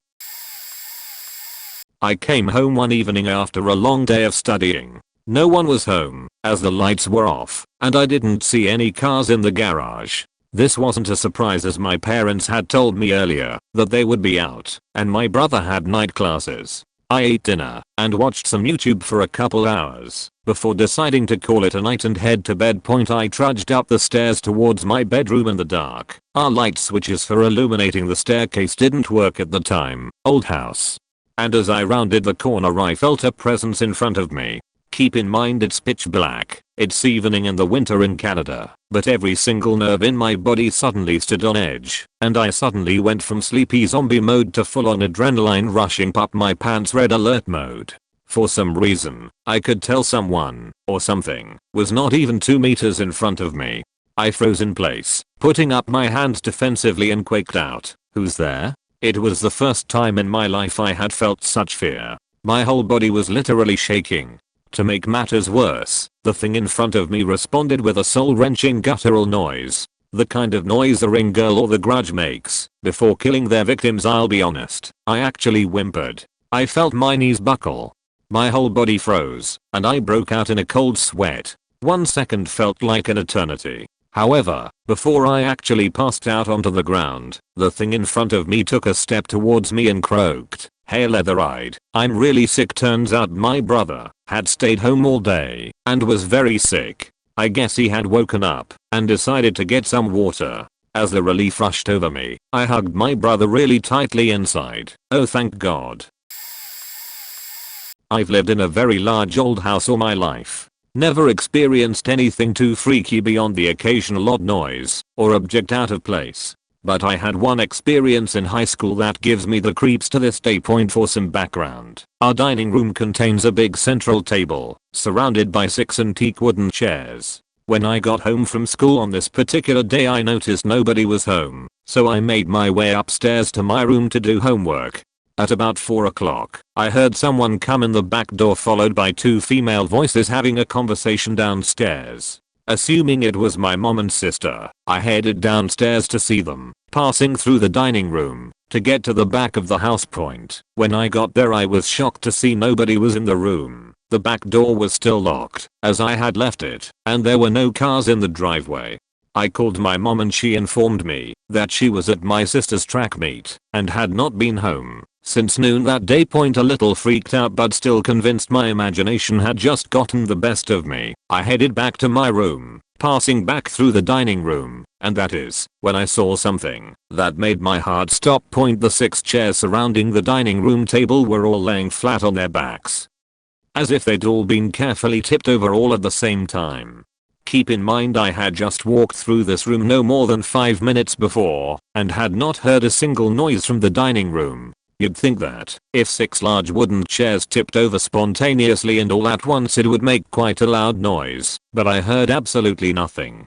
I immediately ran straight upstairs, shut myself in my room, and put a chair under the doorknob. It took my mom about 20 minutes of negotiating to get me out of my room when she got home. And to make it worse, when I finally came back downstairs, the chairs were all upright again, and both my mom and sister claimed they hadn't touched them. Nothing was taken in this story, but I'm still paranoid and anxious AF about home security now. When my wife and I entered a home late one night we opened the front door and I distinctly heard another door close somewhere in the house. I froze and looked at my wife. She heard it too. Did I forget to set the alarm, or did someone disable it? As we'd practiced we backed out of the house keeping an eye on the door. I grabbed my handgun out of the truck. She began recording on her phone. I shouted a warning into the house saying they had 15 seconds to make themselves known, or else I would shoot on sight. After 20 seconds, we entered. She stayed behind me in the zone's already determined safe, while I checked every single room in the house. Couldn't find anything. I checked everything again. I swear to God I opened every door and checked every crevice. I know I did because I'm paranoid. We don't have a lot of stuff, so there wasn't anywhere for anyone to hide. I checked the cabinets, the closets, everything. The footage clearly shows us checking everywhere. I checked everything and everywhere. It was late, so I set the alarm. We locked our bedroom door and went to bed. Now our front door is near the master bedroom and is actually 2 doors, an outside metal security door and a wooden interior door. The difference in sound could not be more distinguishable. Anyways, about 2 hours later I woke up during the night. I heard the inner door open, the alarm go off, then the outer door open. A few years back in a Boston neighborhood called JP, I lived in a giant 3-family that some would call an Irish battleship. My 4 roommates were all away. To add to the rareness of having the crib to myself, it was also thunder snowing out. I hopped into my bed and let the beauty of the snow and low rumbling thunder guide me to sleep. Half asleep, I heard a scratching noise to my left. I looked over to see a naked red-headed woman crouching near a wall looking like she was digging at the floor. I expected the shock of what I was seeing to fully wake me up, thinking that she was a dream and that she would disappear. She didn't. In fact, she noticed me noticing her. She stopped digging at the floor, stood up and came over to me. As she walked over, I turned my head to the ceiling, no longer brave enough to look at her directly. Then I got the worst case of sleep paralysis I've ever had. A super loud static noise filled my head, the whooshing feeling of wind and the feeling that my body weighted a ton. I could also feel her presence right next to me. I've had sleep paralysis a bunch of times before, but again, this episode very heavy. I began to fight to free myself. Something told me to really fight it and not give up, so that's what I did. I used more willpower than I realized I had to break free and regain control of my body. Once I did, the static and the feeling of wind stopped. I was still too scared to look back to my left, even though I could no longer feel her presence. I just stared up at the ceiling, realizing that I would never forget what just happened to me, and wondered how much we really know about the nature of reality. I fainted. It doesn't sound too scary, but when it happens to you, you realize how helpless and vulnerable you are. My husband was out of town for work for a few weeks and I hadn't been feeling well for a while. I was just about to get dressed after showering and got a feeling like I was about to puke. So I ran back to the bathroom. As I stood over the sink waiting to puke, I heard a ringing sound. The room went white and I felt a sudden pain on my left cheek. I'm pretty sure I hit my cheek on mine going down. A minute or two later I come to half sitting, half slumped over on the ground. I tried to get up, but was too weak. I was literally shaking. All I could do was lay down on the ground. I was still naked and cold. I probably spent a good 5 to 10 minutes laying there before I was strong enough to crawl to the bedroom. I laid down on the bed and was reaching for my phone on the bedside table so I could call for help. I ended up losing consciousness again. I slept for about an hour before waking up and calling my mom for help. Turns out I have a heart condition called POTS that can cause fainting. It's inconvenient, but I'm glad the fainting helped me get diagnosed, because knowing I have POTS has explained quite a few of my weird little health issues. But it was so scary realizing it could have been something more serious, and I would have been helpless to do anything.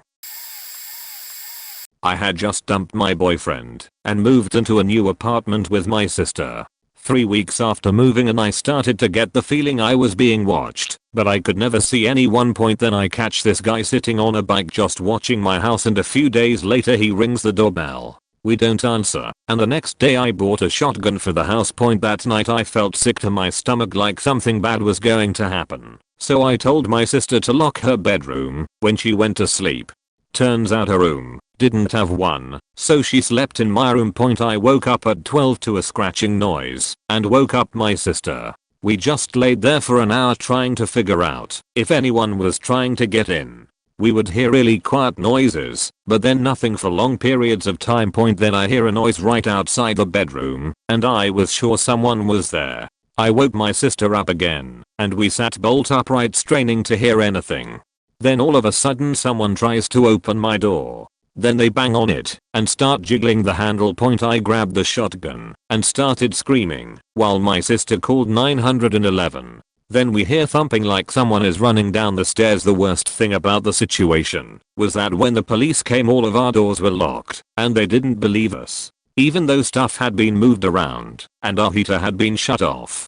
The next morning my mom asked me about all the locks and I told her the back door just had a latch. She told me to take a metal hanger and try to open it from the outside. I got the door unlocked in about a minute and was able to lock it again from the outside. There is a bar in front of it now so no one can open it.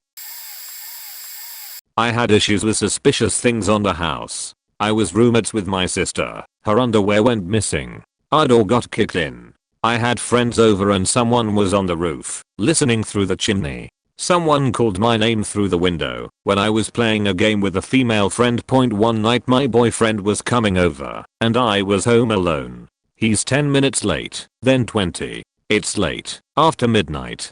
I call and leave a message about how I hope he's okay. I'll see him soon. There is a knock at the door. She's been crazy and I don't have a peephole, so it's been a deep habit to call through the door, even in the middle of the day, or I'm expecting someone. I put my hand on the lock. Boyfriend? Is that you? No. Answer. Knocks again. Hey, who is it? Knocks. Again. Seriously. Who is it? Knocks and the phone starts ringing in my other hand. Caller ID says it's boyfriend. Huge wave of relief. I still have my hand on the lock and start turning it. Hey, just wanted to let you know I can't make it. Got a flat tire. Sorry. Okay. So who the fuck is outside? Triple lock it. Checked all the windows again. Went to bed with a knife. So one night after a long day at work I came home to find my cat missing, which of course prompted a deep search. He wasn't in any of his usual spots, so after a clean sweep of every room he normally had access to, I decided to check the garage. It was otherwise off limits to him, but maybe he had slipped past me on my way to work. Seemed plausible. On my hands and knees, I peek through the dimly lit piles of stacked cardboard boxes and old furniture, and then I see him. He's motionless, but I recognize his smoky gray coat. He had positioned himself deep into this labyrinth of crap we had accumulated, so the rest of him was kind of hard to make out. He was just out of reach, so I had to get on my stomach and sort of army crawl underneath some chairs to get him, but as soon as he was within reach, I quickly placed both hands on either side of him and simultaneously pulled him closely toward me. I very quickly realized however that this was not my cat, but an angry, hissing opossum. I have never in my life experienced such sudden, intense terror. I essentially jumped out of my skin, crashing through the piles of junk above me, like they weighed nothing. I opened the garage, went inside and found my cat sitting in the middle of the kitchen staring at me. No idea where he was hiding. I was visiting my mom at my childhood home when quarantine started, and she lived in a, then, hotspot. We are catching up and having a few glasses/bottles of wine and she goes to bed around 10 p.m. I was still a bit jet lagged from my current city, so I stayed up a bit after her due to the time difference. At around 12:30 a.m. there was a knock on the door. We're deep in the suburbs, my dad is out of the picture, and my brother lives far enough away that he wouldn't drop by without notice, especially in the middle of the night. The front door was Forkswood/fiberglass with glass inserts that gave you an idea of who was outside, but you couldn't get a good look without the person at the door seeing you as well. So here I'm drunk, disoriented by being in a different place, my marathon of the nanny interrupted, trying to figure out what the hell to do with this large mass at the door that I can only see by hiding behind a corner. I finally give up and wake up my mom, and that saint of a woman got up and answered the door. Turns out it was the police looking for my post ad, as that was his last known address, to serve him with a warrant.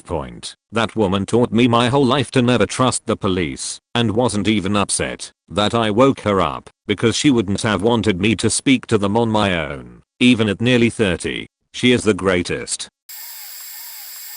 Not alone, but living outside of my home country with my girlfriend. One day she read a news about the city we were living in, that the cops found a place outside town where they found a torture chamber and also lots of fake police equipment and uniforms, meaning that people were acting like police and tortured people. This made us a little bit scared because we both never heard of anything like that. The next day we hear the apartment storing, but totally unexpected. I asked who is it and heard it's the police. My heart stopped. The first thing I thought to myself was this is them fuck we're screwed. I asked what happened and they answered open the door please. We need to do something inside. They wanted to go inside the apartment building. But then I thought I can't let them in. If they get to our apartment door, they'll have both me and my girlfriend. So I just told my girlfriend keep your phone on. They said they are the police. And alone left the apartment to open the door of the building manually because I thought that this way they would only get me and my girlfriend would be safe. They went inside looking for someone's apartment. Said goodbye to me and I went back to my apartment. Nothing happened. At least not to us. Probably they were real cops, but that doesn't let me think about how faking coincidence was this happening for the first time in my life. But yeah, I thought I was done, so the trip to the building door had me passing a movie on my head. TLDR. One day I read a news about fake police probably torturing people. Next day there was cops on my door, and I thought they were the fake ones and thought I was going to die. It was the summer after my senior year of high school. It was around 2 PM on a sunny hot day, and, naturally, I had just woken up about an hour before after a long night of gaming with friends. It is important to note that I come from a sizable family, and while my older siblings had already moved out by that time, I still lived with my parents and 3 younger siblings. What I did not know was that they had all recently left, one after the other, and that I was actually home alone. The story begins in earnest with myself back gaming again, World of Warcraft I believe, with music blaring in the background. I was in the middle of a lengthy quest when suddenly, I hear a loud bang from somewhere in the house. I paused my music, but only to listen closely. It was the middle of the day, and, with such a big family, it was not uncommon for there to be all sorts of noise. I was suspicious, but I did not hear anything else. So I continued to play, albeit without music this time. My room was at the end of the hall on the 2nd floor, and as such would have been one of the last stops in a figurative tour of our home. Privacy can be lacking at times when you have a large family, so once I finally had my own room, it was not uncommon for me to lock my door so no one could come barging in. That day had not started out much different than many others before it, and so my door was locked. The next thing I heard was someone who was still wearing shoes moving around outside my door. They fiddled with my doorknob for a second and then let go, presumably because it was locked. I had gotten up at this point and began to move towards my door, thinking it was one of my siblings who wanted in. That was when I heard a voice I had never heard before. Turns out it was not a family member waiting outside my door, but instead 2 unknown men who were in the midst of robbing our home. Apparently that loud bang I had heard before was actually them breaking in. Until this point they had been quickly moving from room to room looting what they could before arriving at my locked door, and thus, their conundrum point. I suppose the voice was them discussing what to do next, but who can say? All I know is that I did not have much time to react before the burglars had kicked in the door. They were dressed in black and wearing masks. I had no time to call the police or even to arm myself before they were upon me. The burglars moved through my broken door and we engaged in a short fist fight right there in the entrance to my room. Thankfully there was a tight corridor right when you entered the room that formed an L shape. This would prove pivotal in allowing me to fight off these 2 men as they were unable to surround me.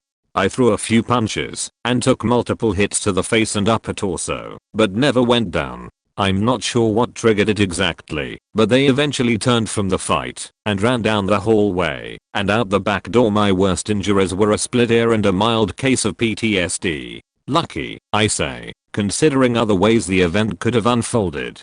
They were never apprehended. Background: I was 12 and had untreated anxiety and depression. This was the first major delusion I ever had. Sorry for grammar. Okay, so I was home alone, and it was probably 9 and really dark out and all the lights in the house were off. My mom was still at work and my dad was on a business trip out of state. I was in my room, 2-story house with basement. My room was on the 2nd story, probably watching YouTube. I heard the front door open downstairs, so I assumed my mom was home. I walked over to the steps and leaned over the railing and yelled "Mom" down. No response and I saw all the lights were still off. After a few seconds I heard a voice in my ear saying here. I ran to my room and jumped onto my bed, crawling to the corner closest to the wall. I started to have a panic attack and cry. I started spamming my best friends a message. As I was doing that, I started hearing footsteps really loud from downstairs and everything started getting really dark. My friend didn't know what to do, so I started texting my mom. I was too scared to call because I thought someone was listening. She started freaking out, said not to move, to lock my door, and that she was on her way. I was crying and rocking back and forth. After like 15 to 20 minutes of this, I heard the door open again and my mom yelling my name. I unlocked the door and walked over to the top of the steps. I saw mom and ran down and hugged her. She kept saying no one's here. Nothing looked different and all the lights were still off. None of it was real. My brain made it up. I thought it was a ghost at the time, lol. This happened about 10 years ago, and I don't really tell people this story because I don't want them to think I'm crazy. I was house sitting my parents' house in LA while they were on vacation in Houston. It's around 6 p.m. It was around October, so the sun was setting early. I was in the kitchen washing dishes and walked away from the sink to turn the kitchen light on. That's when I heard something underneath the kitchen sink.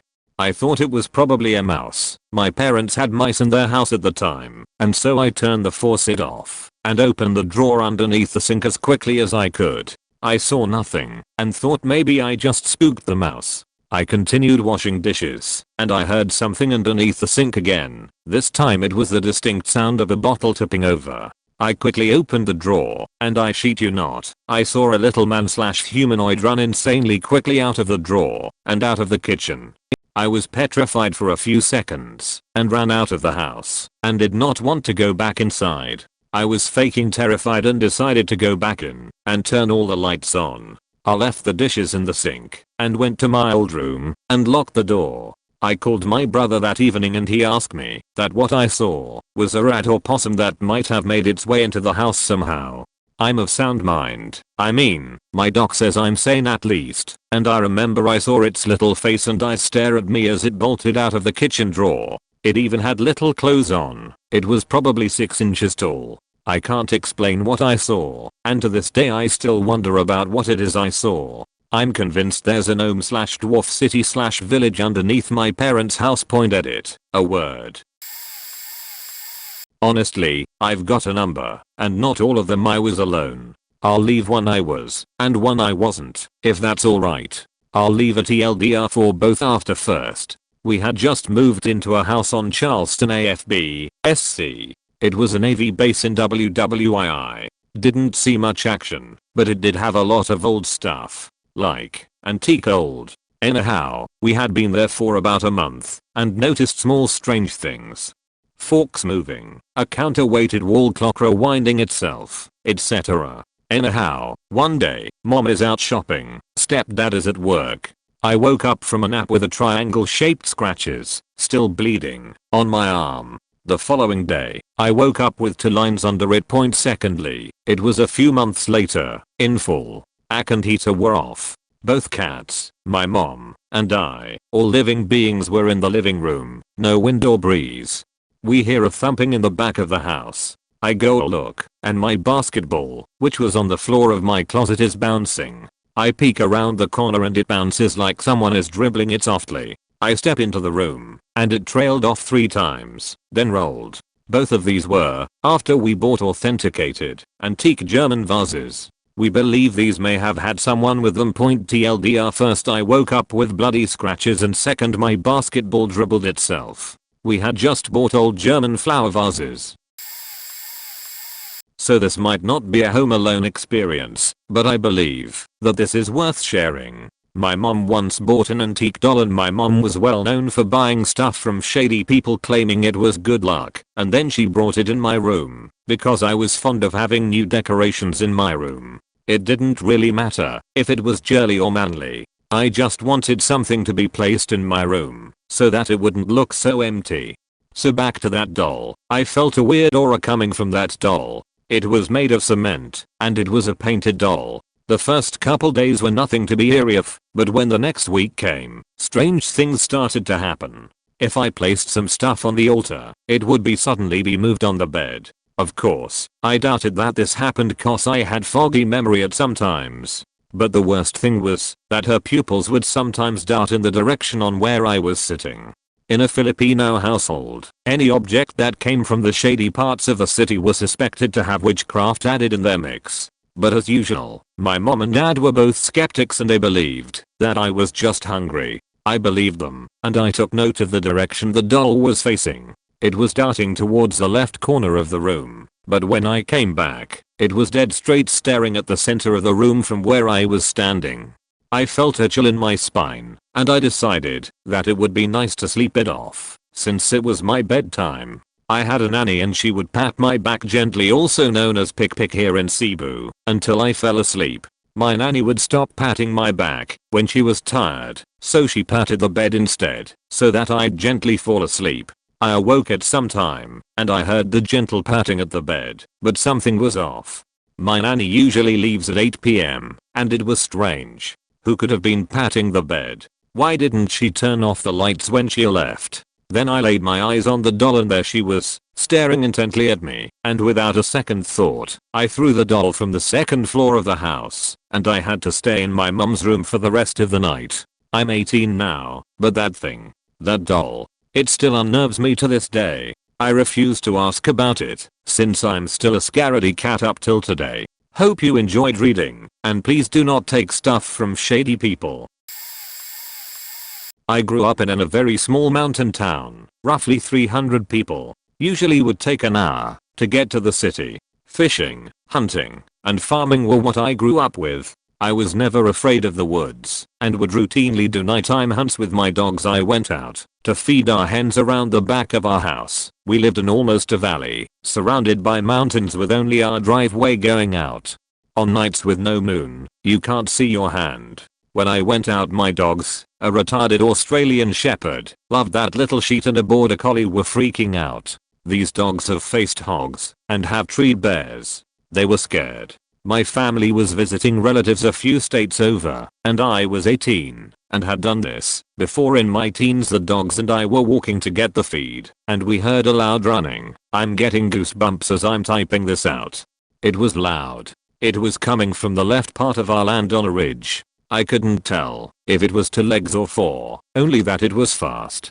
Dogs bolted, I bolted, and we got in the house. I went back out, had a 12 gauge with buckshot. It was too damn dark to be precise with a rifle. I heard a scream. It was like a woman dying. I've heard mountain lion before, but this had a vibration to it that went through me and ran my blood cold. I don't know what the hell it was, but it scared me. We didn't have AC, and I heard it again a few hours later, and it was a lot closer. I shut all the windows, turned on all my outside lights, and went to the attic. We had a little area that had windows on all sides, and I was terrified. Luckily nothing happened. I fell asleep after the sun came up. A year later, Nikki, the border collie, was ripped apart. I don't know if it was a bear, a lion, or what, but we finally moved. That place was faking scary. I remember a friend of mine who stayed over one night said he heard a horse trotting up the driveway, and he said it sounded like it was laughing. I hated that place. There was some legit evil there, and I don't go back. A couple of years ago, I lived in a 2-bedroom / 2-story condo where the guest bedroom had one of those sliding glass doors where you can put some sort of bar or stick as an extra lock. It was a usual weeknight. Got ready for bed and ready to unwind by cruising the internet when I hear a knock. I didn't think anything of it, even though my neighborhood at the time was pretty quiet. Few seconds later, the knocking sound becomes more apparent and frequent. I completely freak out and run into the closet to call the police, and I'm barely able to catch my breath. I stay in the closet until I literally see the lights from the patrol car and the cop's flashlight. I think he was checking around. Cops come to my door. Usual questions. Take my DCT and obviously want to check the house. They go upstairs, and he tugs on the sliding screen door a few times to make sure it's locked, and it makes this knocking sound, in which I react and say that's the noise I heard. He goes outside and obviously no one is on the small balcony. We go back downstairs so he can check my IDECT, and as he's doing that, we hear a knock that came from the kitchen. We both kinda give each other a look and he says nothing of it. The cops leave. Another knocking sound from the kitchen behind me, and it turns out it's the fridge. I opened the door and water everywhere. I guess the frequent knocking sound I heard was the freezer going out. I was so embarrassed, but at the same time so relieved, because I swore it was someone trying to get in. TLDR, I called the cops on my freezer, because I thought it was breaking into my condo. This will get lost in all of the comments, but when I was 11 or 12 my family lived in the middle of nowhere. To put it into perspective, our closest neighbor was a little over 2 miles away. Back then I would get home first, then my brother on his bus, and finally my parents at around 6 or 7. Whenever their work day was finished, this particular day I had gotten home around 4, a little earlier than normal. I got off the bus and went inside the house and straight to the kitchen to get a snack. Right next to our fridge was a big panoramic window where you could clearly see our entire backyard. Again, this was the middle of nowhere, so there was about 1 whole acre of a field of grass surrounded by trees. When I looked out I saw what I swear was my neighbor in the middle of my backyard, holding my dog by his neck, and stabbed him. He took my dog and carried him over to his truck just at the tree line in the back of our property and took off. Apparently my dog had gotten out of the pen one night and ran just over 2 miles both ways, just to kill a couple of my neighbor's chickens. He told my parents it was done humanly, and that he had the right to do it. My mom was so heartbroken over the news that I didn't have the heart to tell them what I saw that day. It was better to let them think that he had a better death. I'm not sure about if this is even terrifying, but I've never recovered. I was 13. Never liked Halloween or big on candy. Dad always worked late, so my mom would take my sister and brother out, and I would stay home and play video games. Well, I loved cantaloupe, and I'd eat it like a greedy teenager and take huge bites from the banana shaped cuts my mom would prepare. Well, this last bite got away from me and slipped straight down my throat. First I felt like I had 50% breathing capacity, so I tried to fish it out with a fork I was eating with. FML, I was stupid. Now my breathing is down to 10%, so I start thinking I'm gonna die on fruit with my PS1. I could still breath, just not very well at all. I still don't know what to do. I try to stand up and immediately lose my forward balance and crash into the giant wooden coffee table in front of the couch. I hit it with enough force it literally gave me the little hemorrhage I needed, and the cantaloupe came shooting out. I freeze for a second and try to process what happened. Then I do a quick victory fist pump into the air and start swearing at the cantaloupe. I pick it up, cut it up into as many pieces I can, then throw it away with the rest of my plate. I was so embarrassed I didn't tell anyone in my family about it. It's been 22 years. And yeah, I still don't eat cantaloupe. I wasn't alone, but in a moment of panic, I thought I was for backstory. As a child, I was terrified of being kidnapped by aliens. When other kids were having their parents check the closet and under the bed for monsters, I was laying awake afraid of UFOs and medical experiments. By 15, I was over it. Mostly. So I'm in my bedroom playing video games. Normal night. Quite suddenly, I hear an unfamiliar noise, distinctly an engine, but not one I recognized, descend on my house from the sky. And whatever it is, it's hovering over the street outside my house. I'm not prone to panic by this age, so I go cautiously approach the window to investigate. And as I get to the window, bright white light floods my bedroom. Just like goddamned aliens. So now I do panic. I flee my room. I don't even grab shoes. I get to the living room, and everyone in my family is gone. Nothing is turned on, no lights, no TV. There's a flying machine hovering over my house. White light flooding in through the windows. Missing family, no electricity.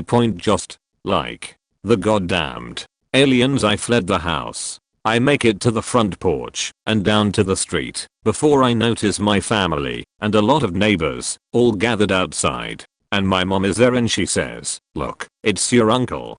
I look up. City police helicopter. My uncle used to fly the helicopter for my city's police department back then. He had decided to buzz our house for fun, and I had panicked, thinking the aliens had finally come for me. I played it off in the moment and didn't tell my family the truth for over 20 years. They thought it was hilarious. When I was 16, my parents left town for a couple weeks, leaving the house to my 18-year-old brother and myself. The timing was perfect, because their trip coincided with the import of some goodies into a country where goodies were highly restricted. Needless to say, it was quite the treat. Our house became pretty popular that first week, and the plan was we would clean everything up the night before they got back. About a week in, I wake up to an empty house. Make my way downstairs and the phone rings. I pick up and hear, "Good morning, sir. This is Officer Jones. We have been hearing complaints about your residence. Claims from excessive noise to underage drinking and drug use. I want to advise that a team is currently en route and will need to perform a thorough search of the premises. Do you have any questions?" Me, UHM, "No, Officer Jones. Thank you, and we'll see you shortly. Goodbye. I look around at the bottles and trash everywhere. Oh fuck, the goodies. I immediately imagine 20 K9 units storming through my front door, tearing through my house, and barking loudly when they found what they were looking for. Through the wave of fear and anxiety that is crashing against me, I grab a trash bag and start tossing everything in it. I fill 3 bags up and throw them into this shed in the back. I know, I fully get how not good of an idea that is now. I run back inside and look around at a decently clean house. The goodies. I run upstairs and grab the bag and start freaking out about the onslaught of dogs that are on the way. I'm freaking out about smell. Should I flush it? That sounds like such a bad idea. I run downstairs and grab a jar of peanut butter. I open it and shove the bag in. I cover it up and put in the far back corner of the pantry.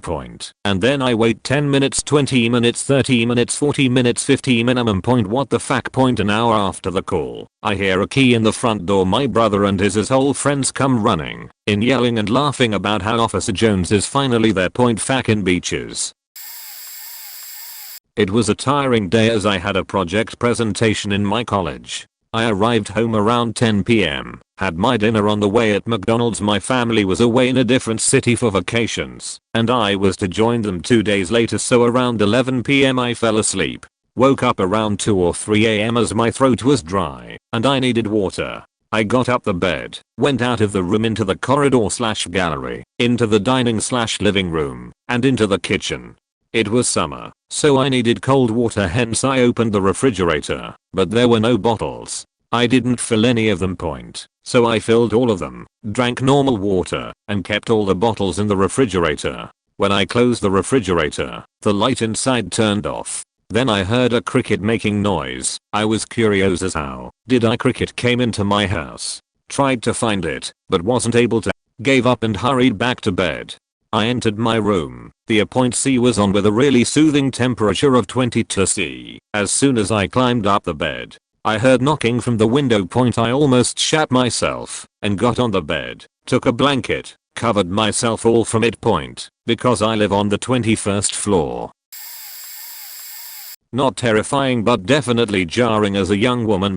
I was in college living off campus. My room was basically a converted living room, complete with a door that exited to the street. Our place also had a second door through the back of the kitchen. Think of a townhouse setup. I'm lying in bed one night trying to fall asleep when I hear an insistent knocking at the door in my bedroom.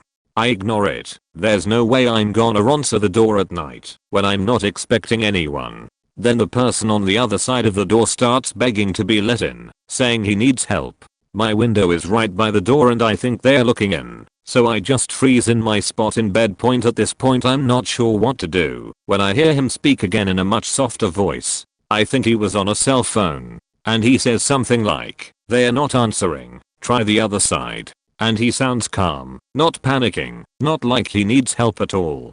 So now I'm hearing a second set of knocking from the kitchen door. I'm now quietly freaking out because there are at least 2 people trying to get into my apartment through different entrances. And all my dumbass can think to do is pretend I'm asleep and not move. Eventually they moved on to my neighbor's place. They also didn't answer the door, and I stopped hearing them after that. I still regret not calling the cops.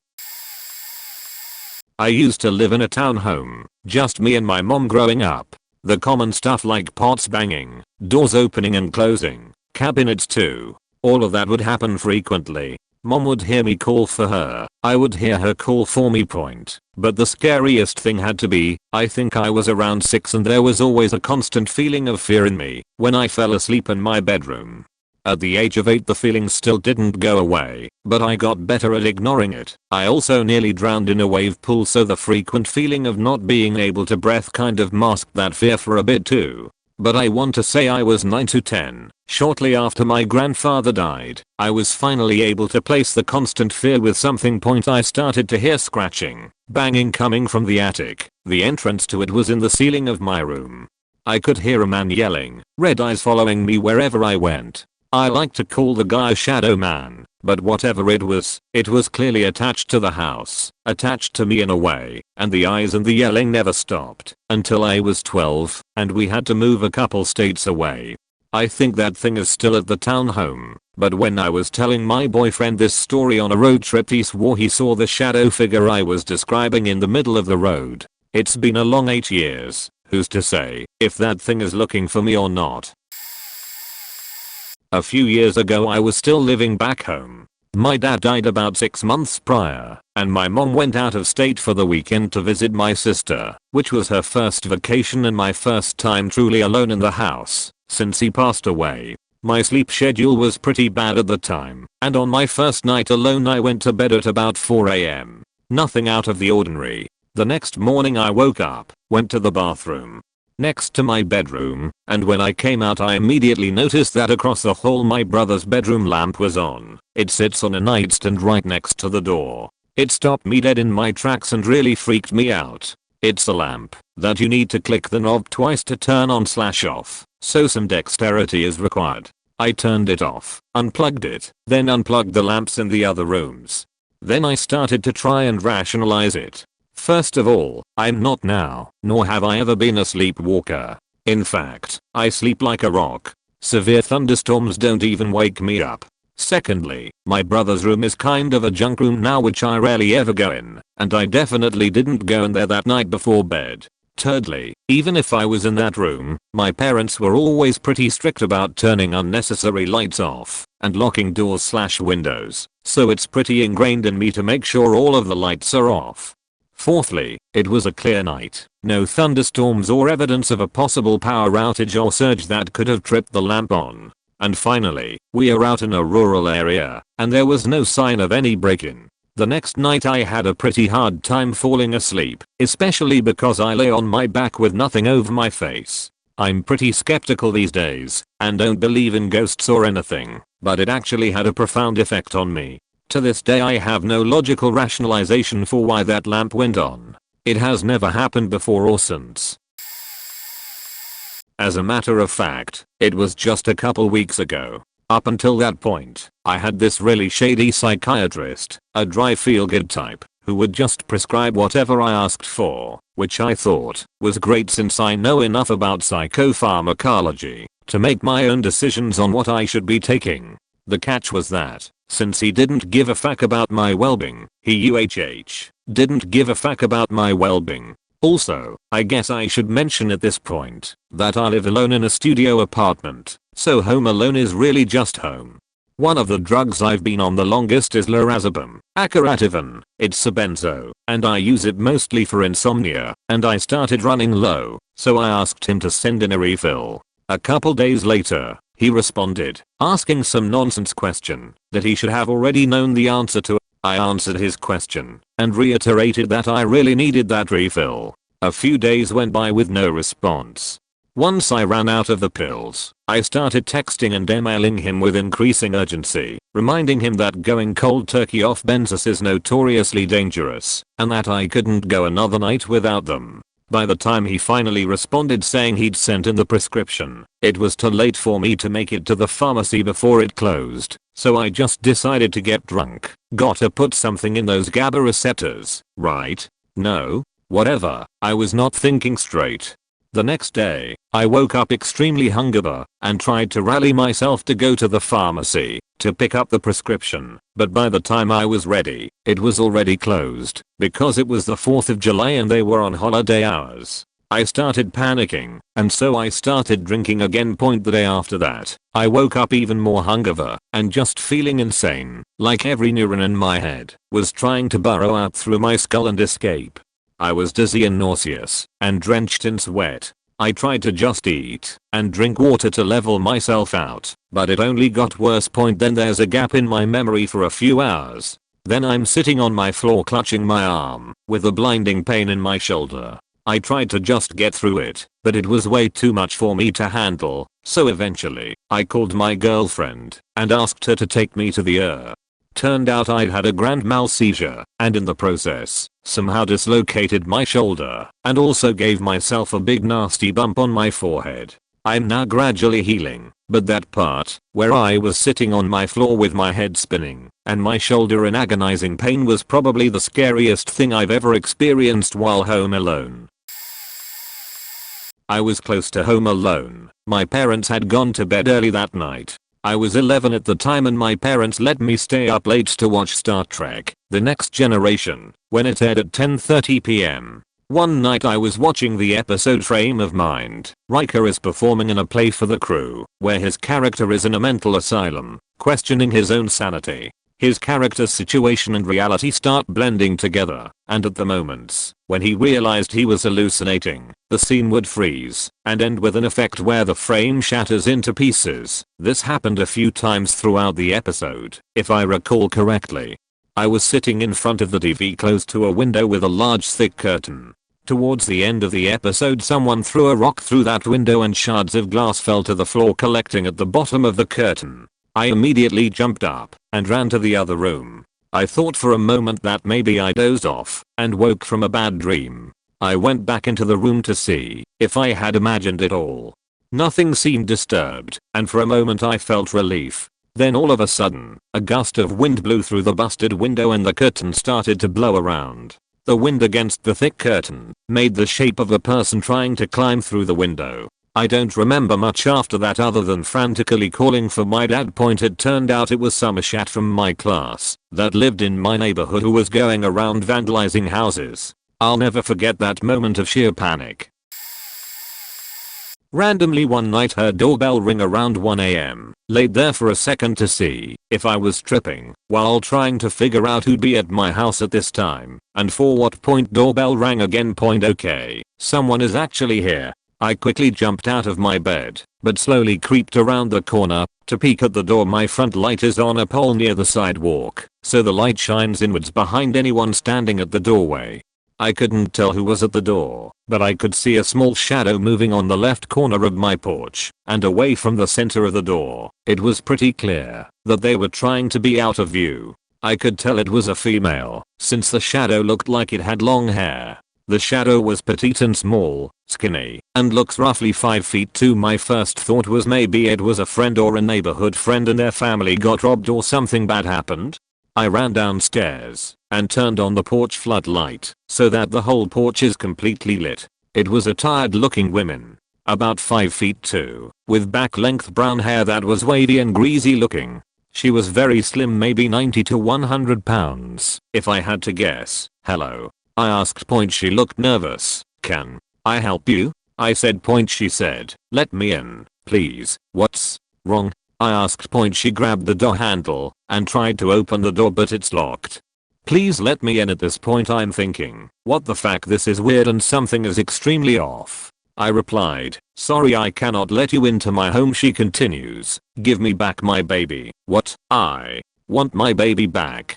Give me back my baby. Sorry, but what are you talking about? I don't have any babies. I dropped off my baby here earlier. I'm here to pick up my baby. Please open the door. This whole time she's looking extremely nervous and anxious. I said again, I don't know what you're talking about. There is no baby here. You've got the wrong house. Sorry. Out of nowhere 4 police cars pull up in front of my house. I believe the bright lights on my porch caught their attention. Police cuffed her and sat her down on the sidewalk for maybe 30 minutes. I just watched from inside my house, but didn't come out. I couldn't hear what they were saying. I was ready to answer any questions if the cops came to the door, but they never did. I don't know what happened or what she did. They took her away, and that was that point. It's kinda of scary. Things that ran through my head. What if I had opened the door for her? Who is she? And what the heck did she do? Was she on drugs? Or what the heck was that? What if she has some grudge against me? My sister was also there and watched the whole interaction from upstairs. Okay, so this happened around 10 to 15 years ago. Backstory. My family, just moved to new home at a gated community. This was the same time when my city was dangerous with drug lords going nuts. So my parents went on a trip for the weekend and left my little brother and me back home feeling safe inside the gated community. We've been living here for a couple of weeks now, so I had a friend come over and we started drinking pretty much everything on my dad's bar. We were around 13 years old. I remember talking to my parents around 8 PM. We were drunk by then, so we decided to go and walk the alcohol off. It might have been a minute walk or an hour walk inside the community. Honestly, I have no idea. First flashback. This guy comes running towards us screaming they wanna kill me or something like that. This guy was really scared. I remember that. I have no idea what I said, but I remember running back home and closing all windows doors, so it felt like a bunker to me. Next thing, I wake up hearing a waterfall or a super heavy rain. It was summer and it's not rain season in this area. So I look out the window, not a single cloud. I feel a hammer inside my head. I go back to bed and still hear the water. My mind was telling me, dude, you are highly intoxicated, probably imagining the sound, just sleep it off. Time goes by. It's day now. My little brother enters my room screaming, what the hell did you do? Who did you invite last night? I was confused. I only had one friend over. He goes, look right there. Pointing to the balcony. There's this stranger wearing nothing but a black jacket. We freaked out. I went from drunk to sober in a split second. We called the gate security, the cops and my parents, just to let them know what happened, but that the situation is under control. It was around 7 AM.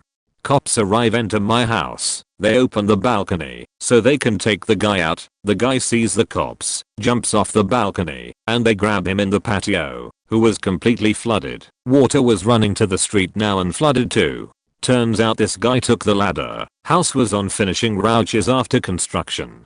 Climbed to the balcony, pushed the ladder and hit the water pump installation and broke it. This was a waterfall. We heard water pressure. Was insane. Next thing, a phone call from my parents. They're flying back home. I needed to pick them up at the airport around 11 AM. I can barely move now. 2 weeks later, the drunk guy was at the gate. He came to apologize. I was 18 and barely knew my cokehead neighbor across the door from me in my apt building. He was in his 40s. He had a tendency to have much younger folk over in their 20s, likely for the drinking and coke use. I had just adopted my dog, so she still slept in a crate at the end of my bed. I woke up at around 6 AM Sunday morning to my new to me dog just losing her sheet in the crate.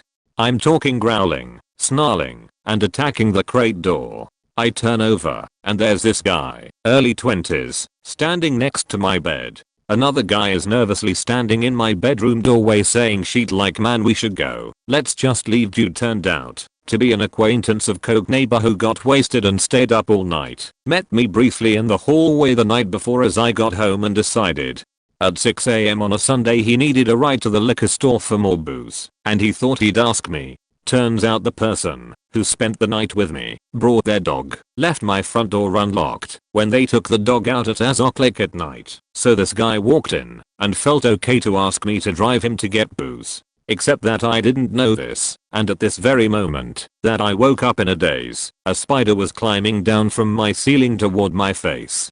So I wake up to chaos intruders and hear him point above me and go, there's a spider. As I notice a spider falling on my face, I managed to grab the machete I kept under my pillow and told him to go or I'd call the cops while avoiding ceiling spider. His friend convinced him to leave when I threatened to let my dog out after apologizing, but it was too goddamn much to bear. Never invited that friend over again.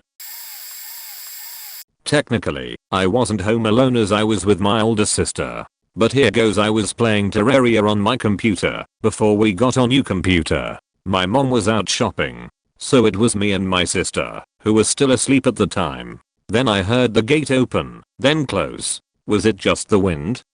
I wondered. I thought nothing of it. I heard some talking from a male voice. Again, I thought nothing of it because it could just been from the sidewalk.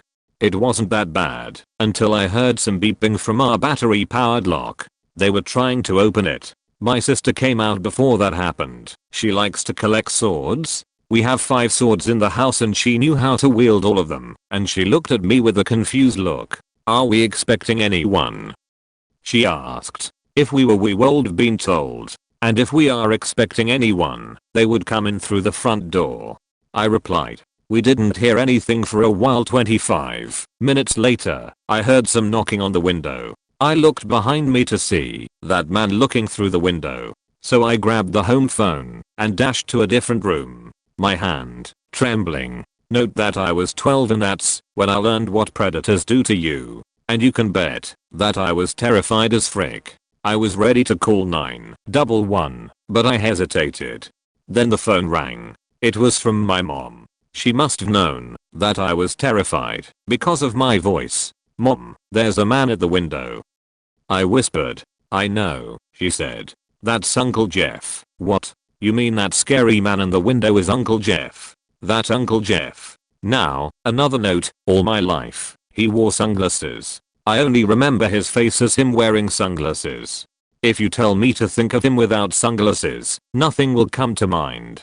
I didn't know that was Uncle Jeff. A good thing I didn't call the police on him. Apparently my mom forgot her wallet at home and asked my uncle to get it since he was in between the store my mom was at and home. So that happened. After I gave him the wallet and left, my sister came from behind me and handed me one of her swords. "You were a bit late there, sister. But perhaps it's for the best. TDLR. Almost called the police on my uncle, who was retrieving my mom's wallet."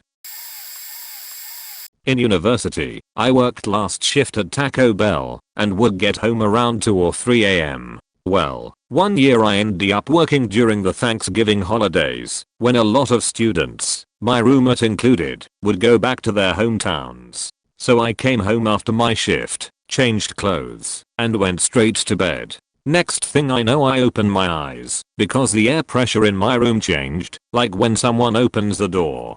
I don't move, but look at the door and there are 2 figures wearing hoodies standing in my doorway. I tensed up, but laid there motionless, and they slowly and quietly shut the door. Now, my mind is racing. Was that my roommate? No, he doesn't wear hoodies. Maybe his friends? No, they wouldn't go into my room. My friends? No, they'd wake me up. To complicate matters, my roommate was an avid history enthusiast, particularly the Civil War, and not only was, and is, one of very few people who make reproduction uniforms, but also collected guns, knives, etc. from that time period. So I know beyond my door are guns, though luckily I think they all require some sort of skill loading them. I waited a tense 30 seconds before I threw my door open, not knowing what to expect, and thankfully they were both gone. Front door and sliding door both wide open. Turns out our apartment complex, and the others nearby, were being targeted by thieves who were breaking in during the holidays and taking stuff. And one other thing. They had turned my shower on. I'm guessing they did it to see if there was anyone home, since my bedroom door was closed. I told this to the police and they did not believe it at all.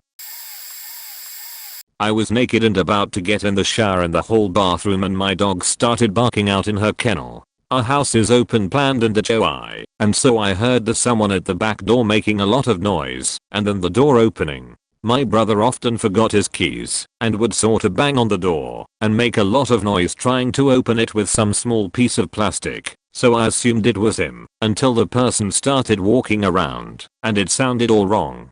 I had my phone, so I texted our group chat to see if any of my family members were home. ATM, but they were all at work and school. The intruder walked down the hall towards the bathroom door, entered each bedroom, and found the master. I heard him in my parents' room jangling the door of my dad's gun safe, and I dialed 911. The phone was very loud and the dispatcher basically boomed, "Hello, this is 911, or whatever they say, I can't remember," and I immediately hung up. But the guy must have heard it, because he ran out of the house, leaving the door open.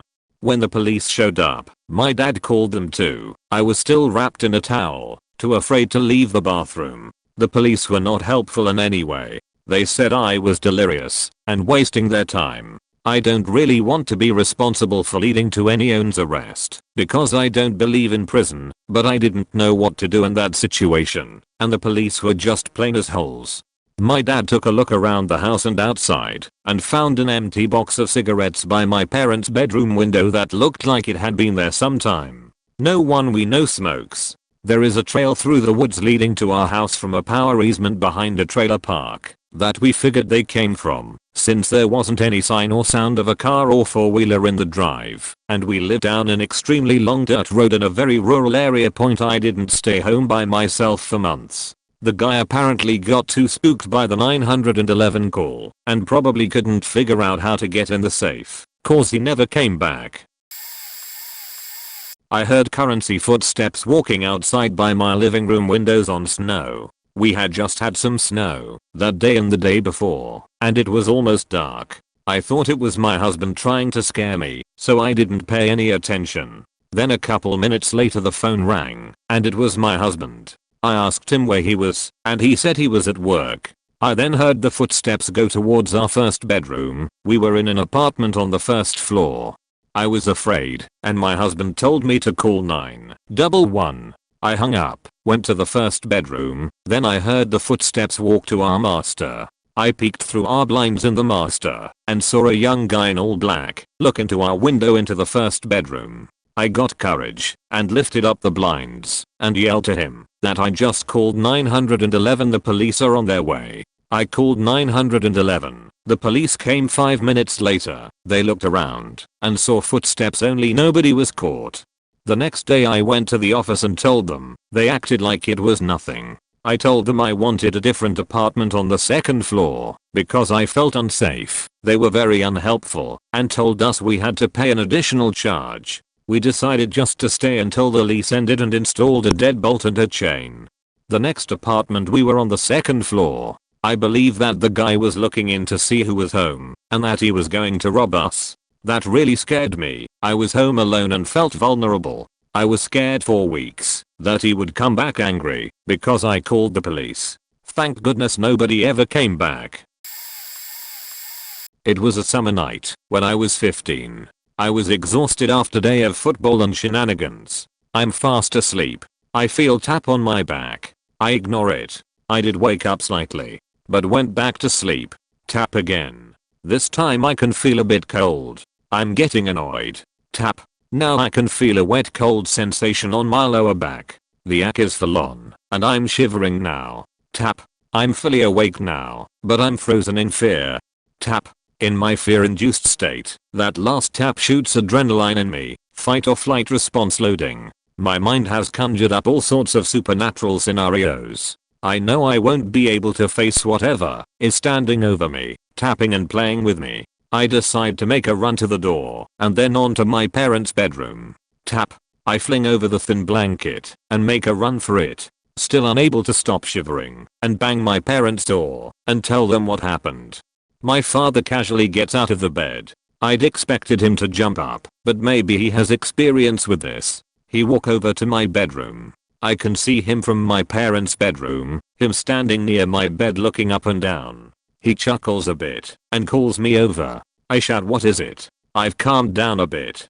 "Come over here, there's no ghost." I do trust him. He's my father. Or is he? No, yeah, he is. He points toward the wet spot on my bed. He points to the wet dripping spot in the ceiling. Things click. I was blue with fear a few moments ago, now I'm red with embarrassment. He can't stop laughing. I head towards the spare room, climb into the thoroughly checked dry bed, and I spend the rest of the night staring at the ceiling. I'm going to kind of cheat. I was a kid, and my stepdad, the real adult in our house, was at work. My mom, sister, brother and I were home alone. My mom was on the couch. I was letting the dog out. For context, we lived in Hurricane Central. We had the frames that house your shutters installed over windows, and the sliding glass doors. For more context, I hate snakes. Like, really hate them. And the entire time I lived in HC, those suckers managed to find me. Frequently. One of the many reasons I'll happily remain a Yankee. So, anyways, it's bedtime, and I'm about 15. My dog is ready to come in, so I traipse out to the screened-in porch to let him in. On my way back through the sliding glass door, I feel a plop on the top of my head. I distinctly remember thinking that's odd. Wonder what's up there? Before reaching up to feel what had fallen on my head, I feel a slick, almost slimy, and warm skin under my fingers. Snake. I knew it was a snake. It must have fallen off of the shutter frame onto my head. So I scream, "Natch!" a lot. And loud. This startles my mother on the couch, who starts to scream as well. She started out sitting, and by the end of our scream fest she was trying desperately to climb the back of the couch, clutching a blanket she had covering her lap, but wasn't having much luck due to the wall behind the couch. While mother and I were screaming, my little sister, 13 or so, heard the commotion and, for some reason, decided it was in her best interest to tuck a towel into the crack of our bedroom door and jump into our bunk bed so that she can hide under the blankets. In her haste, she lunges a little high and gives herself a pretty good goose egg on her head. She hit the bottom of the top bunk going full speed. Back in the living room, I have finally managed to scream enough that the hitchhiker on my head jumps off. It wasn't a snake. It was a frog. I'm typically not scared of frogs, so I calm down. Tell mom it's just a frog. She is confused and a little hoarse from the screaming. I catch the frog and releases him back into the world of our porch. My sister wanders out to hear what all of the fuss was about and grabs some Tylenol and an ice pack. All three of us were finally having a good laugh about it when we hear crying coming down the hall. Like the loud, hysterical cries of my 6-year-old brother. He looks at us like we are crazy and yells, "I thought you got killed. You woke me up." And that was how a frog managed to turn my house into some sort of comedy sketch that somehow didn't end with the neighbors calling the cops due to the massacre. I'm sure it sounded like we were enduring. It was my senior year of high school. I had finally made some good friends and used to clog up my parents' landline and just stand outside on the phone talking away. We had a ranch-style house with a fairly long driveway, and across the street from my house, and the whole block, was one giant field. There was a mansion that a local doctor owned far back in the field. Just trying to paint a picture of what everything looked like, but more or less, if you stood on the driveway to my house looking across the street, there was nothing but empty field as far as you can see. At the end of the driveway was our mailbox, which stood next to the only street light on the block. One night, I was standing at the end of my driveway talking on the phone to a friend, and my mother kept popping her head out the front door complaining for me to get off the phone and come inside, as it was late. Me being a teenager, I gave her the "give me 5 minutes" line multiple times, and kept talking. I remember complaining about her to my friend, how she was annoying me, etc. At some point, I started hearing my name being called again, only this time, it was more of a loud whisper, like when you are quietly trying to get someone's attention. I distinctly remember saying to my friend something along the lines of, "Oh my god, she's yelling at me again," and kept talking. A few moments later, I heard my name being called again. Ignored it, kept talking. Again a few moments later, and also heard "come over here." I turn around and realize the front door is closed. I know I thought it was odd, but not enough that it really registered, so I said bye to my friend and headed inside. I get inside, and my parents had just gotten in bed. I complained to my mom that she didn't have to keep yelling at me, she could have just allowed me to finish my call, etc., to which she responded that she hadn't stuck her head outside in like an hour. Cut 2 hours later, it was around 2 AM, and I was in my room watching Evil Dead. Big horror fan here, and I got up and headed to the kitchen to make some ramen. My mom, who had heard me in the kitchen, yelled at from the bedroom to make sure the front door was locked before I went to bed. I walked out of the kitchen and headed to the front door, making sure it was locked. The front door was one of those that had an oval of frosted glass in the center, so that you could look through it clearly in tiny sections. Others were frosted so you couldn't. Anyway, I did what I normally did, and looked through one of the tiny clear sections and habitually looked at the street lamp at the end of the driveway. Kind of like when you go to close the blinds, you habitually look outside as you do so. However, I couldn't see the street lamp. For a split second I thought maybe the light had went out, until whomever was standing on the other side of the glass moved to the side. I faking hightailed it to my parents' room, waking my dad, and telling him what had happened. He got out of bed with my mom, grabbed a bat, and went outside to check. They didn't find anything, had turned on all the lights, nothing. Creeped out, I go to bed. Next morning, I wake up and head to my car for school. The driver's side door was slightly ajar. Figured I had just moronically left it open or something the night before, and just got in and went to school. School ends. I get home to find a police car in my driveway. Apparently, someone had broken into a garage overnight and stole all my dad's tools and anything else of worth. Not only that, the person had robbed several other homes on our block over the course of the past week. Scary as fact to realize that whomever it was literally hiding somewhere around my house, baiting me while I was on the phone, and then hours later was still outside looking in through the front door. One time when I was 14 I got home from school, and since my brother got off after me and had to be picked up, usually I was alone for a bit. I hopped in the shower, and as I'm washing my hair, I could swear I was hearing noises that sounded like someone walking around in the house. If you've ever lived in a house with antique wooden floors, you'd know the different noises I'm talking about because you learn what areas in your house make the specific squeaks and groans. It was 100% someone walking around the hallway/living room. I called out to see if maybe my mom had come home early with my brother or something, but there was no response. I go back to showering, and maybe 30 seconds later I hear it again. This time I cut the shower off, put my robe on, and peeked out into the hall, but didn't see anyone. What I did see, however, was a massive puddle of dirty water on the floor directly under the attic door. I went over to inspect it, and it was definitely made by something wet and dirty. It had bits of grass and debris in it which wasn't originally from the floor, because it was basically spotless everywhere else. There was no water leaking from the attic door. The ceiling and door were bone dry. I checked all the doors. They were all locked.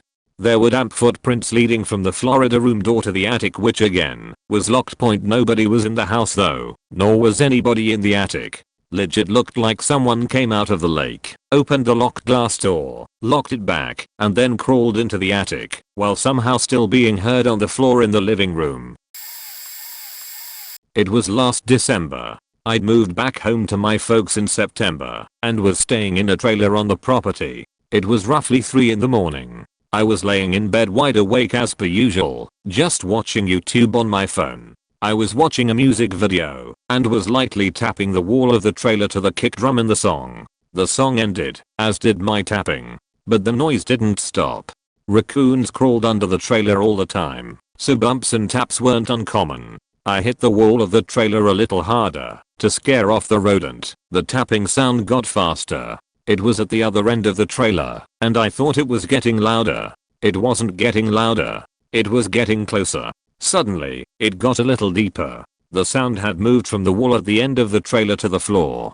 Nope, fuck that. I bailed towards the door as quick as I could, and ran to the house. The house was empty that night except for my mom's dog.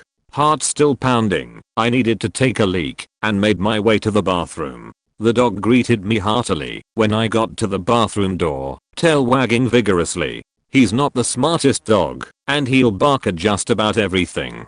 But I can tell what kind of bark it is when he does. I bent down to pet him, and he snarled really loudly all of a sudden. He was pissed. Extremely. Looking at him, he wasn't snarling at me. He was looking past me to the wall right next to the door. Then there was a loud creak from that spot he was fixated on. I jumped, and the dog took a step away. Again with the tapping sound on the floor. Whatever it was, it had followed me inside. I ran inside of the bathroom, and slammed the door. The tapping had evolved into a loud thudding, like someone was stomping on the floor just outside of the door. My mom's dog did a deep throaty howl. In the 3 years we've had him, I've never heard anything close to that. I didn't know he could even make a noise like that. He snarled again, and the loud thud slowly turned into the light taps from before. They got quieter, and quieter, then nothing. I opened the door slowly, and my mom's dog was just sitting there, wagging his tail, when he saw me. I've still never told my parents why the door frame is cracked from me slamming it so hard. My mom's dog has also never made that kind of howl since, even after chasing off a coyote. I have no explanation for any of it. There was a girl I hadn't spoken to for several months because of a bad breakup after hooking up twice from Tinder. She was overly controlling, jealous, and always claimed that she loved me in her own twisted way. Anyways, I was sleeping one night and my body just woke up in the middle of the night and my eyes opened up looking straight at the bedroom door. I see a silhouette of her, and I knew it was her because of the way she had her hair styled, with something in her hand, and I tell her to get out. She shook right that moment, not realizing I had woken up. I yelled again for her to get the fuck out or I'll shoot. She said I'm sorry, and ran as fast as she could into the living room and out the front door as I heard the door slam. I then immediately locked the door and I wasn't awake yet to register what the hell just happened. I thought about calling the cops but I didn't. This was a person whom I could not track because I didn't have a cell phone number and her Tinder account was deleted. Needless to say, I moved the hell out of there and moved to a different state and had shut down all of my social media to avoid being traced. Tinder isn't worth the trouble. I rather meet girls the old-fashioned way, bars. But since that's closed now, I will work on a better home security system. I don't know why I woke up suddenly at that exact second, but I would like to think someone or something woke me up to save me. Copy and pasting a reply as I think they are applicable here. Granted I wasn't home alone, but still creepy. Point well, since everyone is asking for stories. There was one time in the summer I was playing some Counter-Strike late at night and I hear what sounds like 3 sets of 3 knocks on the big window I had to my right with the blinds shut. I was really startled and thought maybe it was some kind of animal tweaking out, so I go outside. I die in a horror movie for show to check it out. Couldn't find anything, nothing in the grass that could be thrown, no animal, just the roar of a late night Georgia forest. Granted this wasn't the creepiest thing ever, but the realization that I had no idea where the very police sounding knocks on my window came from was pretty disturbing, while I stand in prime territory for a zombie, werewolf, vampire, ghost or crackhead to fuck me up. Another night, playing some World of Warcraft, if anyone cares lol. My stepbrother and parents were asleep upstairs. The whole first floor was shrouded in darkness outside of my lamp and computer monitor. I hear the TV flick on, and I see the living room lights reflect off of the tile floor through the hallway. Thinking it was someone couldn't sleep and decided to watch TV downstairs, I got up to piss, have a chat, and take a break from grinding Battlegrounds. Walk into the living room to find the couch is empty, nobody around, lights on and Alaska State Troopers blaring on the television. I turn off the living room lights and TV. After that I double checked the locks to the back and front doors and resumed my gaming session while feeling tremendously uneasy. I tried to keep at it, but eventually I retreated upstairs because I just couldn't shake the feeling of being watched or that something or someone knew my location, but I didn't know this. I woke up around 7 with only a handful of hours of sleep to my mom, who was usually the first awake, telling me, if I'm gonna be a night owl turn off the goddamn TV and lights before you go to bed. The whole area was kinda creepy tbh. One time while my friend and I rode his 4-wheeler we found a cat nailed to a tree with the arms outstretched like Jesus on a cross.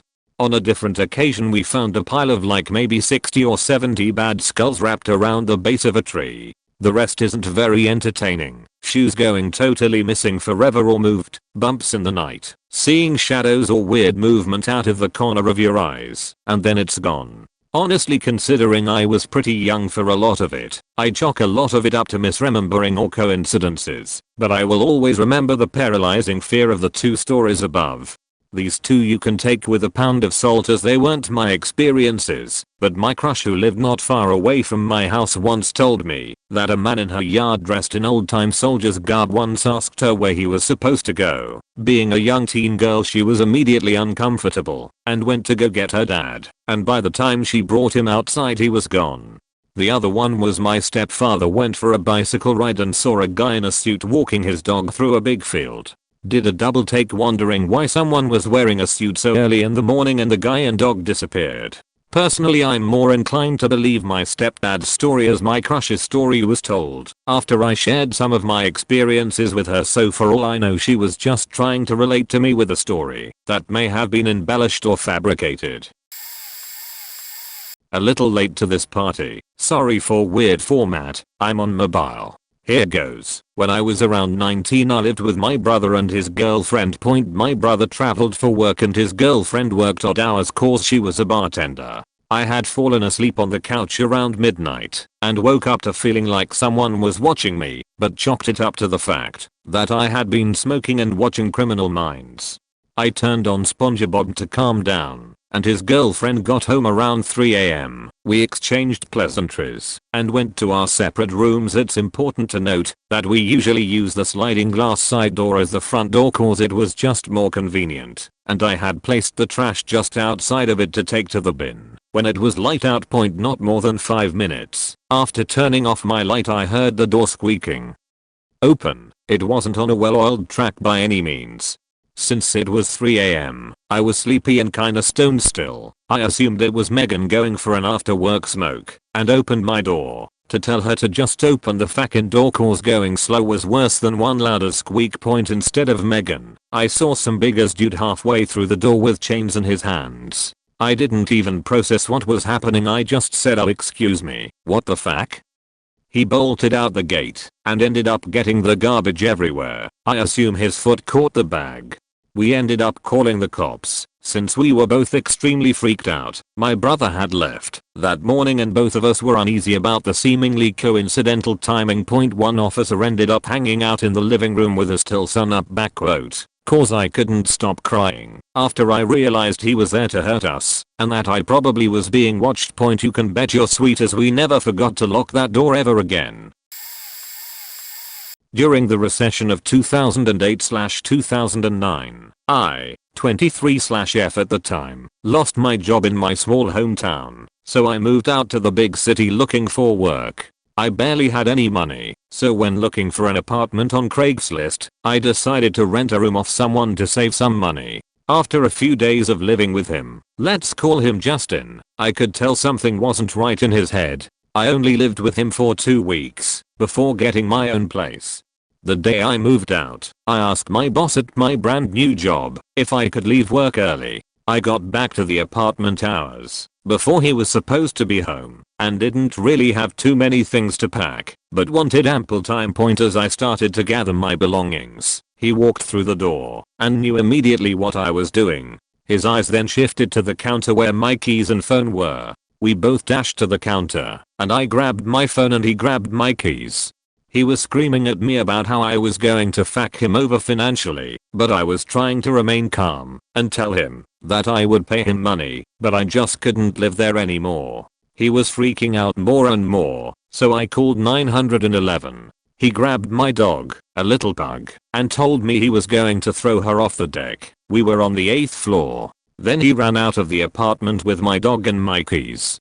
The 911 dispatcher told me I couldn't leave the apartment as if I did. My name wasn't in the lease, so the police would not be able to let me back in. So I stayed, freaking out about what was happening to my dog. Moments later, Justin came back into the apartment without my dog. I went and blocked the door and wouldn't let him leave. I was trying to hold him until the police arrived.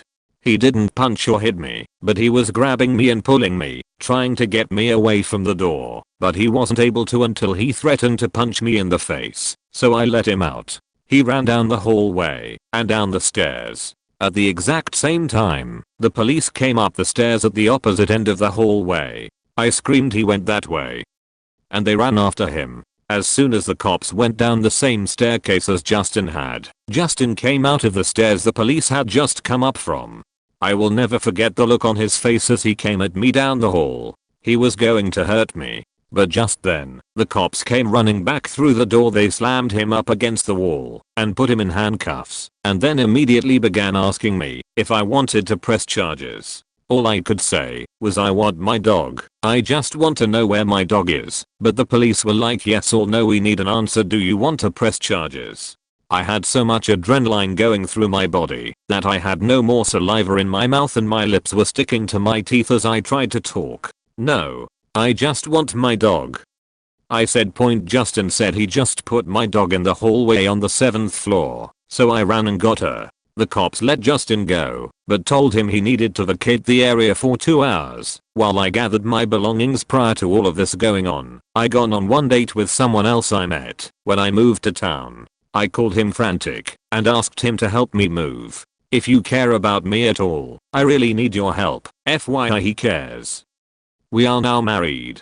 So anyways, I get moved out. Justin had stolen my purse and called me that night wanting me to buy it back off of him. The police officers set up this bullshit sting operation, but Justin didn't show up with my purse. So the cops figured they would try the old let's buzz his apartment and say we have a free pizza delivery for him routine, and that didn't work. Never got my purse back.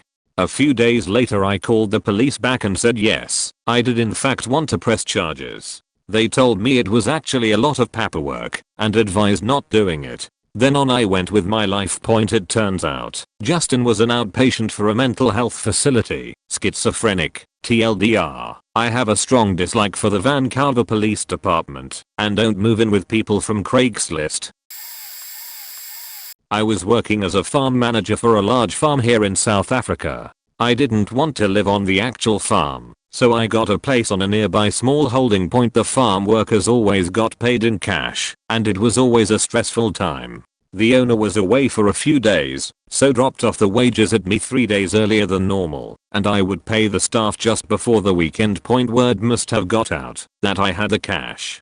I woke up to the sound of smashing glass. They had thrown a huge rock through my sliding door. 3 guys with pangas and a pickaxe ran in and went straight for my bedroom. They tied me up using fencing wire and beat me while asking for the money. Throughout the whole thing they screamed racist things at me. I was stupid and thought I would lose my job if I told them, and that the other workers would go without pay if I lost the money, so denied knowing where it was. When they put my hand in boiling water I told them I'm convinced they were gonna kill me until I started praying in Zosa point. The scariest thing is that they didn't wear masks. They didn't care. Turned out it was the son of one of the workers and his friends 16, 20, and 21. They found them with the money the next day. A fake. They only arrested the 21-year-old. I saw the other 2 around the town a few times. Hurricane Wilma was expected to be a little one, so nobody took it seriously. It was the same year as Cat 5 Katrina destroyed New Orleans, and it was only a Cat 2 and coming across Florida from the west, so the East Coast didn't really take it seriously. I woke up at dawn light to the sound of my louvered windows in my bedroom slamming open and shut from the wind, so I got a heavy blanket to throw over myself to protect from broken glass, and I crouched under the windows holding the cranks closed as tight as I could. I was in the top floor of an 8-story building from the 40s. The building started swaying back and forth in the wind. It seemed pretty scary, but the scary part hadn't come yet. I heard a huge bang like a car crash outside, then a sound like ripping a sheet plus a bunch of exaggerated movie broken bone sounds in a row, then 4 more crashes, 1, then 2 close together, then 1 more.